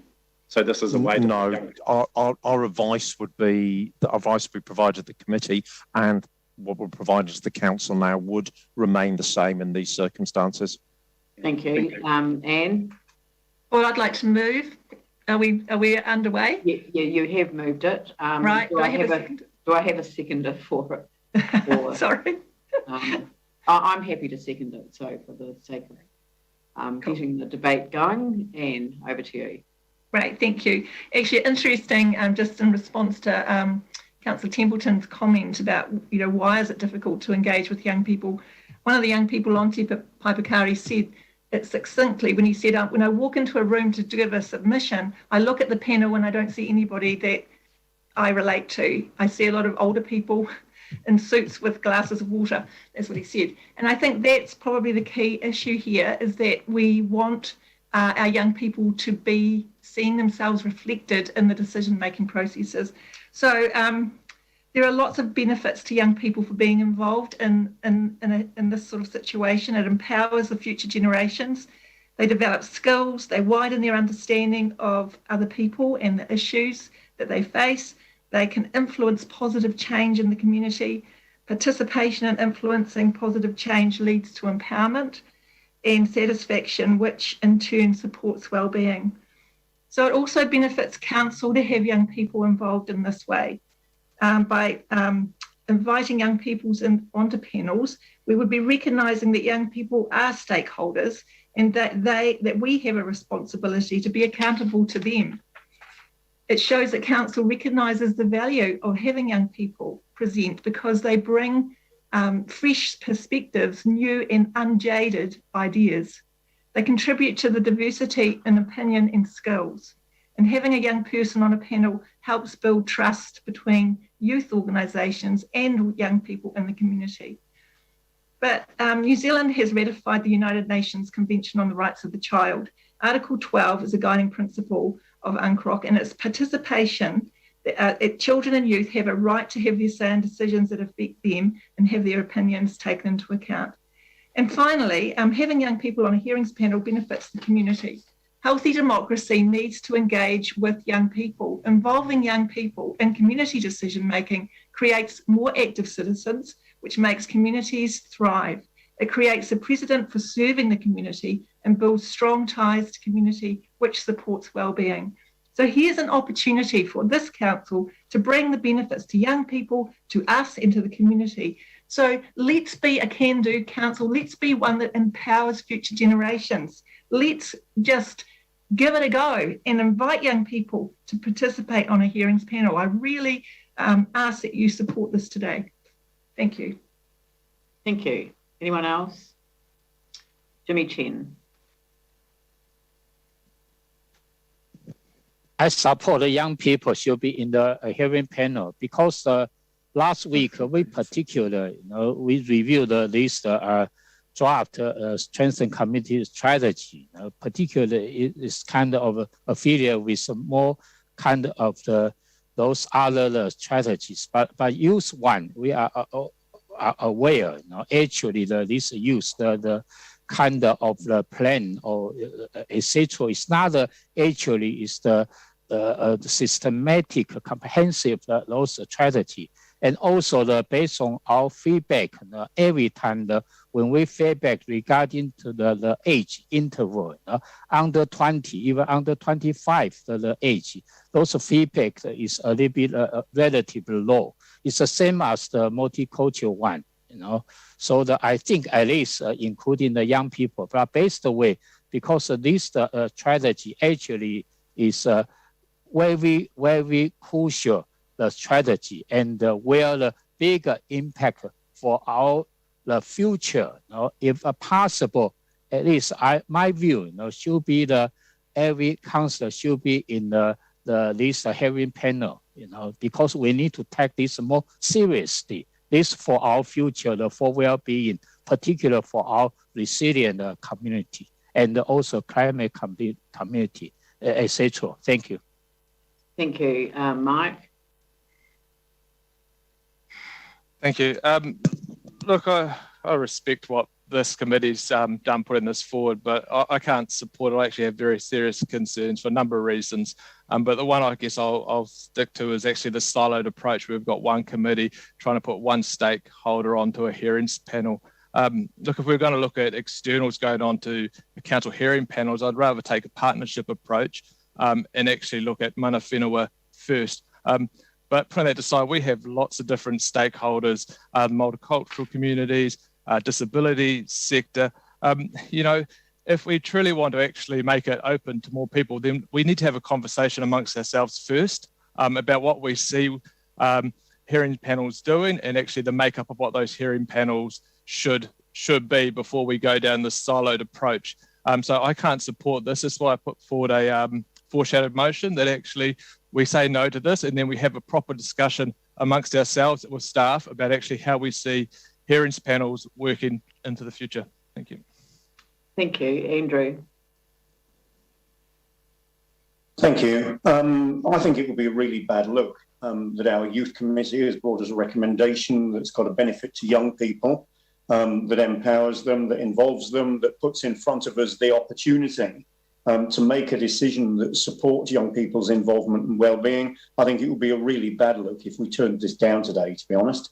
There are many ways that we can support the involvement and engagement of young people, as there are many ways that we can support the involvement and engagement of many of our different and varied communities out there. But this is one that's right in front of us now to involve and engage young people, an opportunity to show in our decision making that we do genuinely support the involvement and engagement not only with, but of young people directly in our decision making. So I'll be supporting this today, but in doing so, I also support the intent of Mike's foreshadowed motion, which is to have that wider, broader discussion about hearings panels and how we put them together and who we put on them, particularly the opportunity to consider what external people we might put on there. So I don't know whether the mover and the seconder would have an interest in including something that gave effect to what Mike's wanting to do in the main motion, realising that it also could be considered as the foreshadowed motion if this was to fail. But I just would hate to lose what Mike's suggesting, because I think it's a good discussion for us to be having. Thank you, Sarah. Sure, thank you. And I completely understand where this has come from. And I'm still actually not quite sure how I'm going to vote on it, because I have a concern that it doesn't think big enough. It comes across, while it's one small thing, as being a little bit token. This is a council that has voted against system change at this stage. So if we want young people seeing themselves in the decision-making role, then we need to be able to encourage young people to stand for election. We have some young elected members, which is absolutely fantastic, and I would like to see them on the hearings panel.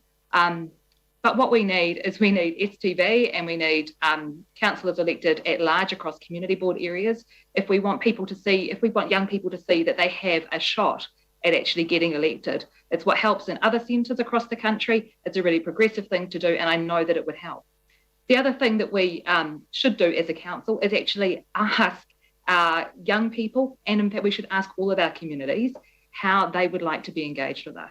We have communities time and time again saying to us, you don't engage with us well, and time again councillors say we need to do better, and we haven't done anything about it. In fact, as a council, we voted down a proposal to set up a residents forum to actually ask communities to give us recommendations on how we should engage. People said, oh no, it's fine, we just need to do what we're doing better. Nothing has changed. People are still telling us that we're not engaging well enough, and it's simply not good enough. I get where this proposal has come from.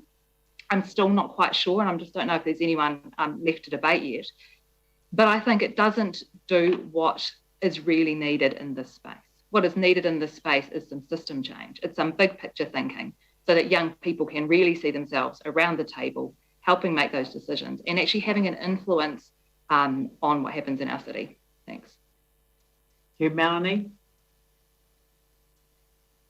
Look, I really support young people having a voice, and when this first came up at the committee, I was quite dubious about it, to be honest, because hearings panels, as we know, is where you need to put your biases aside and to listen to all the people that come and submit, and then incorporate those submissions into a strategy, which is what this would be. So it means that young people can't think that they could sit on a hearings panel, or anyone else who was to sit on a hearings panel, and to put their own opinions into the decision that gets made.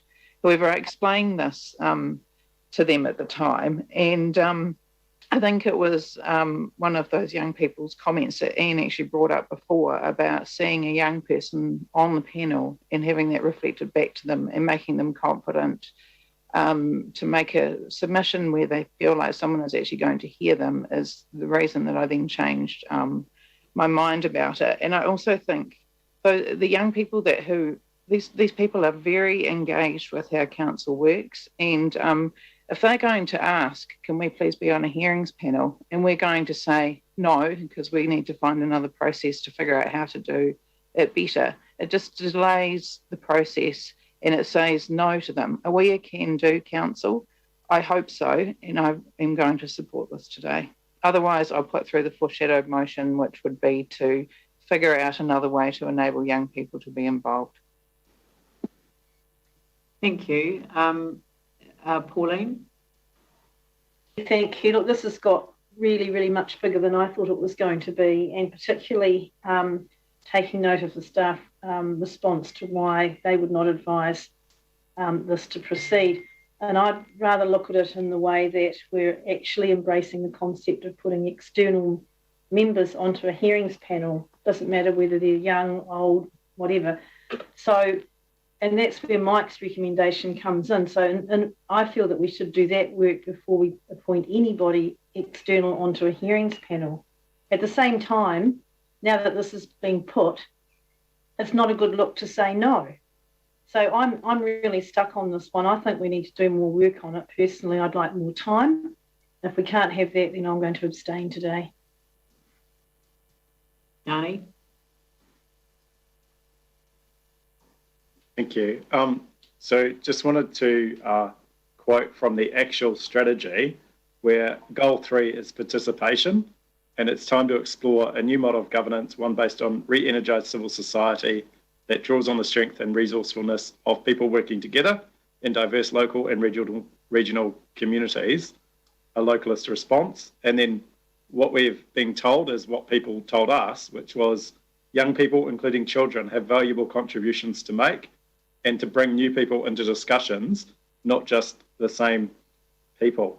If you go through to the report that we had when we were asked to adopt the strategy for consultation, the draft, what was really clear is that the staff actually did set up a project team that included a number of representatives of different communities and different sectors that would be impacted by what was proposed. But from my understanding, and again, I appreciate that it's short notice for staff to respond, but from what I can see from that project team, the key group that wasn't there was young people. So we have a youth council, we have a youth committee. I think it's really important that we involve young people in the process of local government, not just as participation, but also as youth development.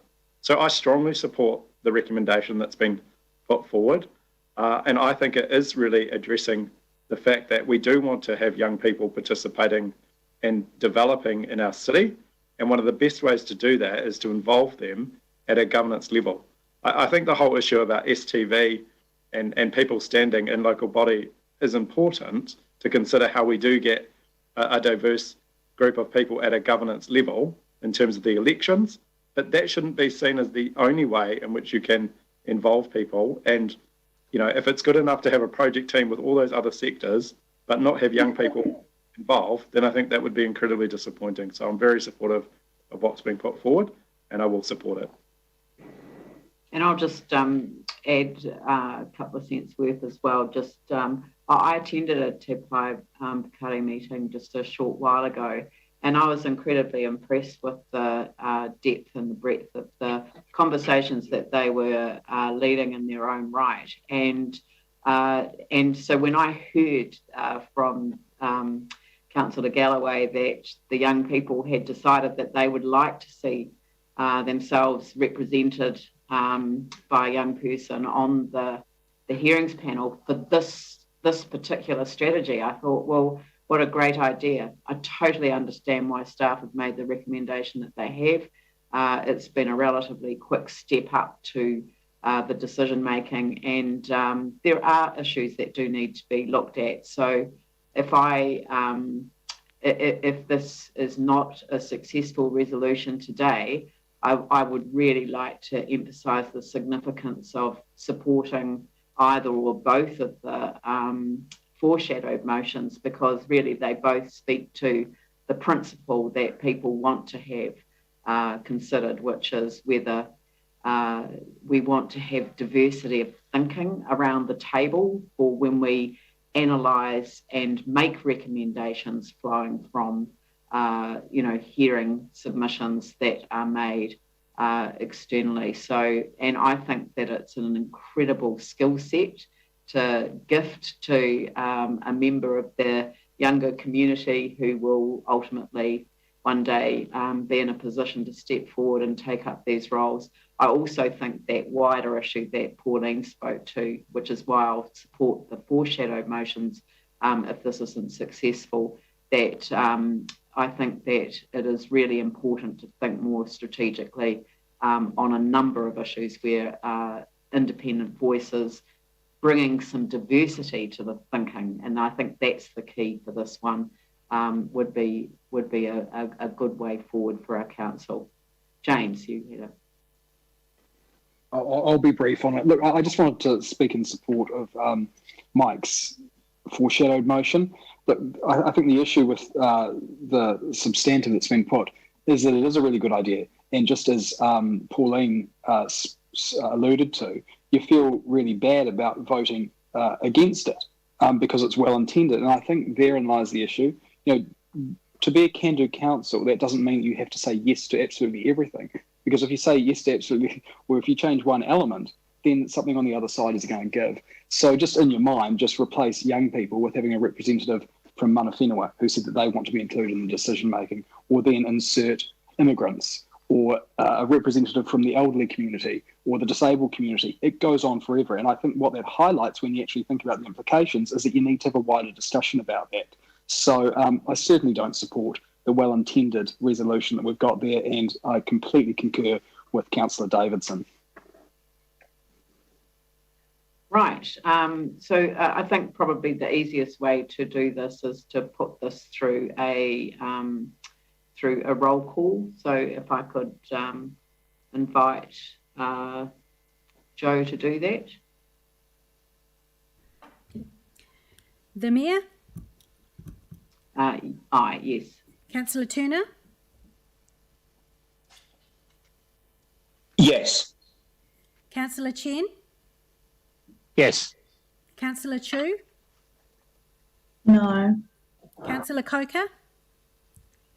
Yes. Yes. Councillor Cotter? Abstention. Councillor Davidson? No. Councillor Galloway? Yes. Councillor Goff? No. Councillor Johansson? Yes. I think Councillor Kewen has left the meeting for the current time. Yeah, just briefly. Yep. Councillor McDonald? No. Councillor Major? No. Councillor McClellan? Yes, absolutely. Councillor Scandrett? No, but would support Councillor Davidson's foreshadowed motion. Councillor Templeton? No.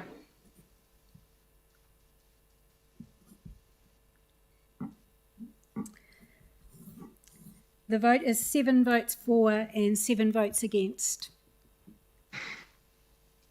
So it doesn't proceed. So we'll move to the foreshadowed motion. The first one is Councillor Coker.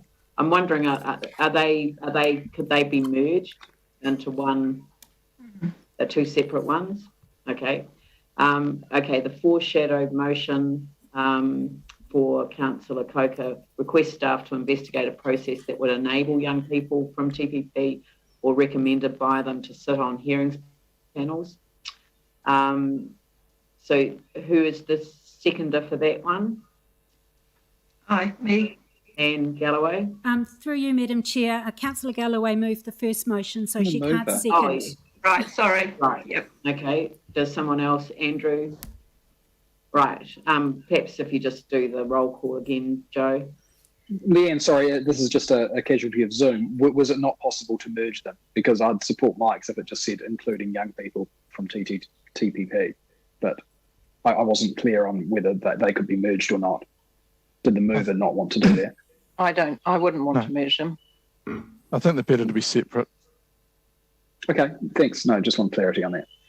They're literally the same thing though if you added in that wording, so it would speak. Yeah, exactly. Yeah. I did ask the question, and people who moved the motion indicated not. Well, I'm we happy do for Mike's it, one Katie, first then, because it was foreshadowed first. Yeah, Mike's was first. Yeah. Yeah. Is that right? Through you, Madam Chair, Councillor Coker actually circulated her first foreshadowed motion earlier in the meeting ahead of the time I received Councillor Davidson's. But in discussion on this item, Councillor Davidson did speak first, but Councillor Coker had circulated her foreshadowed motion, which is why we've put them in the order they are. Well, I just need some assistance here. Does that mean that we deal with Councillor Coker's first, or because Councillor Davidson moved his first, do we deal with his first? What's the advice? I don't know. The advice we've received is Councillor Coker's motion was circulated to all councillors, including, and I received it as well ahead of receiving Councillor Davidson's. Thank you.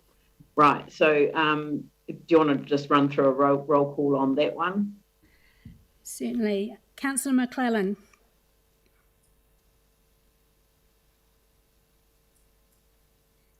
Not there. Okay. Sorry, yes. Councillor McDonald. No. Councillor Davidson. No. Councillor Galloway. Yes. Councillor Scandrett. No. Councillor Chu. No. Councillor Coker. Yes, thank you. Councillor Cotter. Yes. Councillor Chen. Yes. The Mayor. No. Councillor Templeton. No, but I've got a new foreshadowed motion, which I'm able to do at this point too. Just on working with staff and young people on recommendations for how we engage. I don't think you can do that in the middle of a vote. Well, we weren't given a chance to debate the new motion, so. It's already in the report.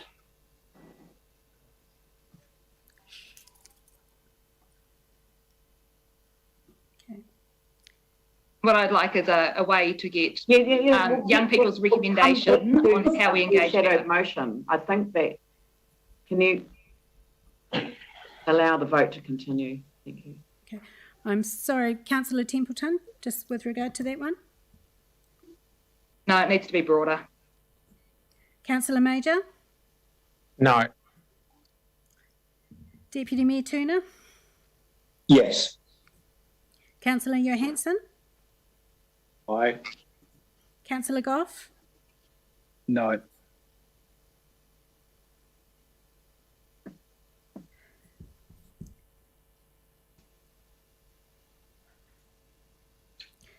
Seven votes for the motion and 8 votes against. It's lost, and now we'll move on to the foreshadowed motion, which is Councillor Davidson. Do we have a seconder for that? Tim Scandrett. I'll get you to do the roll call again. Councillor Templeton. Aye. Councillor McClellan. Aye. Councillor McDonald. Yes. Councillor Johansson. Aye. Councillor Galloway. Yes. Councillor Coker. That's a yes. Councillor Chen. Yes. Mayor. Yes. Councillor Scandrett. Yes. Councillor Major. Yes. Councillor Kewen is not here. Councillor Goff. Yes. Councillor Davidson. Aye. Councillor Cotter. Aye. Councillor Chu. Yes. Deputy Mayor. Yes.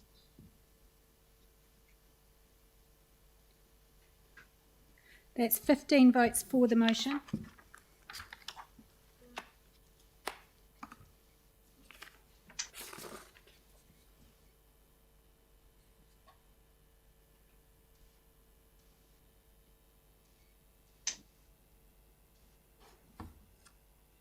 Sorry, that's sorry, my apologies. That's carried.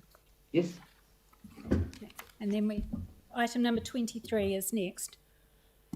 Yeah, I was just making a note that I said I'd come back to Sarah, but that's been carried, and so there isn't an ability to put another foreshadowed motion. But I've taken a note about what you want to raise, and we'll find another mechanism for so doing. So yeah, I'll take that on board, and we'll sort that out. Yeah, because I agree with you. It needs to be done. Right. You are within the report. You are able to, I think, if we get advice on it, take a new motion anyway.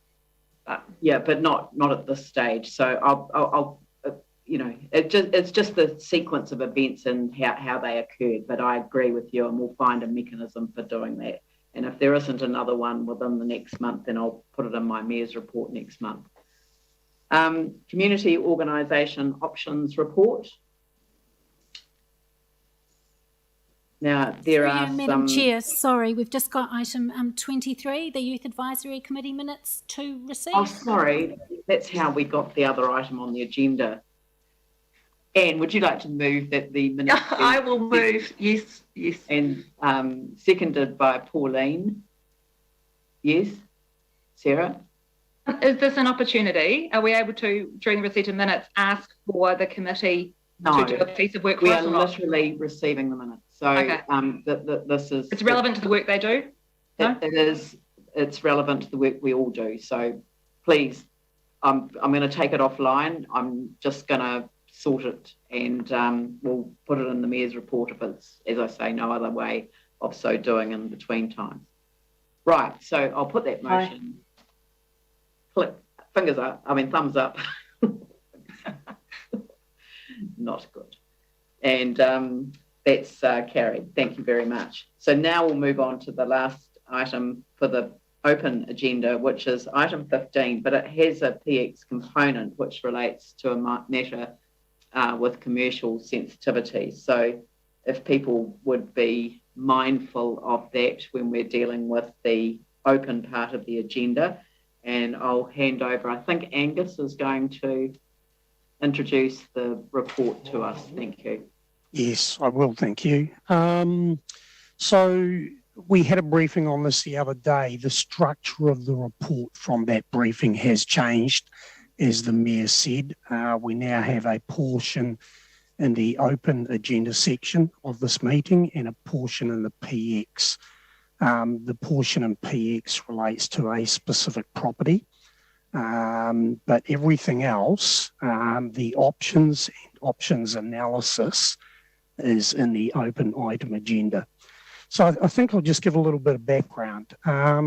We're looking and considering this matter because the Community Housing Trust were not satisfied with their current premises. There was a number of issues there that caused them to go and look out for alternative accommodation.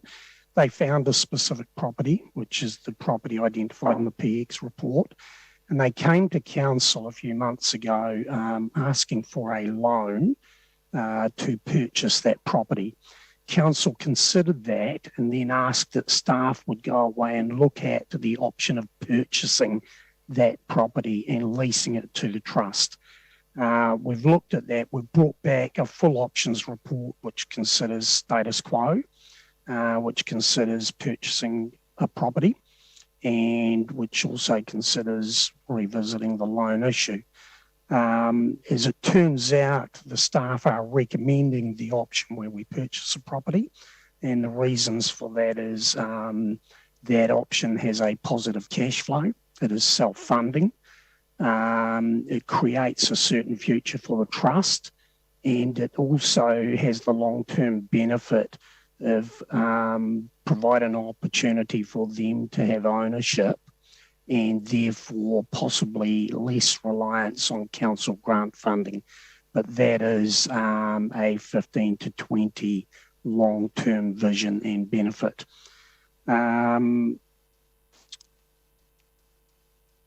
So I think, and also there is a good exit mechanism in terms of this property if things don't work out. But all the forecasting shows that it will. We can always re-tenant or resell the property. So we think it's a good investment, and that's why we've recommended it above all the other options, and it has the best net present value on a discounted cash flow analysis. So I reiterate what Leanne said, we need to avoid talking about specific property in this situation. I hope you'll all understand why, but if you want further clarification on why that's the case, I'm happy to discuss that in PX. So the first part of the report, the open one, sets out how the council, or seeks a decision on how the council want to support this group. Do you want to support it through the officer recommendation, which is purchase property, or the other options? And then once you've decided that option, if it is the staff recommendation, then the consideration is for a specific property in PX. I know I have hopefully Financer in the meeting, and Sam Callender, who is a relationship manager with the group, and we're all happy to answer any questions.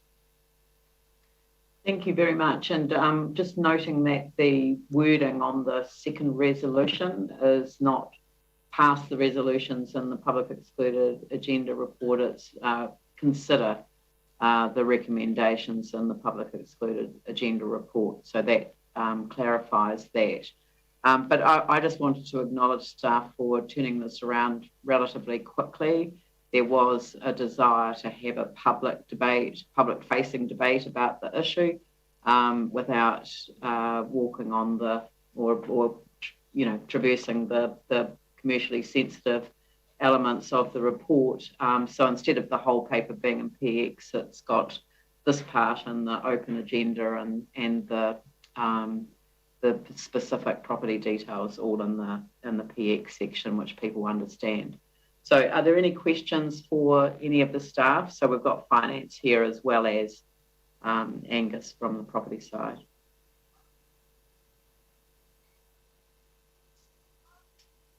No. So would someone like to move the recommendations? Sarah, seconded by Mike. I could have taken Tim or Yanni as well, but sorry, that was the first hand I saw. So I'll open it up for debate. Sarah, would you like to kick it off then? I just think that this makes complete sense. It's a really thorough look at all of the issues involved, and it makes sense for us to do something in this way to enable Community House to support a broad number of organisations who deal with a huge number of residents in our city on a day-to-day basis. So really looking forward to getting this off the ground. Thanks. Thank you. Who's next? Anyone? Yanni. Yeah, thank you. Yeah, I too wanted to support this resolution and also just acknowledge the work that staff have done. Thank you for putting the effort into working with this group. I think this is a far better solution than what we were presented with previously. And just to acknowledge that, earlier today we heard from a number of people from our community boards raising the concern around what was happening in that community space.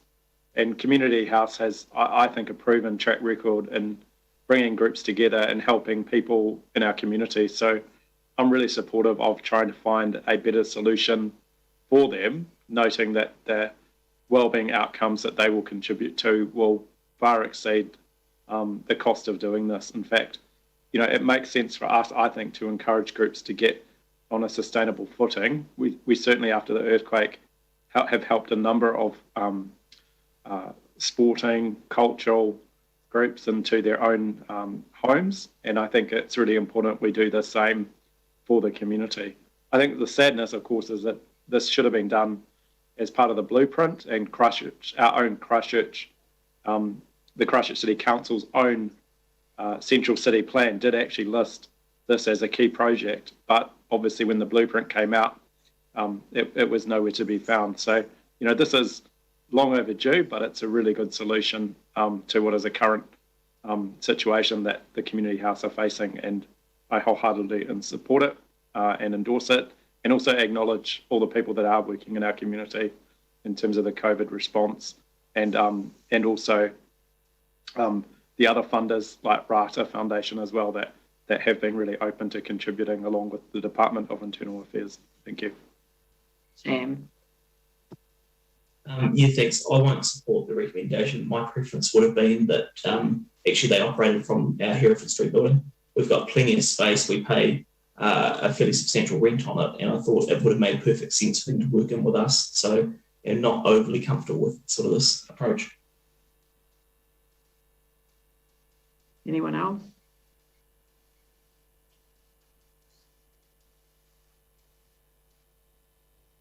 Andrew? Thank you. I'm supportive of this. It's a way that council is able to use its resources, but at no cost to council, to support groups which are contributing significantly to our communities. And I would remind councillors that one of our strategic priorities that we agreed for this term, enabling active and connected communities to own their future. This, I think, is a perfect example of that strategic priority. So I'm strongly supportive of this. Right. Right, we'll move to the vote. We'll poll on it since there's not unanimity.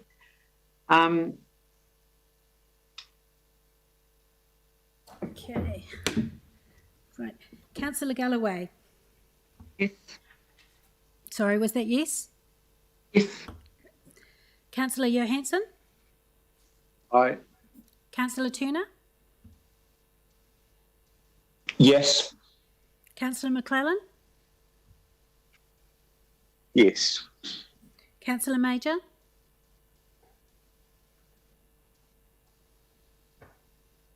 Sorry, no. Councillor Goff? No. Councillor McDonald? No.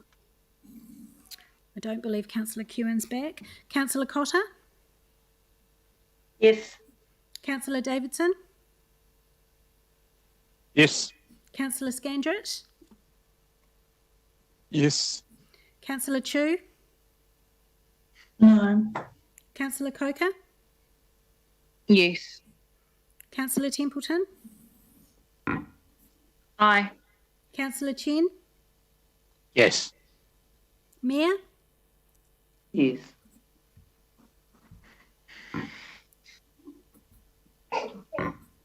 That's 11 votes for the motion and 4 votes against. Thank you, that's carried. Right, so that brings us to the end of the open agenda. So thank you all very much. And I'll now move the motion to exclude the public, but that Lisa Curran of Simpson Grierson remain for the discussion on item 19 and all the other matters set out on the agenda be adopted. So I'll move that. Do I have a second? Excuse me, Madam Mayor, sorry, there are 2 people to remain from representing Simpson Grierson for item 19. Oh, sorry, I only had one. So what's the name of the other one? Shanti Frater. It should be on the screen. You can. Oh, sorry. Sorry, I wasn't looking at the screen. That's my fault. Lisa Curran and Shanti Frater. Right. Thank you very much. So I've moved that, and I have a seconder who is Tim Scandrett. I'll put that motion. Just thumbs up. Anyone opposed? Yanni is opposed to us going to PX. Right. So so that's the conclusion there. So I think we'll just take